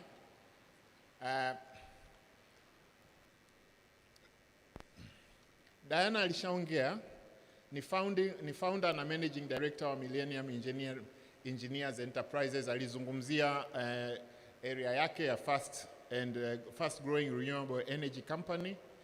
Specialize kwenye mambo ya umeme wa upepo na solar energy na wind energy technologies, na kampuni yake ina undertake impact business project across upande wa sardine fishing industry value chain uko katika ziwa letu la Victoria. Kama ambavyo ilishazungumziwa, alianzisha kampuni yake mwaka 2016 akiwa bado ni mwanafunzi, na kuna maendeleo makubwa ambayo ameshaweza kuyafikia mpaka sasa hivi. Diana, karibu. Another panelist ni professor. Mlimsikia, alikuwa ni our keynote presenter. Ana maeneo mengi sana ambayo ameyafanyia kazi, na nilishukuru sana alipozungumzia kuhusiana na diversity ya skills alizokuwa nazo. Professor, kitu ambacho ulipokuwa unakizungumza, mimi nilikumbuka wakati nikiwa mwanafunzi, alikuja mgeni mmoja University of Dar es Salaam akatuambia there is more to engineers than engineering. Kwa hiyo kama kuna kitu cha kujifunza, utakuwa engineer katika field ya engineering, lakini kuna mambo mengi ambayo unaweza kuyafanya nje ya field ya engineering ambayo ukiyaunganisha na ulichojifunza katika field ya engineering yatakupa nafasi ya kuweza kukua mtu tofauti sana katika dunia hii. Naogopa kuanza kupitia CV yako kwa sababu na yenyewe nayo ni peji 20 na ngapi, na lakini nashukuru tumeonana, tulishawahi kuwasiliana kwa simu miaka kama 10 iliyopita. Kwa hiyo nashukuru leo nimeweza kukuona. Mzungumzaji mwingine ambaye ni panelist anaitwa Moses Ismail, ni engineer Moses Ismail. Yeye ana Bachelors of Science na Masters of Science in Telecommunication Engineering za University of Dar es Salaam ambazo alizipata mwaka 2008 na 2013, na ni assistant lecturer katika Department ya Electronics na Telecommunication Engineering katika College of Information and Communication Technologies hapo Chuo Kikuu cha Dar es Salaam. Karibu sana. Na kabla ya hapo amefanya consultancies katika maeneo mbalimbali. Yeye ni radio networks engineer katika kampuni moja ilianzishwaga huko nyuma, ilikuwa inaitwa Hits, Vodacom na Nokia Siemens kati ya mwaka 2008 na 2015, na ameshafanya kazi kama system processes auditor wa PwC. Maeneo yake ya ujuzi ni upande wa wireless communication, na specific areas ni upande wa system design na integration, na upande wa industry 4.0 ambayo ndio fourth industrial technologies kama vile IoT, machine to machine learning, artificial intelligence, blockchains na kadhalika.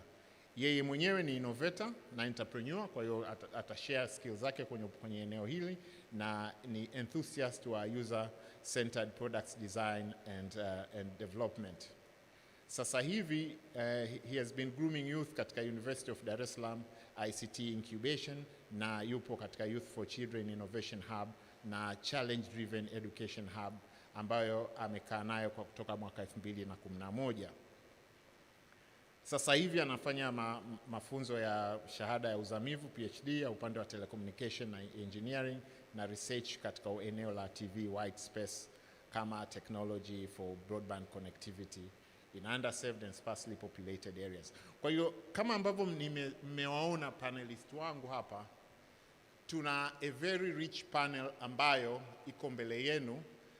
Mkichukua kwa hawa walioko hapa na wale ambao walitoa presentations hapo awali, ambao jumla tunakuwa ni watu 13 tulionao, mkinijumlisha na mimi ni wa 14, tuna nafasi kubwa ya kushare uzoefu, changamoto, mawazo ambayo yataweza kuwachukueni nyinyi hapo mlipo kwenda mbele.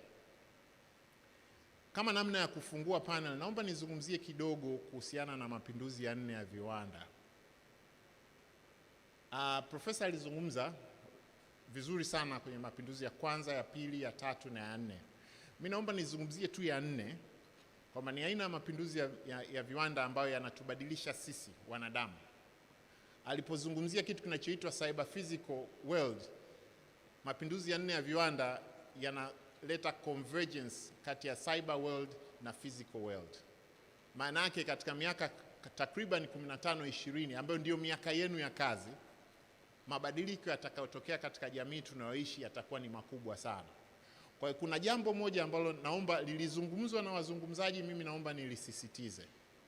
Nao ni uwezo wa nyinyi kujifunza na kuelimika katika utaratibu mpya wa mapinduzi ya 4 ya viwanda. Hamwezi kubakia na kile mlichotoka nacho shuleni mkaweza kufanya kazi katika miaka 20 au 30 ijayo. Mabadiliko makubwa yatatokea katika utendaji wenu wa kazi. Kwa hiyo kadri ninavyotaka kuzungumza katika panel hii, nitakuwa na waomba panelists wangu very briefly watoe mawazo katika maeneo mbalimbali ya mapinduzi ya 4 ya viwanda. Naomba nimkaribishe kwanza Profesa.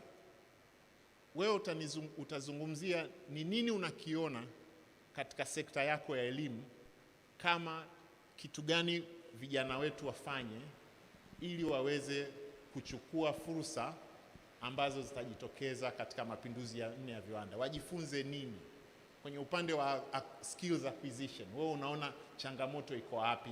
Alafu nitaomba na wengine nao watazungumzia katika maeneo mengine. Profesa, karibu sana. Asante sana. Kwanza tunapoingia kwenye fourth industrial revolution, vile vile tumegongana na swala la mabadiliko ya tabia nchi. Kwa hiyo haya yamejikuta yamegongana, na hiyo inapelekea pamoja na changamoto, lakini vile vile kuna fursa mbalimbali. Kama unaona kwenye presentation yangu niligusia swala la energy, renewable energy na vitu kama hivyo. Sasa kwa cyber physical interactivity, kwa kiasi kikubwa sana hata skills ambazo wewe kama young engineer utakiwa kuwa nazo, na zenyewe nazo zinatakiwa zina converge, yani zinasambana ku converge kwa pamoja. Kwa hiyo zile core skills zako ambazo unazo ndio, lakini you really need to diverse. Kwa mfano sasa hivi, miaka ya nyuma kidogo, engineers were forced to know programming. Sijui siku hizi kama bado you're forced to know programming. Your IT skills are supposed to be yani ziboreke. Sio lazima uweze kuandika maprogram makubwa, lakini kama I think Engineer Mosha aliongea, kuna zile basic fundamental IT skills ambazo you need to have. Matumizi ya office solutions, matumizi ya simulators. Mimi nilitumia OpNet back in time to simulate telco designs. There are plenty of tools ambazo you need to know now. Kwa hiyo una skills zako, core skills, una IT skills ambazo hizi are important kwenye cyber age, kwenye information age and cyber age. How you can manipulate information for the sense of collecting, storage, managing and disseminate is very important. And then personal skills. Na hizi zinakuja kama your ability to listen carefully, read carefully, spotting opportunities, organizing yourselves around those opportunities, and therefore go and do something. Kwa hiyo kama bwana engineer, ni kwamba where we go to fourth industrial revolution, it really is mchanganyiko wa skills and tools. Sasa kama wewe unataka ku step into that, huu ndio muda ambao ningewashawishi vijana, you go in teams. Don't go alone, you go in teams, kwa maana ya kwamba there will be a computer engineer around, there will be a civil engineer around, there will be a energy engineer. Kwa pamoja you can do something really good kwenye this fourth industrial revolution. Asante sana. Asante sana Profesa. Nadhani mmeielewa kwamba mjifunze new skills, na hizo ni continuous. Kwa sababu tukiangalia swala la future of work, kazi ambayo itatangazwa miaka 15-20 ijayo itakuwa tofauti sana na kile ambacho tunapambana nacho sasa hivi. Labda swali linalofuata naomba nimuulize Engineer Ngwisa Mpembe. Katika your areas of expertise, tunaangalia mapinduzi ya 4 ya viwanda. One of the things ambavyo ni challenge kubwa sana katika mapinduzi ya 3 ambayo ni resource based economies, utagundua tuna 2 resources ambazo tunazi-ignore sana. Moja ni time na nyingine ni finance. Kwa hiyo tunapo manage miradi yetu mara nyingi kuna kuaga na project time overruns, na pili financing. Unakuta project ilikuwa ianze na milioni 100 itaishia milioni 120 na kadhalika. I want to hear your views.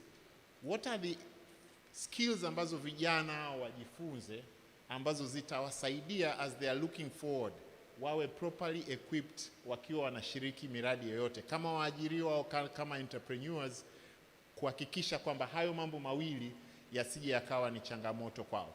I want to hear your views. Karibu sana engineer. Asante Engineer Ulanga. Habari za jioni. Nitajibu kiufupi swala lililoniuliza la kwa nini miradi inapata hiyo time overrun na cost overrun. It's a perception question. Lakini kabla sijasema hivyo niongee pointi moja kwamba sekta yetu ya uhandisi kwa sasa hivi mpaka sasa hivi inadhibitiwa au inasimamiwa sana na serikali. Kwa lugha ya Kiingereza wanasema it is highly regulated. Kila tunachokifanya tunatakiwa tu account for, tunatakiwa tuthibitishe umekifanya wewe, na kuna mtu anaangalia na serikali inaangalia. Kwa hiyo siku moja tatizo likitokea, unabeba jukumu au responsibility ya ulichokifanya. Ndio maana tuna hatua za usajili tofauti, na ndio maana tuna bodi ya usimamizi na usajili. Sasa kuhusu swala hili, mimi nafikiri kwamba changamoto iliyopo ni kwamba matatizo yanaanzia kwetu, kwa sababu mwisho wa siku msimamizi wa mradi na mwenye mradi mara nyingi unakuta ni wahandisi. Sasa usipokuwa na self discipline, na mimi na ushahidi kwa muda mfupi niliofanya kazi, kama mtu mambo yake binafsi ni varuvaru, nitumie hiyo neno, huyo muhandisi hata miradi anayoisimamia inakuwa ina changamoto. Kuna mama alitoka pale, mama Agrenem alizungumzia kuhusu attention to details na discipline ya kazi na integrity na uaminifu. Sasa ile kama haipo at personal level inakuja kumanifest kwenye miradi unayofanya. Kwa hiyo kujibu swali lako engineer ni kwamba yes, it starts at personal level, na principle ya maisha ambayo huwa nawaambiaga hata watu naofanya nao kazi, au wanapenda sana kuongea na madereva wa Uber. Mimi natumiaga Uber kama usafiri. Nasema kama huwezi kulitunza au kusimamia gari la bosi wako, huwezi kuja kulisimamia gari lako. Ukiona dereva wa Uber au dereva taxi gari lake ni chafu, bovu, haliangalii, alafu anasema one day na mimi nitakuja kuwa na gari langu, ina maana siku atakapokuja kuwa na gari lake na yeye yani litapata matatizo hayo hayo. Kwa sababu kama huwezi kusimamia cha watu, huwezi kusimamia cha kwako. Kama huwezi kusimamia mradi wa watu, huwezi kuja kusimamia mradi wako, na vice versa. Kwa hiyo matatizo tunayoyapata, baadhi ya matatizo tunayopata kwenye miradi, cost overrun, poor designs, zinaanzia kwenye personal attributes, as persons, as professions. Yale mapungufu tunayabeba, na kuna maengineer wana survive. Unakuta engineer mjanja toka level ya ujana mpaka anakuja kuwa senior mtu mzima, lakini mambo yake ni ya kuungaunga. Sasa huyu akisimamia mradi unakuja kupata hayo matatizo ya time overrun na cost overrun, kwa sababu haiko structured. Lakini kumbuka ile point yangu ya mwanzo kwamba field yetu is highly regulated, tunasimamiwa na serikali, tunajisimamia wenyewe kwenye vyama vyetu, institutions, professional institutions. Kwa hiyo ni muhimu sana kuteki note kwamba yote matendo yote tunayoyafanya, personal professional input tunayoifanya kwenye miradi, kwenye designs, zinasimamiwa na we are going to be responsible for that. Asante sana. Asante sana. Nashukuru umeingiza context ambayo ilizungumzwa lakini labda haikuja kwa clarity ulioizungumzia. A personal character, unaweza usiione how it affects unachodeliver kama kazi. Na kadri tunavyozidi kwenda, kuna more and more tools zitakazotumika kutujudge sisi at a personal level. Siku hizi unaweza kuwa unaangalia tu kamera, kumbe ikaangalia sura yako ikaweza kukuidentify na kujua baadhi ya tabia zako kutokana na maendeleo yaliyopo ya teknolojia. Nimeshauliza maswali two of my panelists. Naomba nikaribishe 2 questions from the floor, alafu nitaendelea na 2 more panelists kabla hatujaendelea. Kwa hiyo kama kuna mtu yote mwenye swali, naomba microphone hiyo hapo imekuwa set, ulize swali lake ili tuweze kuendelea na nani yetu. Panelist wetu wa mwisho nitamuuliza swali, alijiintroduce kama amesomea automobile engineering, kwa atatueleza kuhusiana na future ya magari. Maana sasa hivi tuna move from internal combustion engines to electric cars. Utatueleza views zako on that area, sawa eh? Anza kuandaa jibu. Karibu dada. Asante. Naomba ni geukie huku. My name is Nuru Kesi. I'm an electronics and telecommunications engineer, and I am specializing in project management. Nafurahi kwamba tumepata hii opportunity. I'm not sure where to address my question, but it's a question. Tunaelewa sisi kama vijana kwamba kuna fourth industrial revolutions, and there are a lot of opportunities. Kwa Afrika au Tanzania specifically niseme, labda niulize, wangapi kati yetu hapa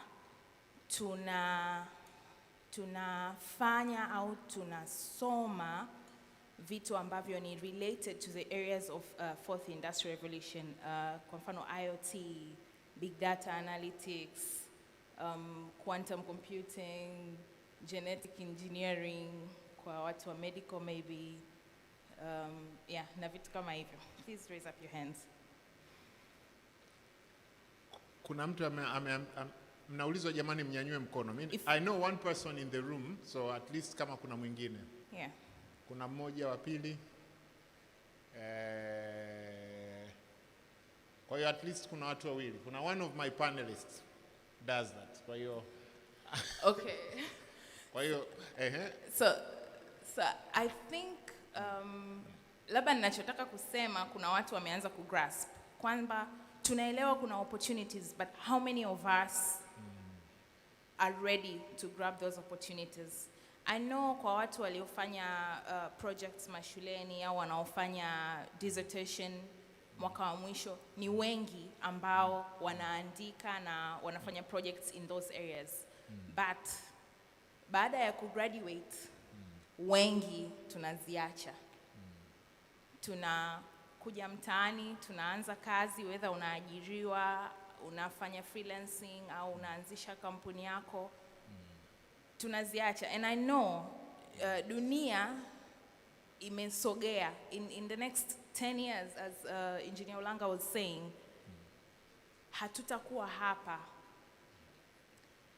Tutarudi in the same cycle of buying technology from outside. And what will we do? Tutabaki kuwa system administrators, kwa sababu utanunua technology kwa mtu, utafanyiwa training, utafanya vile vitu vidogo vidogo vya administration. Lakini hiyo italeta tatizo ya kwamba hivi vitu havitakuwa vina address matatizo yetu. Kama Tanzania, kama Africa, we know we are engineers. We are meant to bring solutions to problems. And if we are buying solutions, then maybe our root problems won't be addressed. Sasa, what do we do to be able to actually grasp the opportunities in the fourth industrial revolution? That's a challenge. I know the panelists and maybe our professors, people from ERB and people from Institution of Engineers, wameshasogea. Maybe in the next 10, 15 years, watakuwa retired engineers, watakuwa wapo kwa ajili ya kutumenta na kutupa coaching. Lakini sisi ndo tutakuwa na challenge kubwa. Now what do we do in that? Because I'm sure after that period of time, civil engineering itakuwa imebadilika. Sio civil engineering here sasa hivi kwa sababu ya technology. Sisi wa telecommunications ndio kabisa. Watu wa computer science ndio kabisa. Yani, we won't be competent anymore. So we have realized that there are opportunities. But how do we grasp them? What do we do? So that's my question. Okay. Asante, you have deserved my chair, so you can come and sit here. Thank you. Let me take my notebook. Yes, please. You can come and join here.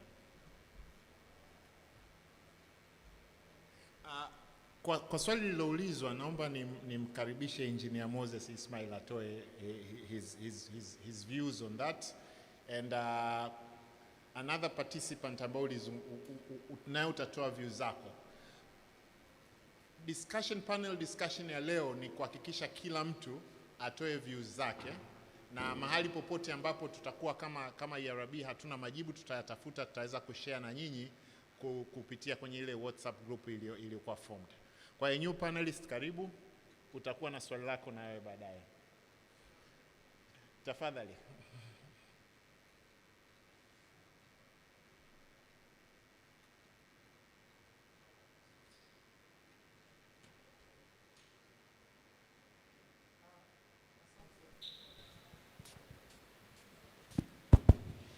Asante.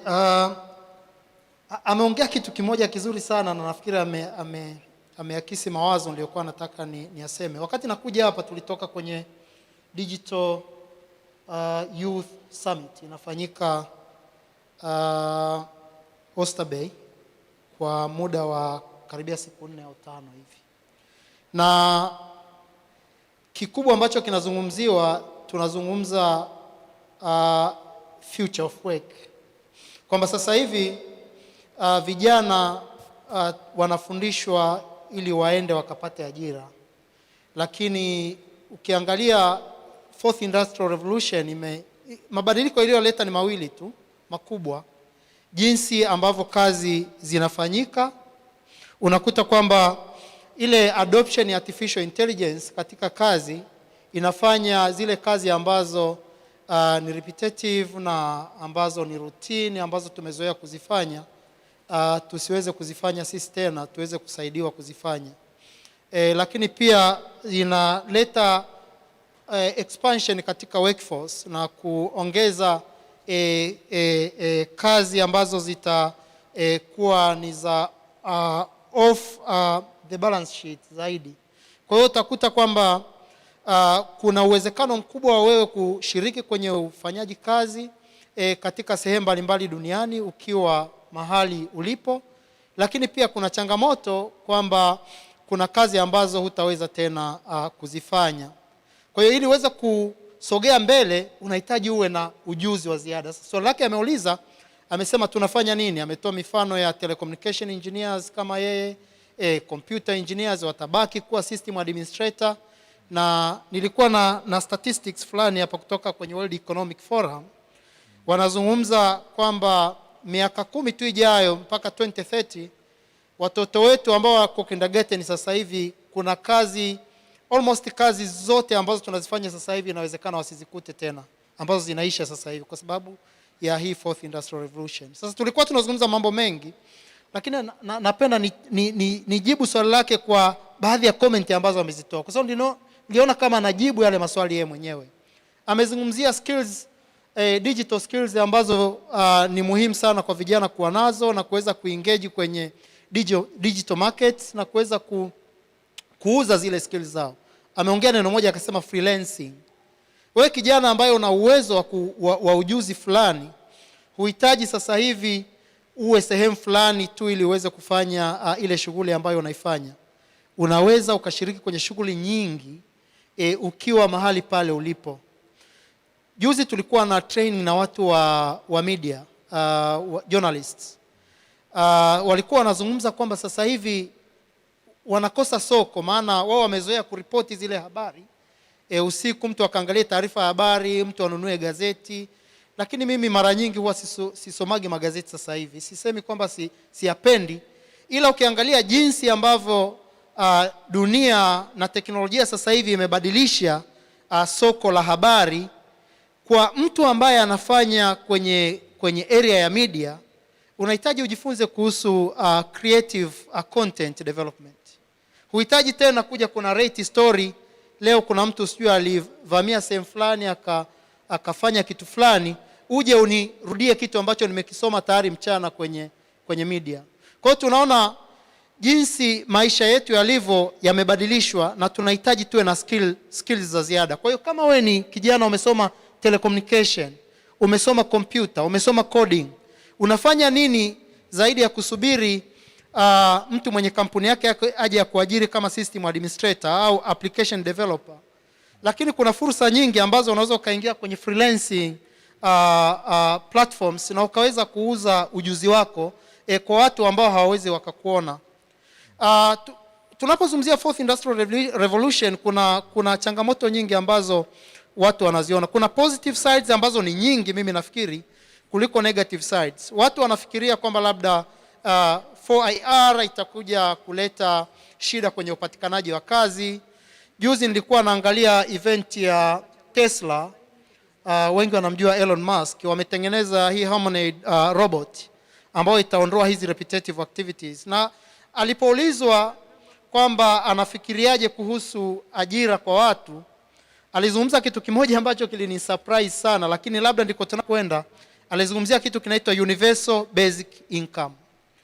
Anachosema Elon Musk, anasema tunapoenda huko mbele, most likely kazi nyingi ambazo tunazifanya sasa hivi zitafanywa na mashine. Na anasema hakuna jinsi ya kuepuka kwa sababu ndio teknolojia na ndiko tunakwenda. Kwa hiyo anasema ili watu waweze kujikimu, kuna ulazima wa kuja na universal basic income. Sasa tunajua kuna vitu ambavyo mashine haiwezi kufanya. Kuna vitu ambavyo kwa mwanadamu peke yake ndiye amejaliwa kuvifanya. Kuna emotion, kuna critical thinking, kuna creativity ambazo mashine unaziprogram tu kufanya, lakini wewe unaweza ukavifanya zaidi. Kwa hiyo kwenye hayo maeneo kama vijana inabidi tuyaangalie. Tulizungumzia hapa, walipita wazungumzaji waliopita walisema usiangalie tu kwenye eneo lako. Alizungumza mtu wa Sugeko pale. Mtu anaangalia mimi ni engineer, mimi nimesoma telecom, nataka niende nikafanye kazi Vodacom, niende nikafanye kazi Tigo, na kazi yangu nayo ipenda, nataka nikawe radio engineer, niende nikatengeneze mitambo. Most likely hiyo mitambo sasa itakuwa inatengenezwa remotely tu. Kwa hiyo unahitaji uende zaidi, uwe na creative thinking, uwe na creativity katika kuuza ujuzi wako kwa namna nyingine ambayo itakuhitaji sasa ujifunze zaidi. Kwa hiyo kuwa engineer sio mwisho, kwa sababu sasa hivi inawezekana ikafika hatua kujenga barabara zetu hizi ambazo tunahitaji maengineer, twende sasa tutengeneze mashine. Kwa hiyo kijana unatakiwa ujifunze 3D printing, ujifunze kuhusu robotics. Inawezekana mtaalamu ambaye atakuja na mfumo ambao unatutengenezea au unashindilia lami au kutengeneza lami kule kwenye barabara, akawa yuko hapa, lakini ule ujuzi kwa umejificha ndani. Kama hutakuwa tayari kuja kujifunza kwenye hizi teknolojia ambazo zipo sasa hivi na ukaingia na una uwezo kujifunza, kwa sababu mafunzo sasa hivi tuna ubiquitous environment katika kujifunza, hutaweza kufikia huko. Kwa hiyo kujiongezea katika ule ujuzi wako, na tuna facilities ambazo tunajitahidi kuzitumia katika kuwaelimisha vijana. Vyuo vikuu tunaongeza hizi facilities, tunaweka kwa mfano sandboxes kwa ajili ya vijana kupractice. Tunazungumzia sasa hivi blockchain, lakini ukiangalia blockchain watu wanajua cryptocurrency kwa sababu kwenye banking hiyo ipo, lakini tunawezeshaje vijana kuweza kuwa na ile mawazo kupanuka na kuweza kujiintegrate katika hii market mpya. Kwa hiyo tunahitaji hizo facilities ziwepo na tunajitahidi zinakuwepo, lakini kitu kikubwa ambacho kinazuia watu ni mindset. Watu hawataki kubadilika. Alijifunza hivi, anataka aende pale pale. Kwa hiyo vijana tubadilishe mindset, tujifunze ujuzi mpya, tujifunze njia za kuuza ule ujuzi wetu tofauti tu na kuajiriwa. Inawezekana ikawa ni fursa nyingine ya kujiajiri pale ambapo upo wewe mwenyewe. Asante sana, asante sana, na nimefurahi umekuwa detailed. Kuna baadhi ya comments ambazo our new panelist alikuwa amezinani ambazo kujizijibu atakuja atatujazilizia mtaalam pale. We want also you to share your experience katika maeneo ambayo una interest nayo kwenye fourth industrial revolution. I just want kila mtu asikie what are the views. Karibu. Yes.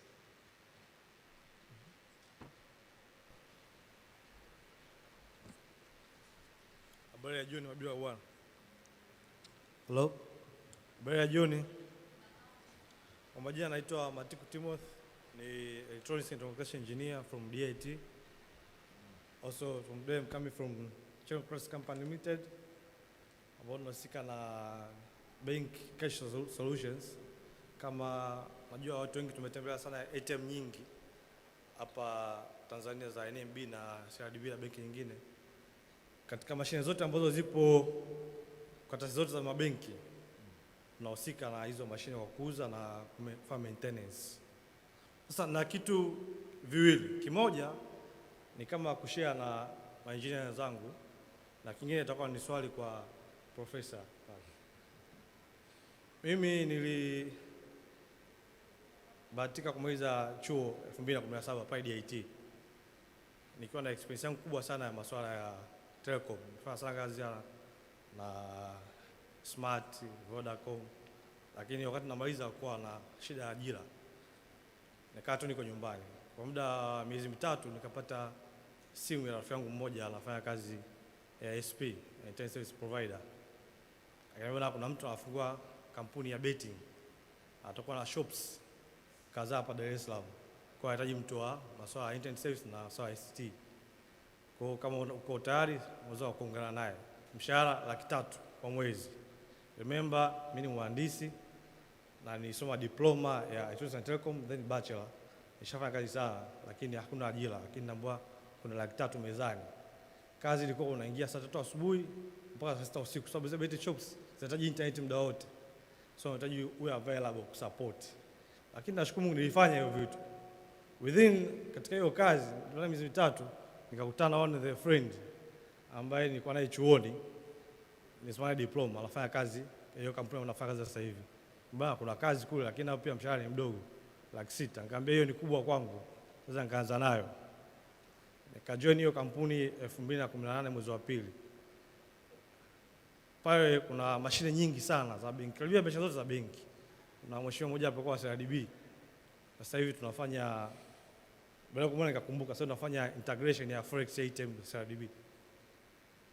Nikafanya training pale ndani ya mwezi, training ilikuwa miezi 3 mpaka 6. Lakini Mungu ni mwema kwa sababu ya experience yangu na uwajibikaji. Ndani ya mwezi mmoja nilifanya training ya mashine zote ambazo ziko pale. Na nikaaminika nikaanza kusafiri nchi nzima. Ndani ya mwezi mmoja kuna bonus allowance pale ambao mtu anapata baada ya kupata experience. Lakini mimi ndani ya miezi 3 naweza kupata bonus allowance ambao wengi sana wanapata baada ya mwaka mmoja. Ndani ya mwaka mmoja nilikuwa promoted kuwa assistant head of technical. Can you imagine? Mpaka sasa nina experience ya miaka 2 ya kuwa assistant head of technical katika kampuni. Na one of the biggest things najivunia ni kwamba mwaka jana NMB na CRDB walileta Forex Currency Exchange ATMs. Tanzania mimi ndio nilikuwa first engineer kufanya integration ya ATM na core bank system. Hicho ni kitu kimoja ambacho nilikuwa najitahidi kushare na engineers wenzangu kuwa courage na kitu wanachokifanya na kujituma. Kuna madam Sokoine pale isema to rely on the money. Kuna kitu deliver utapata. My father ashakuniambia kwamba show it on ground. What you have show on ground and everything you pay back.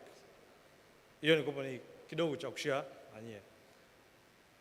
Nakuwa na eza swali au kutoka kufahamu kwa profesa pale. Most of speakers walikuwa hapa kwa na ongea sana kuhusu weakness ambazo tunazo engineers wanatoka college. Most sisi Tanzania na weakness nyingi sana. Tunatoka tunakuwa tujui vitu vingi sana, atuende na market. Sasa sisi tukishatoka tunajua hizo weakness zetu. Sasa je, wale ambao wako vyuoni ni vipi watatoka bila hizo weakness ili waweze compete na market? Sasa swali langu kwa professor, other action, moja ya challenge ambayo tunafanya tunakuja na weakness committee hizo vitu tunataka katika soko. Kwa mfano kama mdogo wangu hapo ndani ni mwacha chuo DIT, moja ya challenge ni resources. Mfano mtu yuko chuoni anahitaji kufanya hizo programming, anahitaji kujua hizo machine language vizuri, hizo code zote, lakini anashindwa kupata resources za kufanya hizo test, experiment. Anahitaji laptop, hamna laptop, computer, hamna computer, internet, hamna internet. Sasa na swali kwa professor, what are the action taken to help this student to meet this 4 fourth industrial revolution? Kwamba mtu ana idea anaje kufanya. Mfano mimi kutoka DIT, mtu anasoma code darasani lakini hana sema practice. Na familia tunatoka wengi, majority tunatoka familia ambazo bado ziko chini. Naona dada aliuliza hapo, ni wangapi wamesoma hivi vitu tunaweza kufanya hizo artificial intelligence, tunaweza kufanya IoT? Hakuna. Kwa sababu gani? Resources. Sasa na mimi siamini sana kwamba issue ni hela. Sometimes college institute unaweza interact na zile big companies wakisha wanapata hizi. So I need to know, professor, what the action have been taken to make sure tunasaidia vijana. La pili, action taken to interact students and companies which wanafanya hizo kazi. Sababu pia ile inaongeza.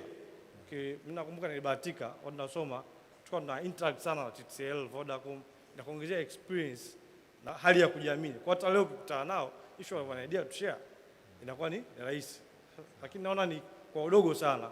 Sasa nataka nijue kwa sababu yuko chuoni, action zipi zinahitajika kufanyika na kwa nafasi gani?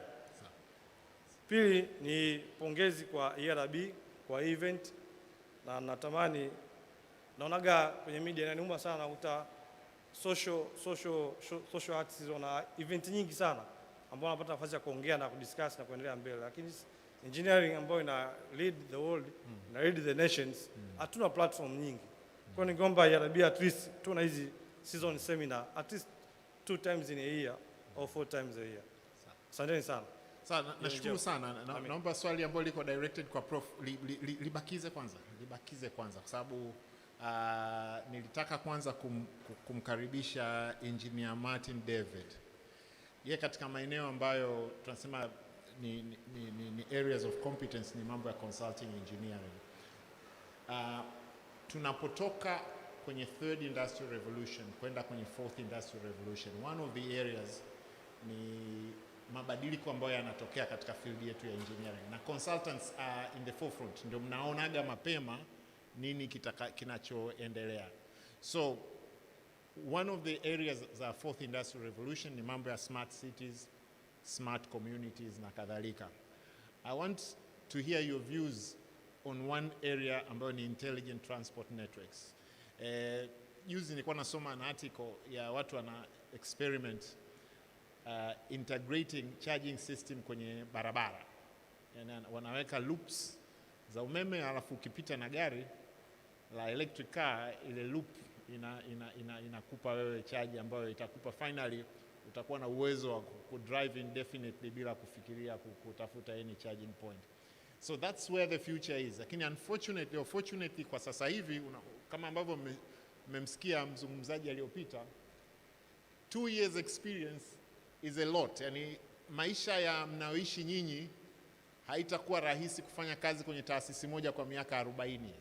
It will be almost impossible kwa sababu either taasisi itabadilika au kazi itabadilika. The two can never be the same. Huwezi kusema mimi nilikuwa boilerman au typist kwa miaka 40. Kwa hiyo I want to hear your views. Where do you see us moving in that area? kwenye upande tu wa transport na nini, moving into fourth industrial revolution. And you had few comments on the previous speaker, naomba nazo zi-integrate ili tuweze kwenda. Nimeshaanza kupata wasiwasi kuhusiana na muda. Barozi, if you give me a tick, nadhani tuna mpaka saa 2 kamili eh? Tuna mpaka saa 2 kamili. Okay. Na naomba labda I want to hear your comments on that area and also comments on the previous question. Asante sana moderator, kaka yangu Peter.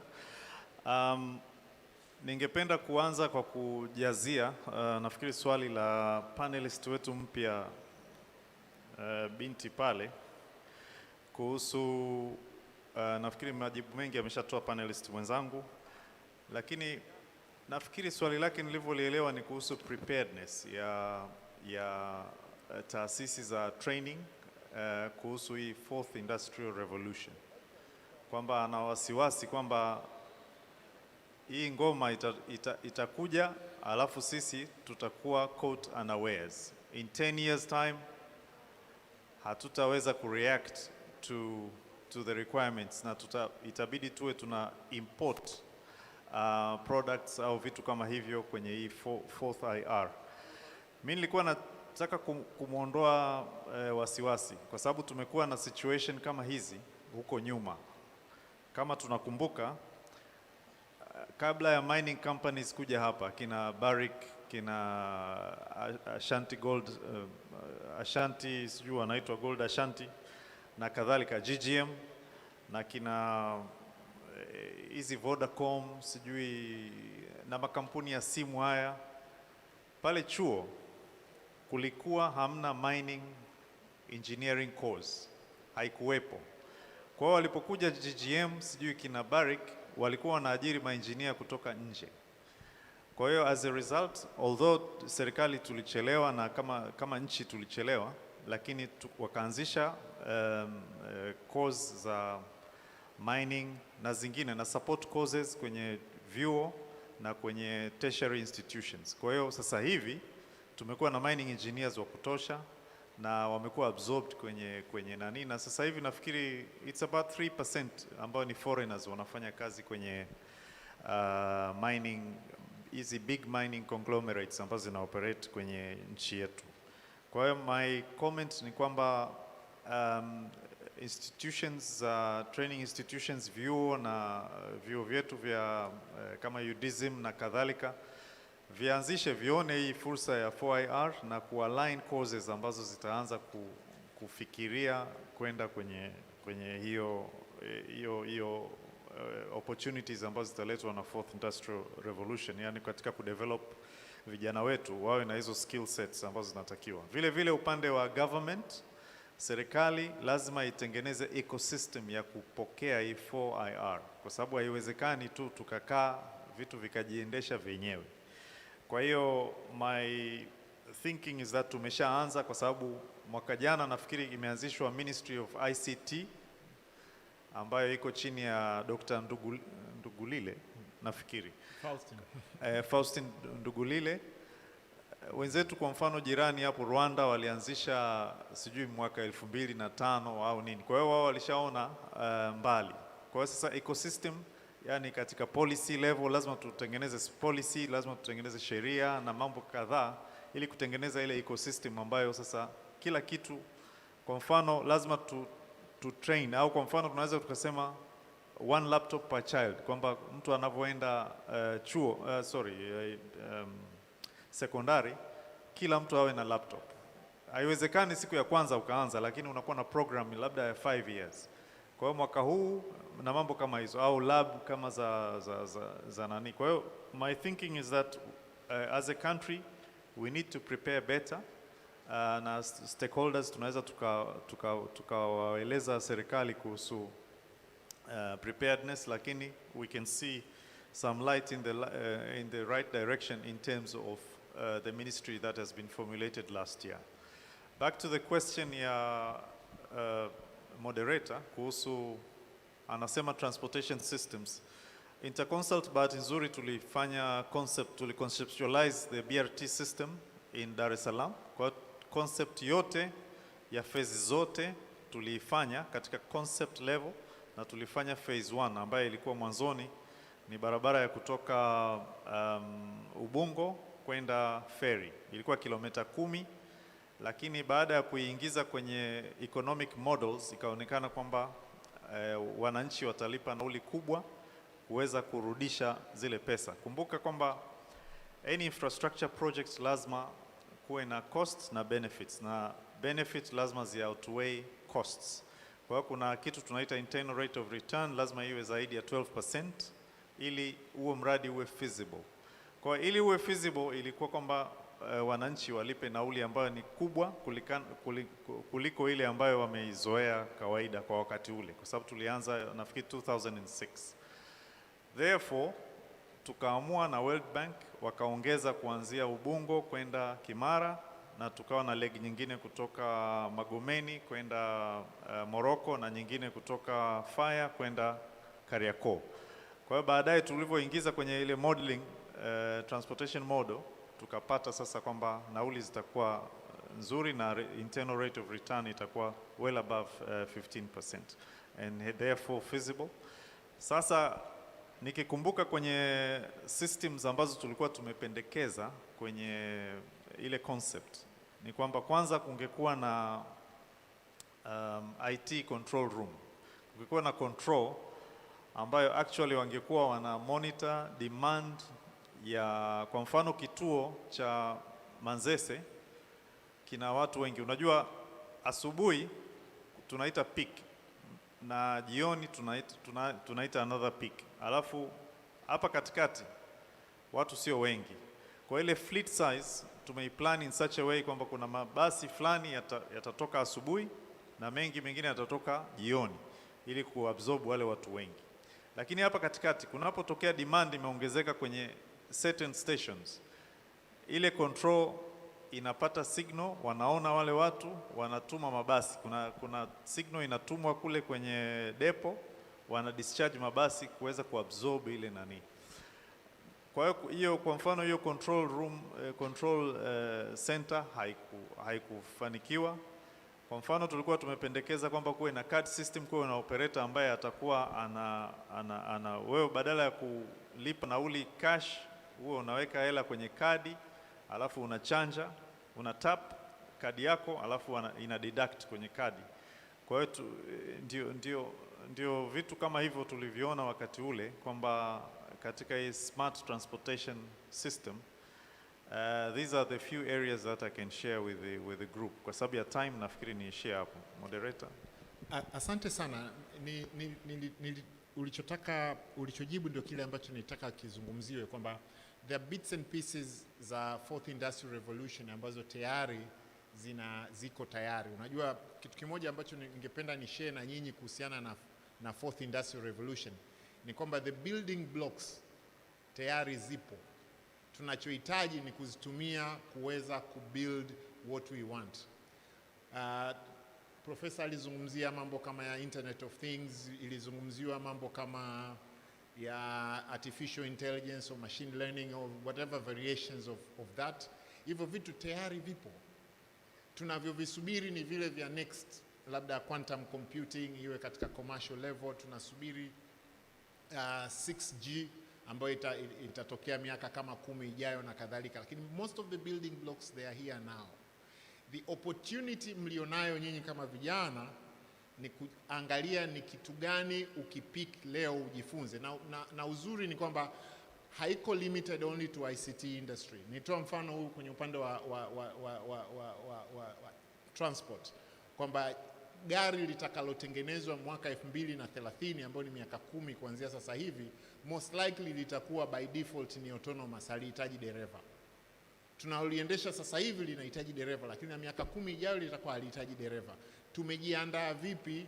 Hilo ndio swali ambalo nitakuja kukuuliza automobile engineer, swali ambalo gari litakalokuwa autonomous, ni vitu gani unavyojifunza leo kama automobile engineer uliojifunza leo, na vitu gani ambavyo unahitaji kuvijua leo ili in the next version ya magari ambayo ni electric cars utakuwa una uwezo wa kuendelea kuwa relevant katika degree ambayo umeipata. Umegraduate mwaka gani? 2019. Kwa hiyo kama huja upgrade knowledge yako in the next 5 years, probably hautakuwa relevant. I want you to share your views na wenzako hapa on that area. Karibu sana a new panelist. Asante moderator Engineer Peter Uranga.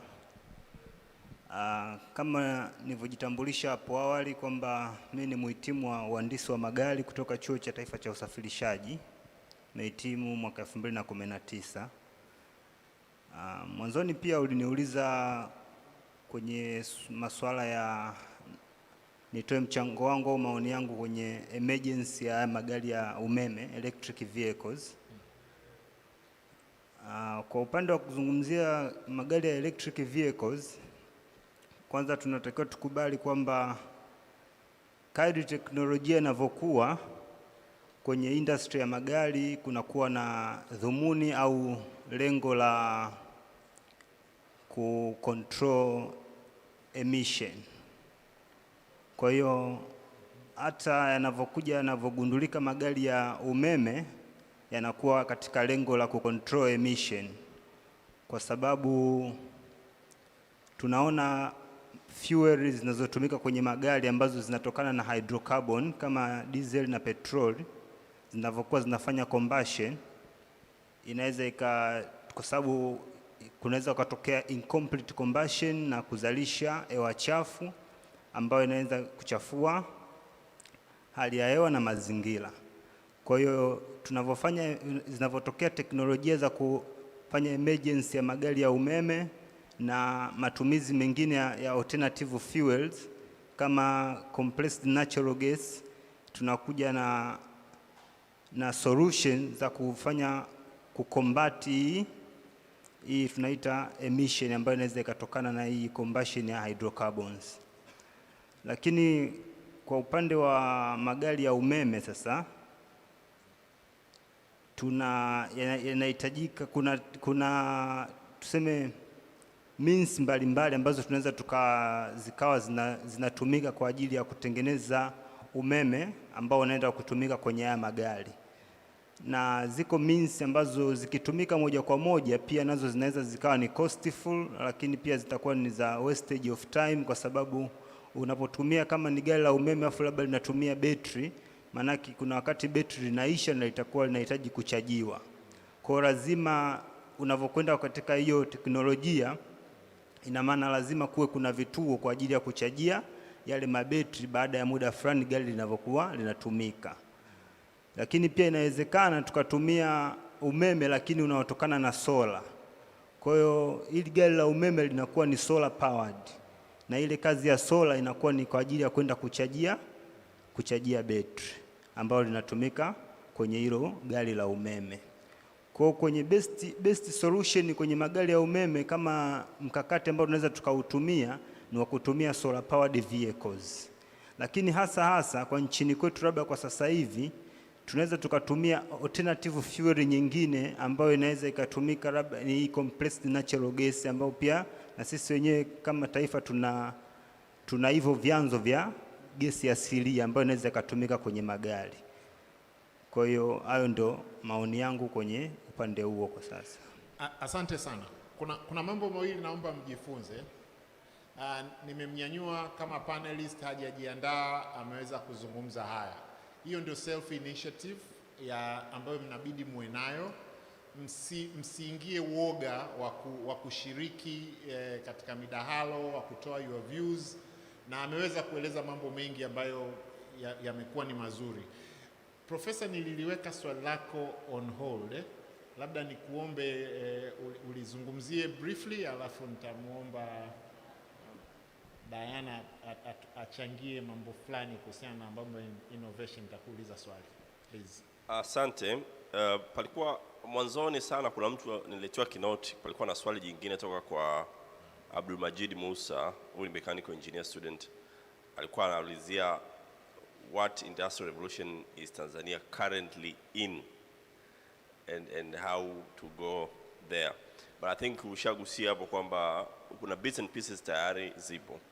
Lakini naomba tu niseme kwamba hizi industrial revolutions sio kama moja inaifunika jingine, kwa sababu each one ina indicators zake. Mpaka leo kuna watu wanalima kwa jembe la mkono wanapata debe 2 kwa eka, wakati globally inakwenda gunia 26 per eka kwa kutumia machines.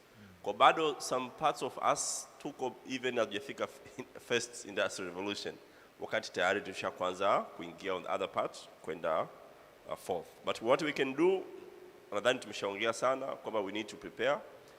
You don't have to be completely immersed fully in fourth for IG, lakini I'll give you an example. Kuna this guy anatengeneza mabanda ya kufugia kuku, na mabanda yake anaweza aka supply chakula au maji kwa text.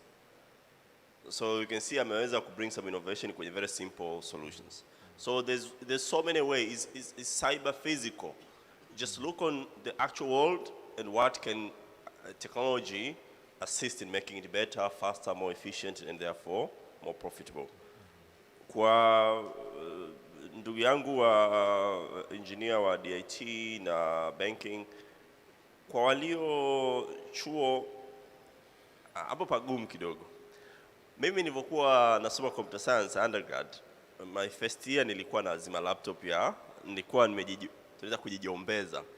Nilikuwa na urafiki na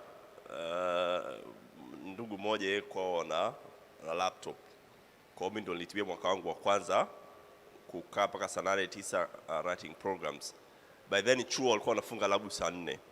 So it depends na taasisi iliyopo. Sisi mimi niko IAA, sisi we've invested over 1,000 computers. Kwa kuna almost enough computers kwa kila mwanafunzi anayetaka kujifunza.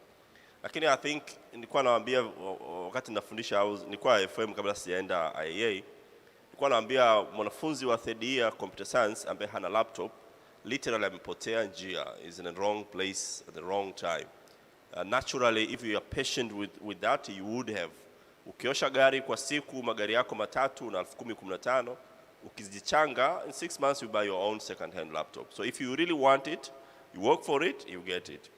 Sasa kwa industrial connectivity, yes, kuna changamoto kidogo hapo, taasisi na taasisi. For example, sisi IAA tumeanzisha apprenticeship program. Kwa tunavyoongea ni vile nature ya taasisi, courses zetu ni zile courses za watanashati kama banking, accounts, etc. So sasa hivi tuna programs za apprenticeship as we speak. Wanafunzi wa banking na insurance wako makazini, wako Tanzania Commercial Bank na NIC, wanasoma huko wanajifunza. Tunaenda kwenye tourism, etc. Kwa hiyo where we go ni pale ambapo taasisi za elimu na industry zikafanya kazi together kutengeneza curriculum na kwa pamoja kufundisha wale wanafunzi. Mwakani we are looking into ICT, tutatengeneza degree ya computer kwa apprenticeship ambapo vijana watakuwa wanajifunza nusu shule nusu kazini. Sasa kuhusiana na preparedness, labda nigusie tu how we prepared. I thought kwamba I should respond kidogo kwa mimi from academic. It is true, kama taasisi una wajibu, lakini kama kijana na wewe una wajibu wako kumesha kwamba you are prepared. Now, advantage you have at the moment ni kwamba una access na internet. Wakati sisi tunasoma ilikuwa tunakwenda library kuchukua gazeti la Computer Weekly or something, ilikuwa inaletwaga FM pale, tunakwenda kuchungulia what are the hot jobs. Sasa hivi you can easily Google ukajua what is going on where. So that way you adapt. Online kuna unlimited and free courses, Coursera, etc. You can learn. Mimi IA pale tuna mwanafunzi amejifunza machine learning mwenyewe, na iko very good. Yule ambaye anajaribu kutengeneza solution ya ku-identify cancer indicators kwenye x-ray pictures. So there's so much you can do, but what we can, sisi tulichofanya kama IA, tumeanzisha program ya cyber security ambayo tuna partner na Ponsec kwa kupitia Secure Academy. This is a global security providing from Israel. The idea is kutoa vijana ambao wako global. Kwa hiyo kijana atakaye graduate hatakuwa na disadvantage kwamba hayuko Marekani au yuko wapi. So he'll go with the world. Kwenye accountancy tuko na ACCA ambao ni global vile vile. just to try to make sure kwamba vijana wetu wako global. Sasa Martin ameraise issue ya muhimu sana kwenye, can we as an institution or government do something to make sure kwamba vijana are really given most of the opportunities. This is what we've done at IAA. We've designed a tablet. Sasa hivi we are finalizing with the manufacturer in China. Our lengo ni kuwagaia wanafunzi wote a tablet which is powerful enough kwa wao kufanya anything they want. We believe with that tutakuwa tumepush sana education close to them. We meet somewhere in the middle. I think with those sasa tutakuwa tumemweka kijana kwenye better position to prepare themselves kwa fourth industrial revolution. Asante sana. Asante sana. Nadhani so far panel discussion yetu imetilt zaidi upande wa fourth industrial revolution and we've been a bit weak on innovation. So naomba sasa nimkaribishe Diana naye azungumzie uligusia the innovation or very innovative ideas you had on the energy, wind na solar. And I'm sure kuna kitu ambacho unaweza ukashare na sisi ambapo ni one of the characteristics za innovation ambao ni spillovers. Yani, what ideas ambazo unaweza ukashare na hawa on the course of when you are picking kwamba nitafanya innovation kwenye eneo hili au nitaingia kwenye eneo hili, kuna mambo mengine uliyaona ukasema probably sasa hivi sina muda wa kuyafanyia kazi. I want you to share those ideas with your colleagues, waanze kuona kwamba the ocean is wide na wana uwezo nao wakaenda kutafuta samaki na wale samaki hawajaisha, something like that.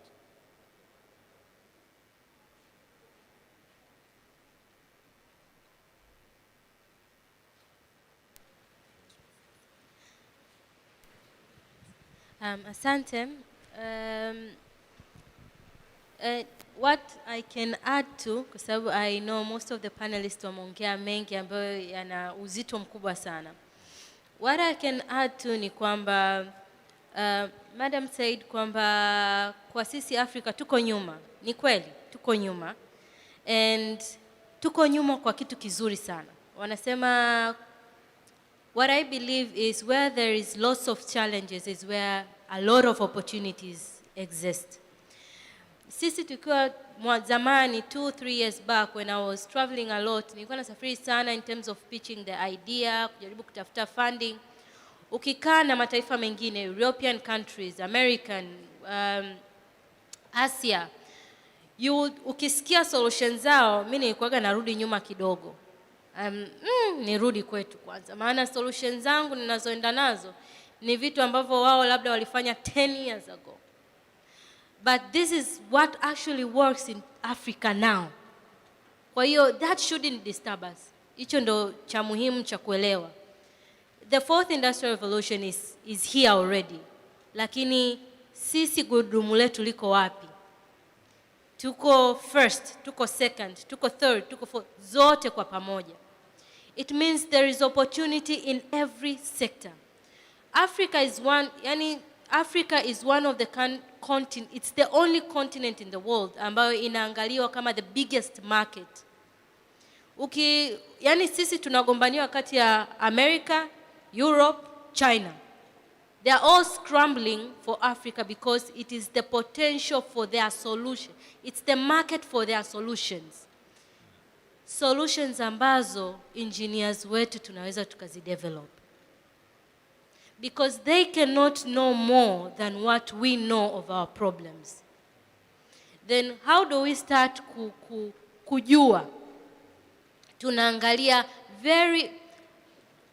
watu wengi tunasemaga solve a big problem, you get big money. But seriously, solve the small problems. That is where the money is. I'll give just a business perspective ya kwamba kuna mfanyabiashara mkubwa Tanzania, anauza askrimu, unga, ubuyu, lakini the millions he has in his pocket is huge. Let us not look into, wakati tunaanza biashara nilikuwa naangalia wapi, where should I focus ili nipate hela nyingi zaidi. Nikawa na target telecommunication companies kudesign energy system zao, mahoteli makubwa.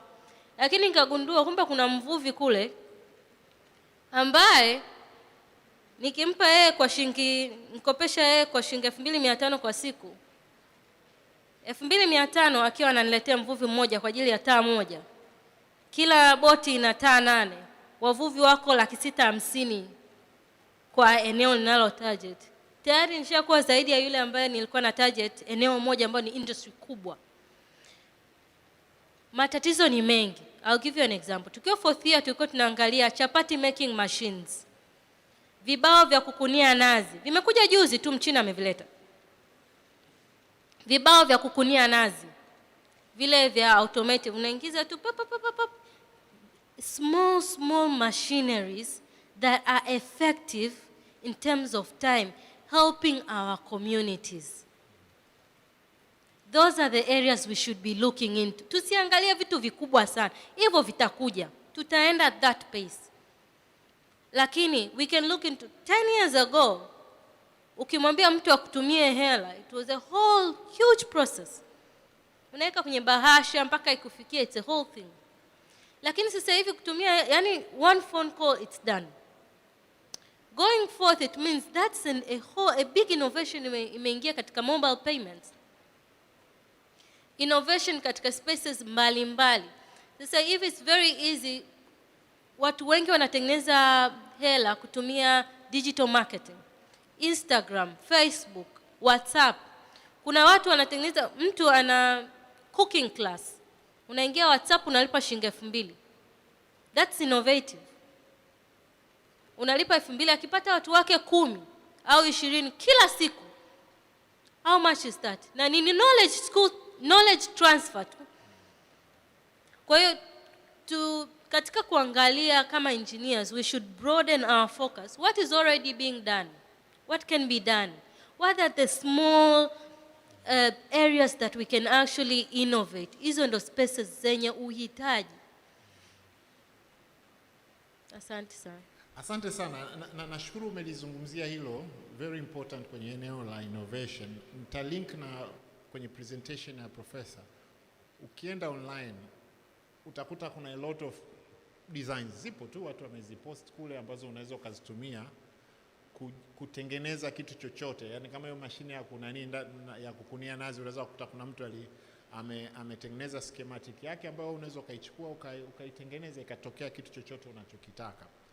Opportunity hizo zipo. The only difference, zinahitaji initiative. The type of initiative ambayo imetufanya tuwe na 2 panelists na ina nafasi ya kugombaniwa.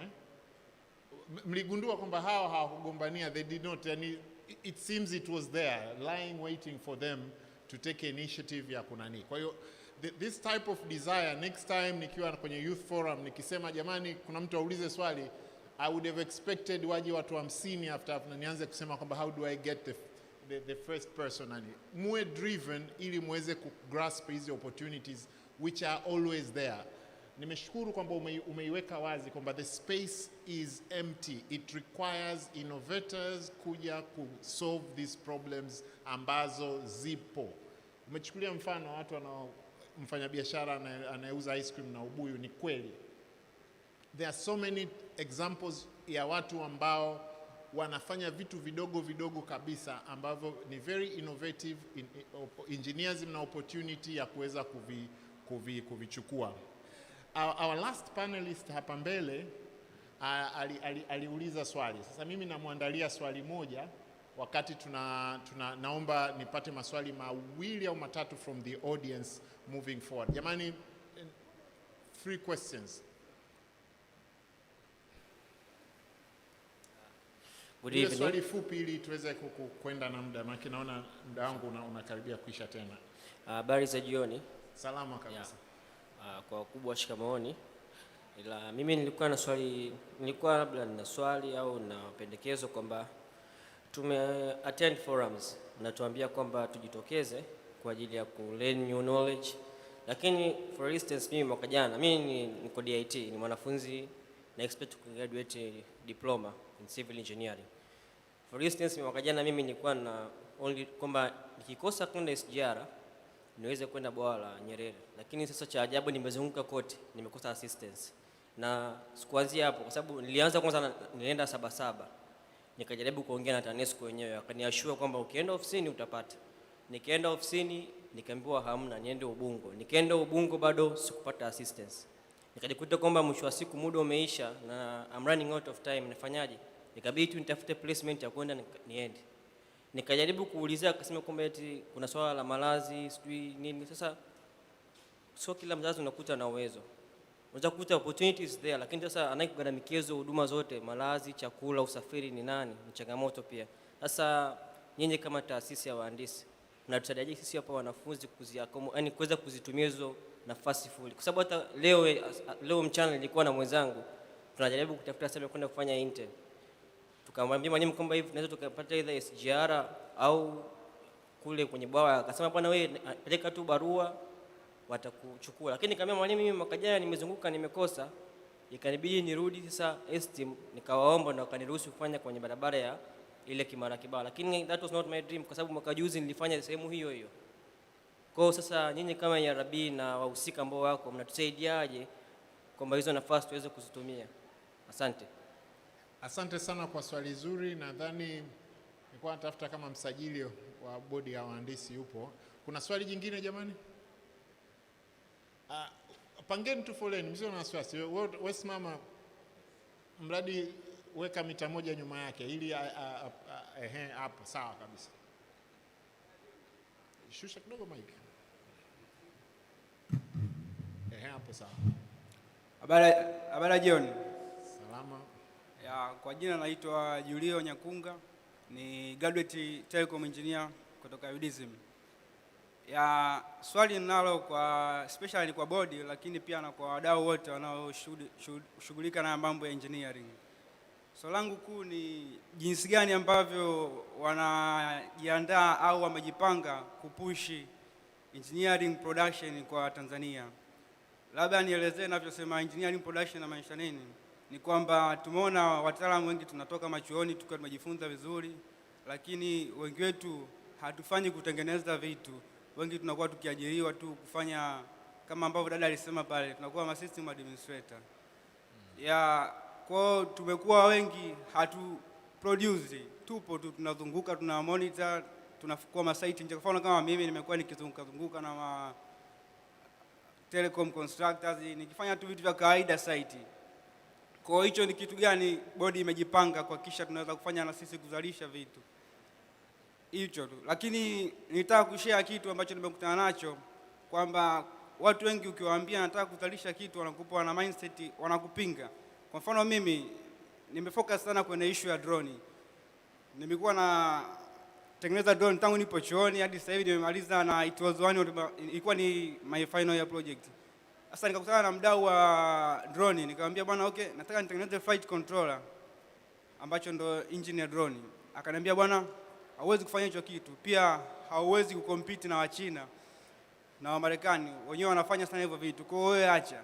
Wewe kama unataka kufanya drone njoo ufanye wewe unafanya mambo ya survey, kwamba wewe tu mpiga picha unatengeneza Google hizi maps. Nikamwambia okay sawa. Nikarudi nikafanya design yangu ya circuit, nikaenda nikaiprint, nikampelekea ofisini kwake kwa okay nimetengeneza flight controller hii hapa. Nahitaji kuendelea kuiprogram, pia nahitaji unifinance.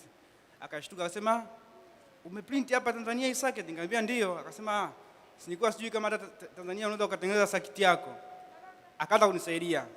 Kwa hiyo uliona kwamba kuna mitazamo kwamba hatuwezi kufanya vitu, hatuwezi kucompete na wazungu, hatuwezi kufanya nini. Watu pia hawataki hata kusaidia wakiwa na mitazamo kama hiyo. Kwa hiyo ni kitu ambacho nimekutana nacho, na pia hilo ndo swali langu kwenye panel. Vipi tunaweza tukapushi production? Kwa sababu at some point ni kwamba ili mtu uwe huru kwenye vitu lazima at least tufikie hatua ya kuweza kuproduce vya kwetu. Kwa mfano tunaongelea kwamba usalama wa data zetu, kwa mfano tunapoongelea usalama wa data zetu sisi kama Watanzania. As long as the computer umenunua kwa Mchina au kwa mzungu, huwezi ukawa una 100% kwamba data yako ile ni sahihi. Ilhali hujui ndani kuna software gani ambayo ina run mle kuweza hata ina expose mambo ya nje, mambo ya nje. Kwa at some point ili tuweze kuwa huru na kuwa free na vitu vyetu ni na mambo yetu ni tuweze kuproduce vya kwetu. Kwa hilo ndio swali langu. Asante. Swali lako lina sehemu kama tatu. Probably kuna issue ya production, nani anaweza kaitackle kwenye panel? Nataka nijue tu in a show of hands, producing. Prof, unaweza kaiangalia kidogo very briefly na hiyo issue ya cyber security or security of our data na mambo ya data protection very briefly. Asante. Kwenye swala la production, sidhani kama linaweza likawa organized na body kwenye mandate ya board of engineers, but I think hili ni swala ambalo linahitaji ecosystem kubwa. One of the area ambao Tanzania kidogo hatuko vizuri ni kwenye venture capitalism, kwa maana ya watu watoaji mitaji, lakini kwenye hili nao nimeona of recent pameanza kuwa na taasisi kadhaa zinatoa nafasi, kwa maana ya vijana ambao wana uwezo wa come with ideas na kufanya production, they would get assistance na wanaweza kufanya production. Kwa hiyo naomba tu ni mshawishi engineer, the best way to do that is to push yourself. It's very unlikely kwamba government or a board or anybody is going to come. Now since tayari it seems anaelewa sana how to go about, just keep pushing, and when you get to the level kwamba you have a prototype, stage inayofuatia sasa ni ya financing for you to go for mass production kwa ajili ya commercialization. Now where you get the funds, banks zipo, lakini the easiest money iko halmashauri. Go access the money, build whatever you want to build, go to the market. Kuhusiana na swala drone na data, I think TCRA walikuwa na, I think kuna stagnation fulani ilitokea pale kwenye drone area. It became very complicated to own or operate a drone. I don't come on. I tried to register mine. I bought mine. I wanted to register. It became very complicated, so I stopped. Kwa hiyo I think hiyo ni eneo ambalo linatakiwa liangaliwe. I think when it comes to data theft, I think we've seen war kati ya America na China, Huawei, etc. Huawei has won the war by wiping out American telcos kwenye sector. It's not possible. Microsoft is spending $4 billion a year on R&D. Cisco is spending $2 billion a year on R&D. All the big companies combined, hawafiki Huawei, who is spending $20 billion a year on R&D. So there's no way you can compete with Huawei. Now, they all know what they do with our data kwenye antennas. They all know what they will do in antennas. That's why America is very fierce on Huawei antennas around. So about stealing data, they will. Make no mistake. There's no even point of trying to fight that. Thank you very much. Thank you very much. Nilitaka nimuulize panelist wetu wa mwisho swali.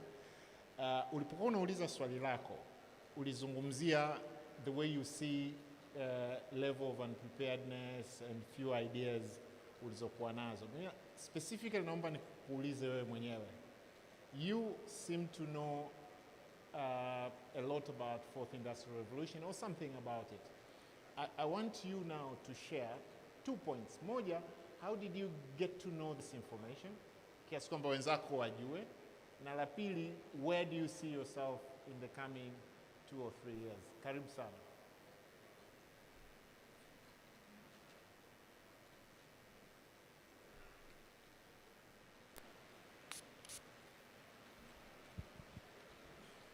Asante. La kwanza, how did I get to know about, okay, I wouldn't say so much, but yeah, I know 1 or 2 things about industrial revolution.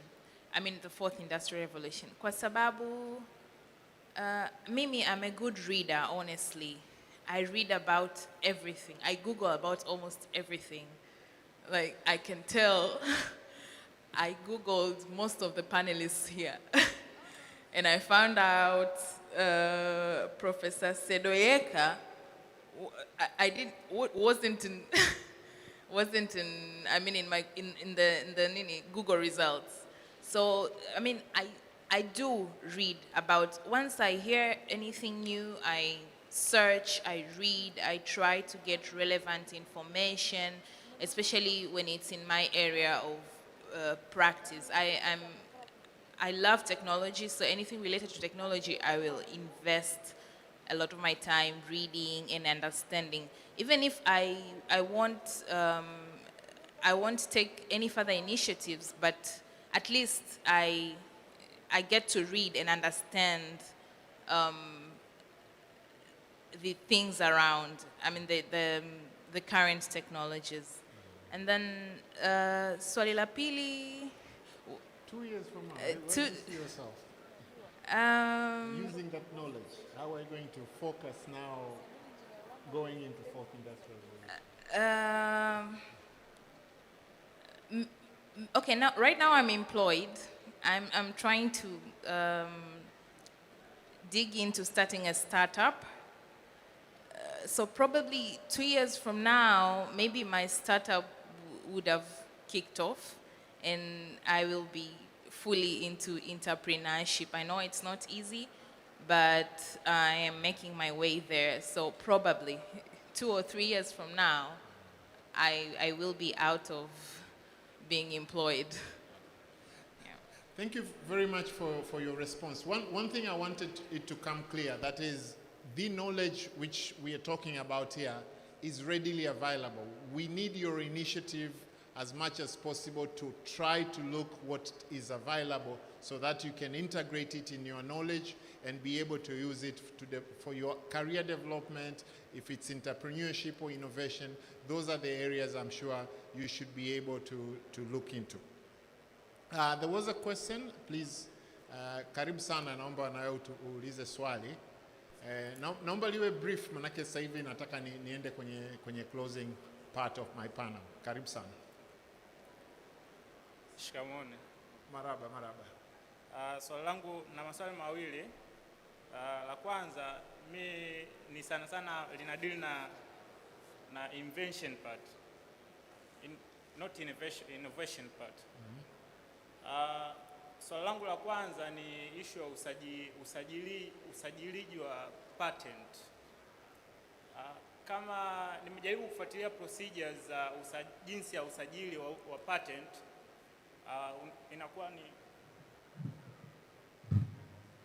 inakuwa ni sio easy step. Kwa hiyo sasa ni kwamba invention yetu inakuwa kama tunaihinda sisi wenyewe ndani kwa ndani. Sasa mimi nilikuwa naomba niulize swali kwa body pia kwa member, kwa panelist, kwamba jinsi tunaweza tukafacilitate usajili wa patent ili kukuza innovation, kwa sababu kuna baadhi ya kampuni nje instead ya watu kujiajiri wanaweza wakauza idea zao nje.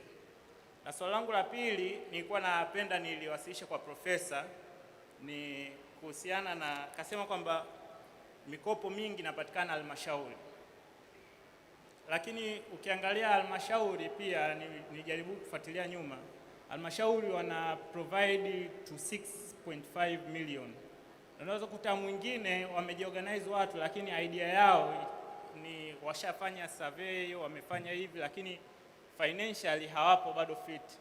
Pia hilo nilikuwa napenda pia kushare, tunawezaje kuondokana na kesi kama hiyo? Tunawezaje kupata msaada from there? Sawa, asante sana. La kwanza kuhusiana na patent registration. Tume ya Sayansi na Teknolojia COSTECH wanasaidia new innovators kwenye eneo la patent registration. Naomba uwasiliane nao, they will give you all the details, they actually assist kwenye hilo. La pili la professor, labda very briefly, lakini naamini alichokisema hakikuwa hicho exactly, lakini hebu tafadhali. Yes, actually last 2 weeks we had a conversation in Arusha. They in case by case, based on how many people applied and the funds available, ndio wanaweka hizo quotas. Lakini when you have a genuine case where you need more money, is lianazungumzika. I've seen people wamepewa around 60 million and they're doing very well. Kwa hiyo is doable kabisa. If you unakwama, just contact me, I'll get in touch with the right people. Asanteni sana. Jamani, kuna swali jingine? Naomba nikaribishe baada ya swali lako, kama kuna jingine moja mtu aje akae hapo ili nimuone. One last question. Wewe ukishauliza kutakuwa na one last question zaidi hapo, nitaenda kwenye closing part of my panel. Please go ahead. Endelea. Asante kwa nafasi. Kwa majina naitwa Allen France, ni muhitimu wa chuo wa kozi ya Electrical and Electronic Engineering kutoka chuo kikuu cha St. Joseph University. Mimi swali langu ni moja tu. Liko kwenye naulizia support. Yaani kama bodi ya engineer inatoa support gani kwa maengineer ambao wanakuja na idea mpya? Kwa sababu ukiangalia sasa hivi kwa mfano dada yetu pale anatuambia kwamba project nyingi ambazo zinafanyika vioni huwa haziendelezwi. Na kwa mfano sisi hapa kuna project tumefanya pale chuo ya ni smart electrical appliance control by using mobile phone, ambapo unaweza control kifaa ukiwa popote pale. Lakini sasa tunashindwa kuiendeleza kwa sababu ya hatuna capital, hatuna hela yani kiujumla. Kwa hiyo sasa naomba kujua bodi kama bodi ina support vipi? Kwa sababu ukiangalia kwa mfano kuna exhibition ambayo itafanyika Dodoma tarehe 2, tuko tunataka tushiriki, lakini ili kufanya registration kuna kiwango cha hela fulani inabidi tulipie. Kwa hiyo sisi tumeshindwa kuafford kulipia hiyo hela, na hivyo ingekuwepo support fulani ingetusupport pia. Sawa, kuna hilo litakuwa labda tutalidirect kwa msajili. Swali la mwisho naona umekuja kwenye please. Karibu sana. Kwa majina anaitwa Simon Manga. Ni graduate wa automobile engineer wa NAT kwa mwaka 2019. Mimi nilikuwa na swali moja ambalo lilikuwa linahusu hii profession yetu ya automobile engineering. Since ianze kutolewa automobile, especially kwa tukizungumzia kwa swala la employment opportunities, let's say kwenye serikali yetu imekuwa ni changamoto kubwa, especially kwenye hii position ya utumishi. Walikuwa wakijasi wakiposti baadhi ya kazi unakuta wamemesh tu exactly kwenye mechanical engineering. Sasa tulikuwa naomba ERB waweze ili basi waweze kuwasiliana vizuri basi na wale watu wa utumishi, ikusudi waweze at least kuitambua hii kozi yetu ya uhandisi wa magari, maana ndio tunapoelekea kwenye hiyo fourth industrial revolution.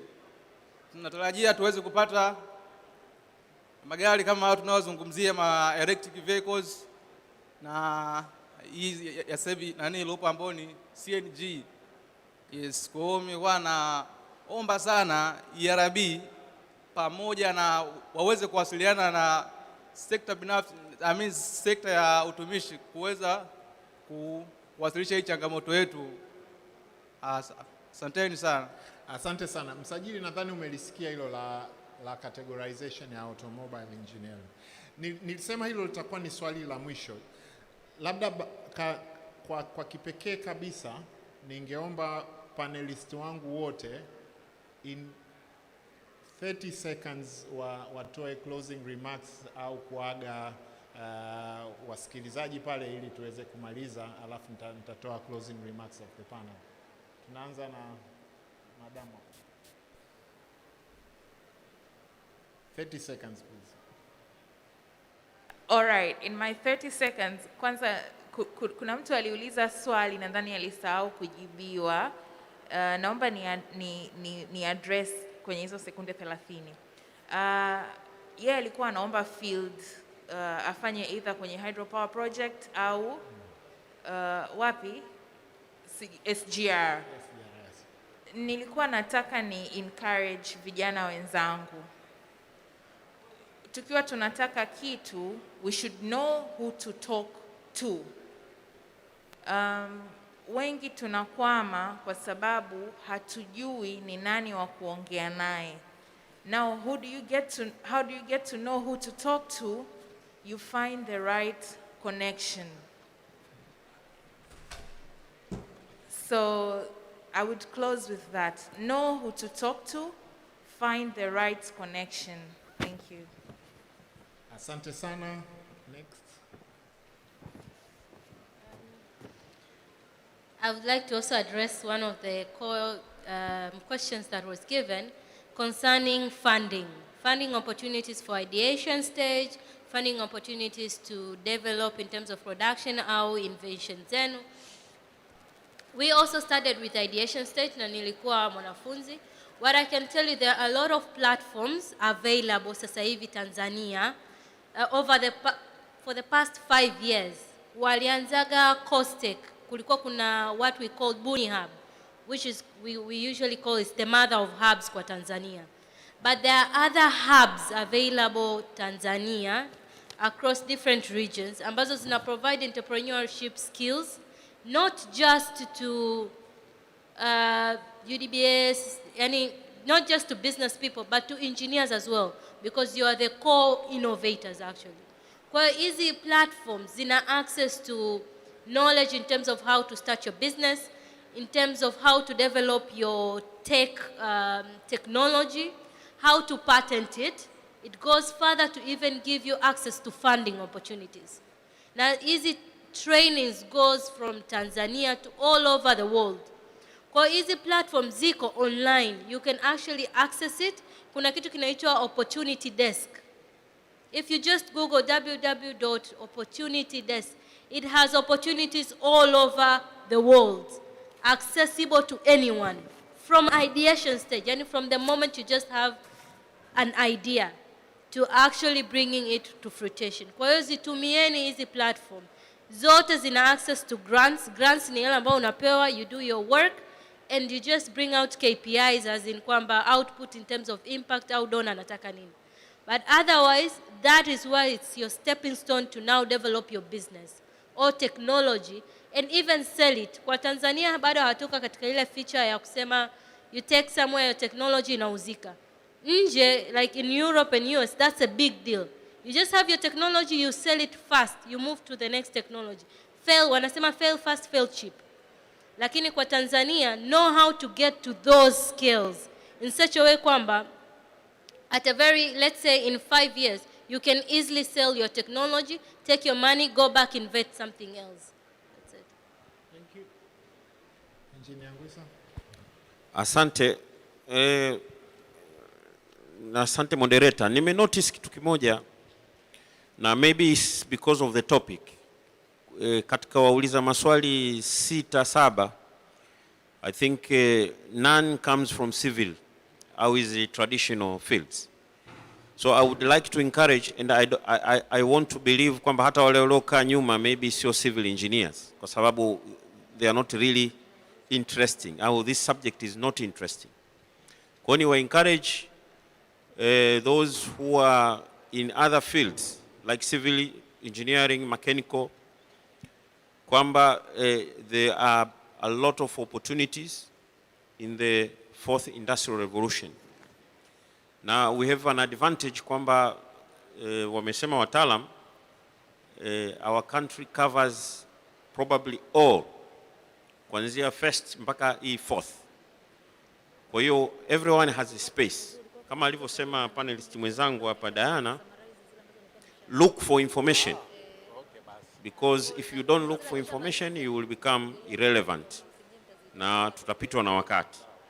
Lakini lastly, maybe ni encourage government na probably our higher learning institution, kwa sababu kuna missing, I feel kuna gap kati ya industrial academia na tunasema industrial academia na the third one, which is basically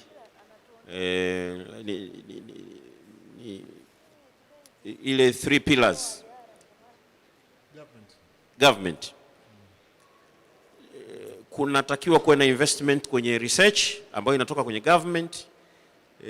Industry ndo ina train na kutengeneza, wenzangu wametumia neno ecosystem, lakini academia ina produce. So I feel kwenye fourth industrial revolution kuna gaps between the 3 pillars, na tusipo address hizi gaps ndo tunatokea vijana wanakosa wapi waende. They develop models or prototypes which really don't have business, which are not business case.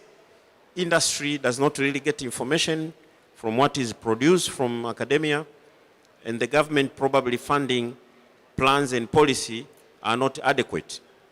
Now, one important thing which is obvious now ni kwamba post-training opportunities are not regulated. Vijana wakimaliza shule, you look for your own opportunities. Na imefika hata level ya field training, practical training, you have to look for your own.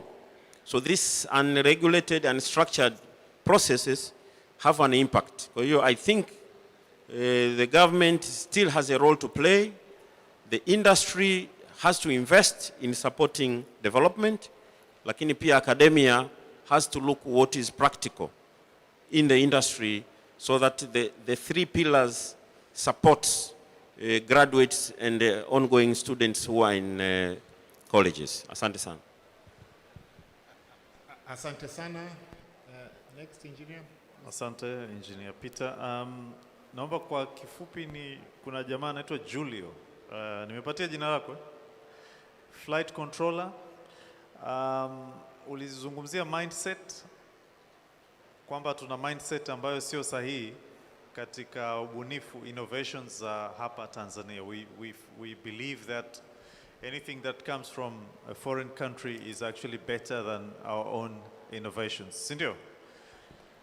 Mimi nina kushauri usikate tamaa.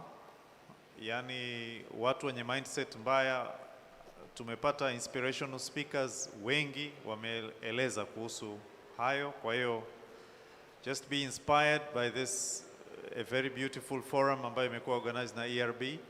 This is to just encourage people to do what's best for them. Kwa hiyo young engineers, tuepuke hizi mindset, zisitukatishe tamaa. Kuna innovation hubs, imesemwa moja ya Costech, ni innovation hub kabisa. Of course kuna missing link, kuna missing pieces kama alivyosema engineer Ngwisa hapa, my colleague hapa. Tusisahau alichosema dada pale kuhusu community based solutions ambazo nyie kama young engineers unaenda kwenye village, utaona kabisa watu wanahitaji sijui mbolea sijui nini, afisa ugani wanahitajika, kuna kutumia simu ya mkononi kuwasiliana, kuwasilisha taarifa. You can come with simple solutions ambazo zinawasaidia. It makes a difference to the community. Kwa hiyo sio lazima tufikirie vitu vikubwa, vitu vidogo vidogo ndio vinaweza kutupaisha tukaenda mbali. Wa drones Julio, mimi naomba baada ya hapa tuonane. Asante sana. Sawa. Engineer please. Asante. Napenda tu niwashauri vijana kwamba the fourth industrial revolution is here and it is disrupting works, the way we engage, transact. Kwa hiyo what we need is to accept it is here and work around it. We need to build our life skills and be relevant. We need to identify the fourth industrial revolution disruption trends in your area of competence and build your tech skills around that. You need to learn new general skills that are cross-cutting to enable you sell your professional tech skills.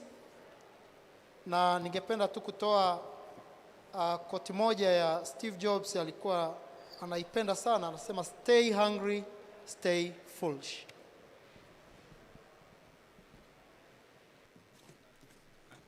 Asante Professor. Mimi kama from academic sasa, naomba tu nisisitize kwamba kwa kweli sharpening your soul, kuendelea kujifunza is very important. Mimi na confidence kubwa sana kwenye vyuo vyetu kwa maana ya skills ambazo mmejifunza chuo. Kwa hiyo mtaendelea kupata practical experience kwenye industry, lakini naomba chukua muda wako mwingi, expand your knowledge base, jifunze pitching skills, presentation skills, communication skills. Haina shida ukaenda British Council ukajiandikisha kujifunza spoken English. It's quite okay. Au ukamtafuta mwalimu wa sekondari akakufundisha Kiingereza. It's quite okay. Ili uwe confident na comfortable kuongea kufanya presentation, jinsi ya kutengeneza, even kutengeneza cool slides, kutengeneza presentation nzuri uweze kujipresent. Kwa hiyo social skills jamani, naomba mjiendeleze. Read the books. Sasa hivi vitabu viko freely available online, download, read them. Angalia waliofanikiwa walipitaje, challenges walizokutana nazo, na wewe you get to know. I believe we're going to have very big innovators from this group.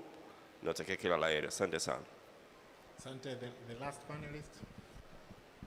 Asante. Mimi kwanza kabisa napenda kuwashukuru bodi ya usajili wa wahandisi kwa kutuandalia sisi mainjinia vijana forum kama hii.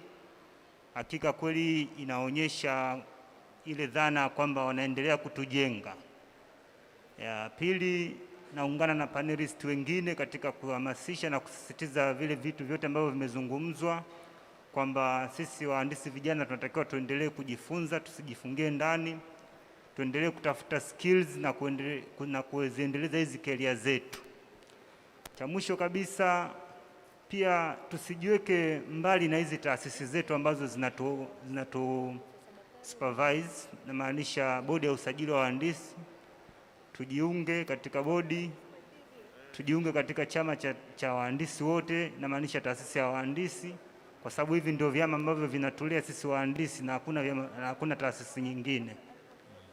Tutakapokuwa tunafanya hivyo, inakuwa ni easiest way kwetu sisi katika kutatua zile changamoto zetu ambazo zinatukabili katika industry ya kihandisi. Asante. Asanteni sana. Kwa namna ya kipekee kabisa naomba ni waombe mjiunge nami kuwashukuru kwanza wazungumzaji wote ambao walizungumza kuanzia keynote presentation kutoka kwa Professor Sedoyeka, na wazungumzaji wote aliotoka TRC, inspirational talk kutoka kwa Diana, Engineer David kutoka Interconsult, Engineer Lulu Dunia, mama yetu Sokoine, Maida Waziri na wengine wote, na hawa panelists. Naomba tuwapigie makofi kwa kazi kubwa walioifanya. Isingekuwa mchango wa hawa walioko mbele yetu, labda forum yetu isingeweza kuwa as engaging as it is. Nitakuwa si mzuri wa kutoa shukrani kama sitatoa muda huu kuwashukuru bodi ya wahandisi. Kipekee kabisa mwenyekiti wa bodi ya uhandisi ambaye alikuwa mgeni rasmi, na si kawaida mgeni rasmi kubaki kwenye shughuli mpaka mwisho, lakini profesa yuko committed kwenye elimu na maendeleo ya wahandisi vijana. Tunakushukuru sana profesa kwa kuwa nasi, na naamini mtaungana nami kukubali kwamba mchango wake katika kuendeleza sekta ya uhandisi lazima tuutambue. Naomba tumpigie makofi. Katika tuliopo hapa kuna makamu wa mwenyekiti wa bodi ya uhandisi yupo. Tunamshukuru sana Engineer Basondole kwa kuwepo nasi, wajumbe wa bodi, Engineer Advocate Manga, kama ambavyo ilizungumzwa, tuna mjumbe wa bodi ambaye ni wakili msomi na ni mhandisi.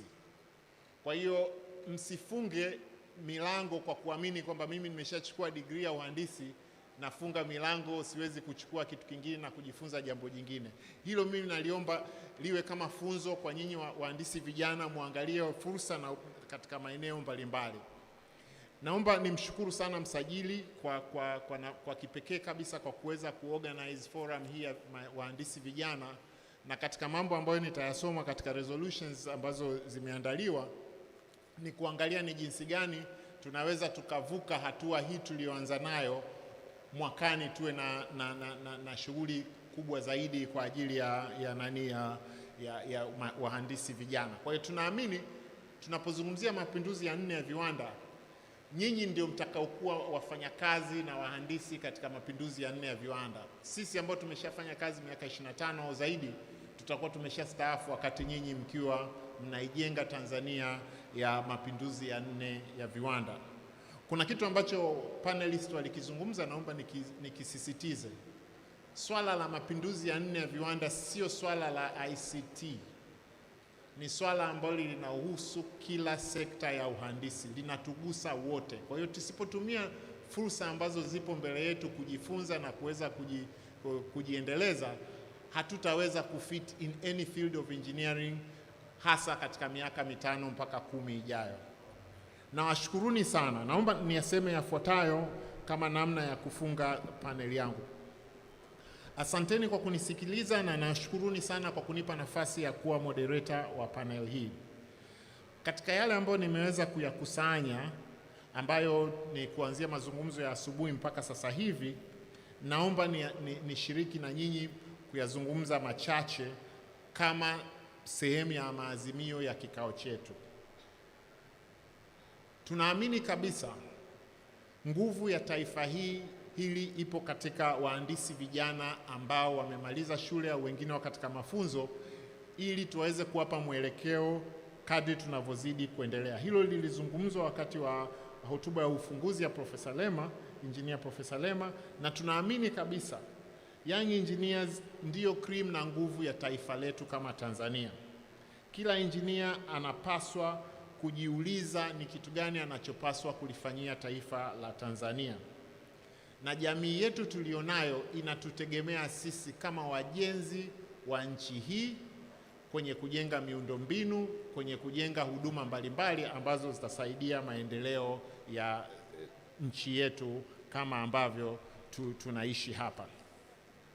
Tuna maeneo mbalimbali ambayo sisi kama bodi ya uhandisi tunapaswa kuyafanyia kazi. Mjumuiko huu na mawazo na maswali ambayo yameulizwa yametupa sisi kama fursa na wasaa wa kujua yale ambayo yako mbele yenu na kuweza kuyafanyia marekebisho. Matarajio yetu kwa pamoja sisi kama bodi ya uhandisi na wahandisi vijana katika Young Engineers Forum, kuna mambo ambayo tutaweza kuyafanya kwa pamoja kuhakikisha kwamba maendeleo ya nchi yetu yawe makubwa zaidi. Mazungumzo yetu yalikuwa katika maeneo mawili, lakini eneo ambalo mimi naamini ni eneo kubwa ni eneo la ubunifu au innovation. Eneo la ubunifu au innovation ndio eneo ambalo kwa matarajio yetu nyinyi wahandisi vijana mnaweza mkalifanyia kazi sana. Taarifa ambazo zipo katika mitandao kama internet zina uwezo kabisa za kuwasaidia nyinyi kwenye maeneo ya ubunifu ili mje na solutions ambazo zitasaidia maendeleo ya jamii. Mfano ambao ulitolewa na one of the panelists na mtoa mada ni kwamba matatizo tulionayo kama nchi ya Tanzania yanatoa fursa nyingi za kuhakikisha kwamba sisi wahandisi tunaweza wakuja na majibu ya hizo fursa zilizojitokeza.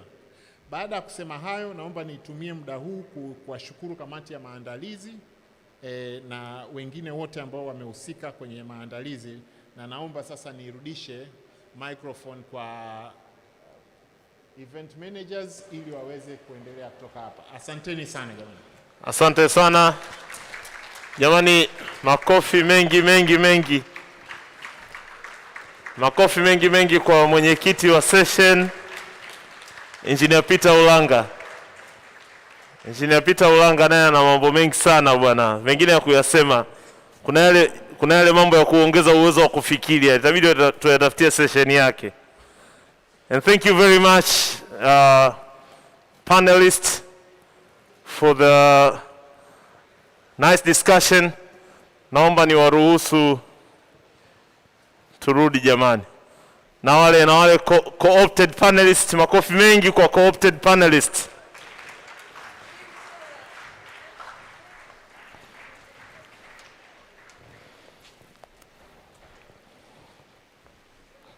Sasa tunapo kaspri kabisa.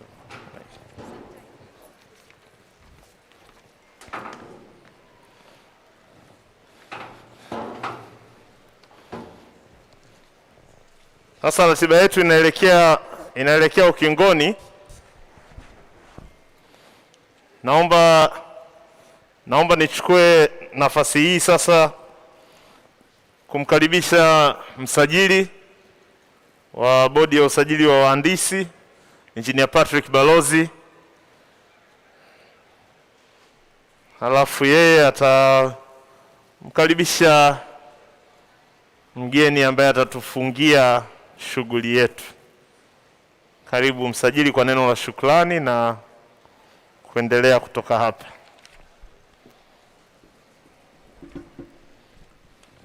Asante sana. Jamani wahandisi vijana, wa resource person, panelisti na wadau mbalimbali, tunawashukuru sana kwa kushiriki siku yetu ya leo. Tumepokea maoni mbalimbali jinsi gani ya kufanya hii siku iwe nzuri zaidi, na okay. Hamjapata chochote? Tulianza miaka mitatu iliyopita, mwaka 2018 kuwa na session ya wahandisi vijana, na mwaka jana tukifanya kwa sababu ya changamoto ya uviko 19, lakini mwakani tutaifanya itakuwa kubwa zaidi, na kama ambavyo baadhi ya maombi yamesema, tutajitahidi iwe tutaandaa maonyesho ya ubunifu. Wanafunzi mbalimbali kutoka vyuo vikuu mbalimbali watakuja kuonyesha ubunifu wao. Kwa hiyo kama maonyesho ya Sabasaba ni maonyesho ya biashara, sisi wahandisi kwa kweli tunatakiwa tuwe na maonyesho ya ubunifu. Kwa hiyo mwakani tutakuwa na maonyesho ya ubunifu kwa wanafunzi wa vyuo vikuu wote, lakini tuwakaribishe industrialist ili waweze kuona, na baadhi wao wanaweza wakafurahia hayo maonyesho. Lakini kujibu baadhi ya maswala kuhusu internship kweli ni changamoto na nafasi bado ni chache kwa sababu miradi sio mingi, lakini serikali kupitia ofisi ya Rais kama alivyoagiza Katibu Mkuu kiongozi mwaka jana, wanalifanyia kazi ili kuona ni jinsi gani miradi yote iweze kuwa na nafasi za kutosha kwa ajili ya wanafunzi. Kwa hiyo linafanyiwa kazi, tusubiri serikali itakapomaliza mchakato wa kufanyia kazi. Tangazo lingine ni mwenyekiti wa bodi Profesa Lema ametoa nafasi za kwenda kutembelea kwenye mradi wa SGR na kushiriki mkutano wa Dodoma kwa best student kutoka vyuo mbalimbali watakaochaguliwa na vyuo. Kwa hiyo watapata hiyo nafasi, lakini ametoa complimentary nafasi 100 kwa young engineers kuhudhuria mkutano kwa kupitia Zoom.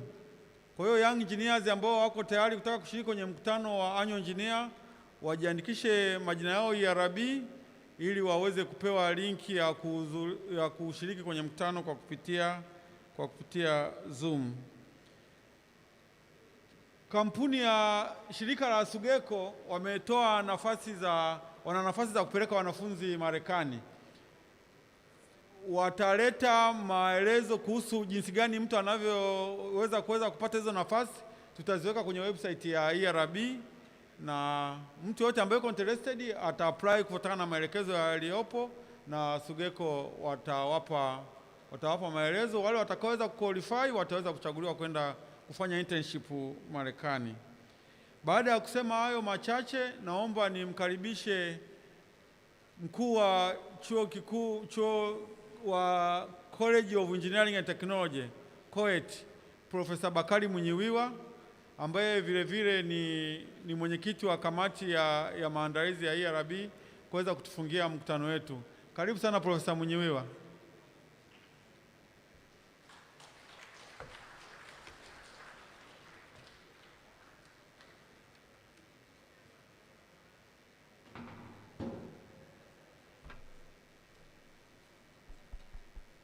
Habari za jioni. Nadhani bado ni jioni, bado usiku Nashukuru msajili wa wahandisi wa bodi ya uhandisi Engineer Balozi, umenishitukiza, lakini nitaongea mambo machache kidogo ili kusisitiza ambayo yameongelewa hapa jioni hii. La kwanza, niliona viti vingi sana ambavyo vipo havina watu, na hii ilikuwa nadhani ni bure. Hii forum ilitayarishwa bure kwenu nyinyi, lakini nimesikitika kidogo, viti vingi vilikuwa wazi, na hii sasa ndo inakuja pale pale kwamba watu hawapo committed. Yaani unakaribishwa kitu kuja kujifunza bure, huji. Kwa hiyo nawashukuru nyinyi ambao mmehudhuria, nawashukuru sana, na nadhani mmejifunza kitu. Ya pili, katika mazungumzo ambayo yametokea hapa, yalikuwepo hapa, kulikuwa na changamoto ya mafunzo yetu katika vyuo ili kukopo na hiyo fourth industrial revolution. Sasa Chuo Kikuu cha Dar es Salaam tumeanza mchakato wa kufanya curriculum review, na wameshafanya, nadhani so far wameshafanya pilot curriculum review, na agenda mojawapo ni kukopo na fourth industrial revolution. Kwa hiyo kuna aspect ya kuinvolve industry katika curriculum review, heavily involvement. Itakuja hiyo. Kwa hiyo tunaiaddress hiyo strongly ili kuweza kupata curriculum ambayo itakidhi haja ya industry, whether ni employee or employer. Maana wengine wanaweza kuwa employer wao wenyewe, watatengeneza kampuni ambazo zitaemploy.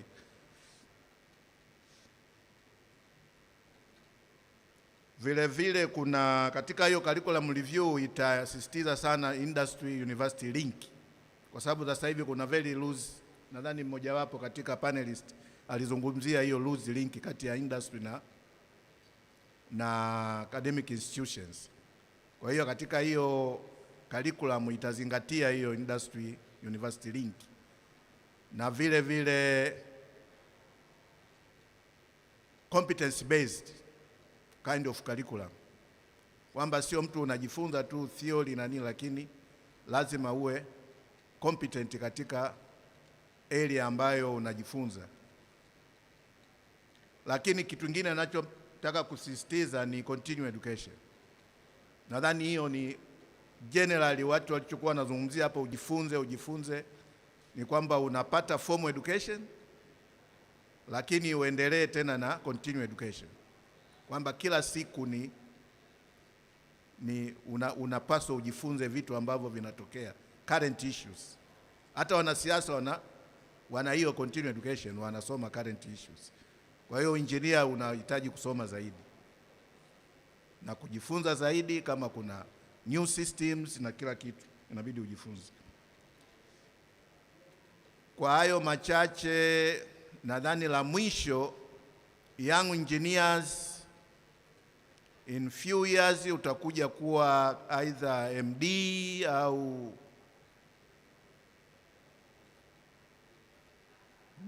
bosi wa shirika fulani katika either TANROADS au TANESCO na nini. Sasa hivi kuna tatizo kubwa la practical training, hatupati nafasi za kutosha. Kwa hiyo huo unakumbuka kwamba na wewe ulikuwa unahangaika na practical training.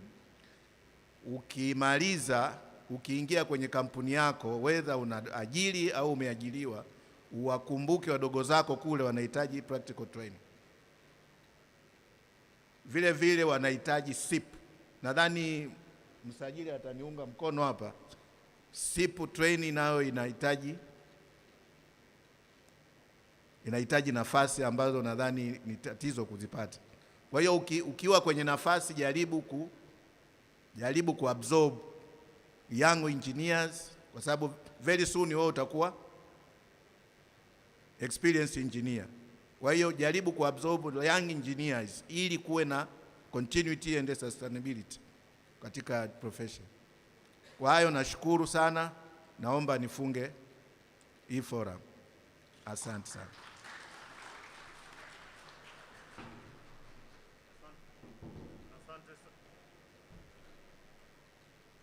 Asante sana Engineer Professor Bakari Munyiwiwa. Makofi tena kwa Professor. Jamani, tumefikia mwisho wa shughuli yetu, lakini na housekeeping announcements chache kubwa mbili. Kuna kitabu kina kichwa kinaitwa Basics of Medical Equipment. Basics of Medical Equipment. Hiki kitabu kimeandikwa na engineer ambaye sasa hivi ni SIP trainee. Naomba usimame bwana, watu wakuone. Yule pale, graduate engineer, ndo aliandika. Sogea hapa mbele bwana, ndo aliandika hiki kitabu. Huyu hapa ni young engineer kama mlivyo nyewe wengine wote. Ameandika kitabu. Hiki kitabu kinauzwa shilingi 40,000. Kinapatikana pale Moi. Kwa kuandika tu kile kitabu, mimi pamoja na kwamba sio mtu wa medical, sio chochote, mbele ya mwenyekiti wa bodi ninasema ninanunua kitabu kimoja sasa hivi kwa kumuunga mkono. Nitakisoma tu hivyo hivyo nijifunze kuhusu equipments. Jamani, tumuunge mkono huyo mhandisi. Anaitwa Engineer Tyson. Engineer Tyson Musa, asante sana kwa kuandika kitabu. Makofi mengi kwa Engineer Tyson. Na kile kitabu cha Maida Waziri kipo. Alisema kopi moja inauza shilingi 15,000, na atakayehitaji ataona pale kwenye desk la ERB. Kuna engineer pale Ismail, simama bwana watu wakuone. Ukihitaji kitabu cha Maida aliyevishika hivi vitabu yule pale, shilingi 15,000. Kichwa chake kinasema sauti ya mjasiriamali, kesho yako ni uthubutu. Kesho yako ni uthubutu. Kina mambo mengi mazuri. Basi baada ya hayo, niwashukuru sana kwa kutusikiliza. Kwa niaba ya co-event manager wangu Engineer Diana Munubi, sijui kapotelea wapi, tunawashukuru sana kwa ushirikiano wenu, na kama kuna popote katika kuongoza shughuli hii hapa kwenda sawa, tunaomba mtuie radhi. Asanteni sana na tuonane kwenye Annual Engineers Day wiki ijayo. Asante sana. Kuanzia kwenye treni, tuwe wote kwenye treni tukiwa safarini kuelekea Dodoma. Asanteni sana.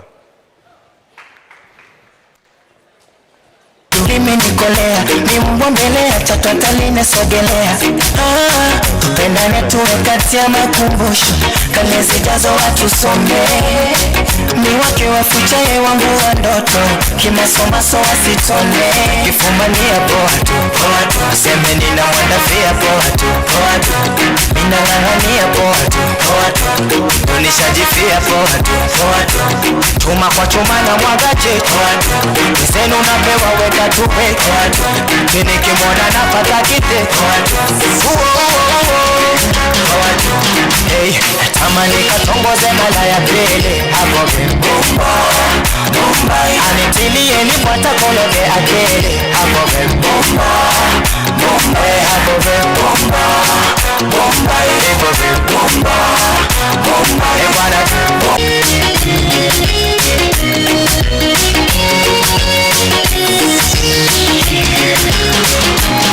Sheri baby mama sheri yo, anipa kazi moto mwenye kazi yo, ndani joto staki feni yo, aninogesha na vyake vilio, matezi ya yananuna.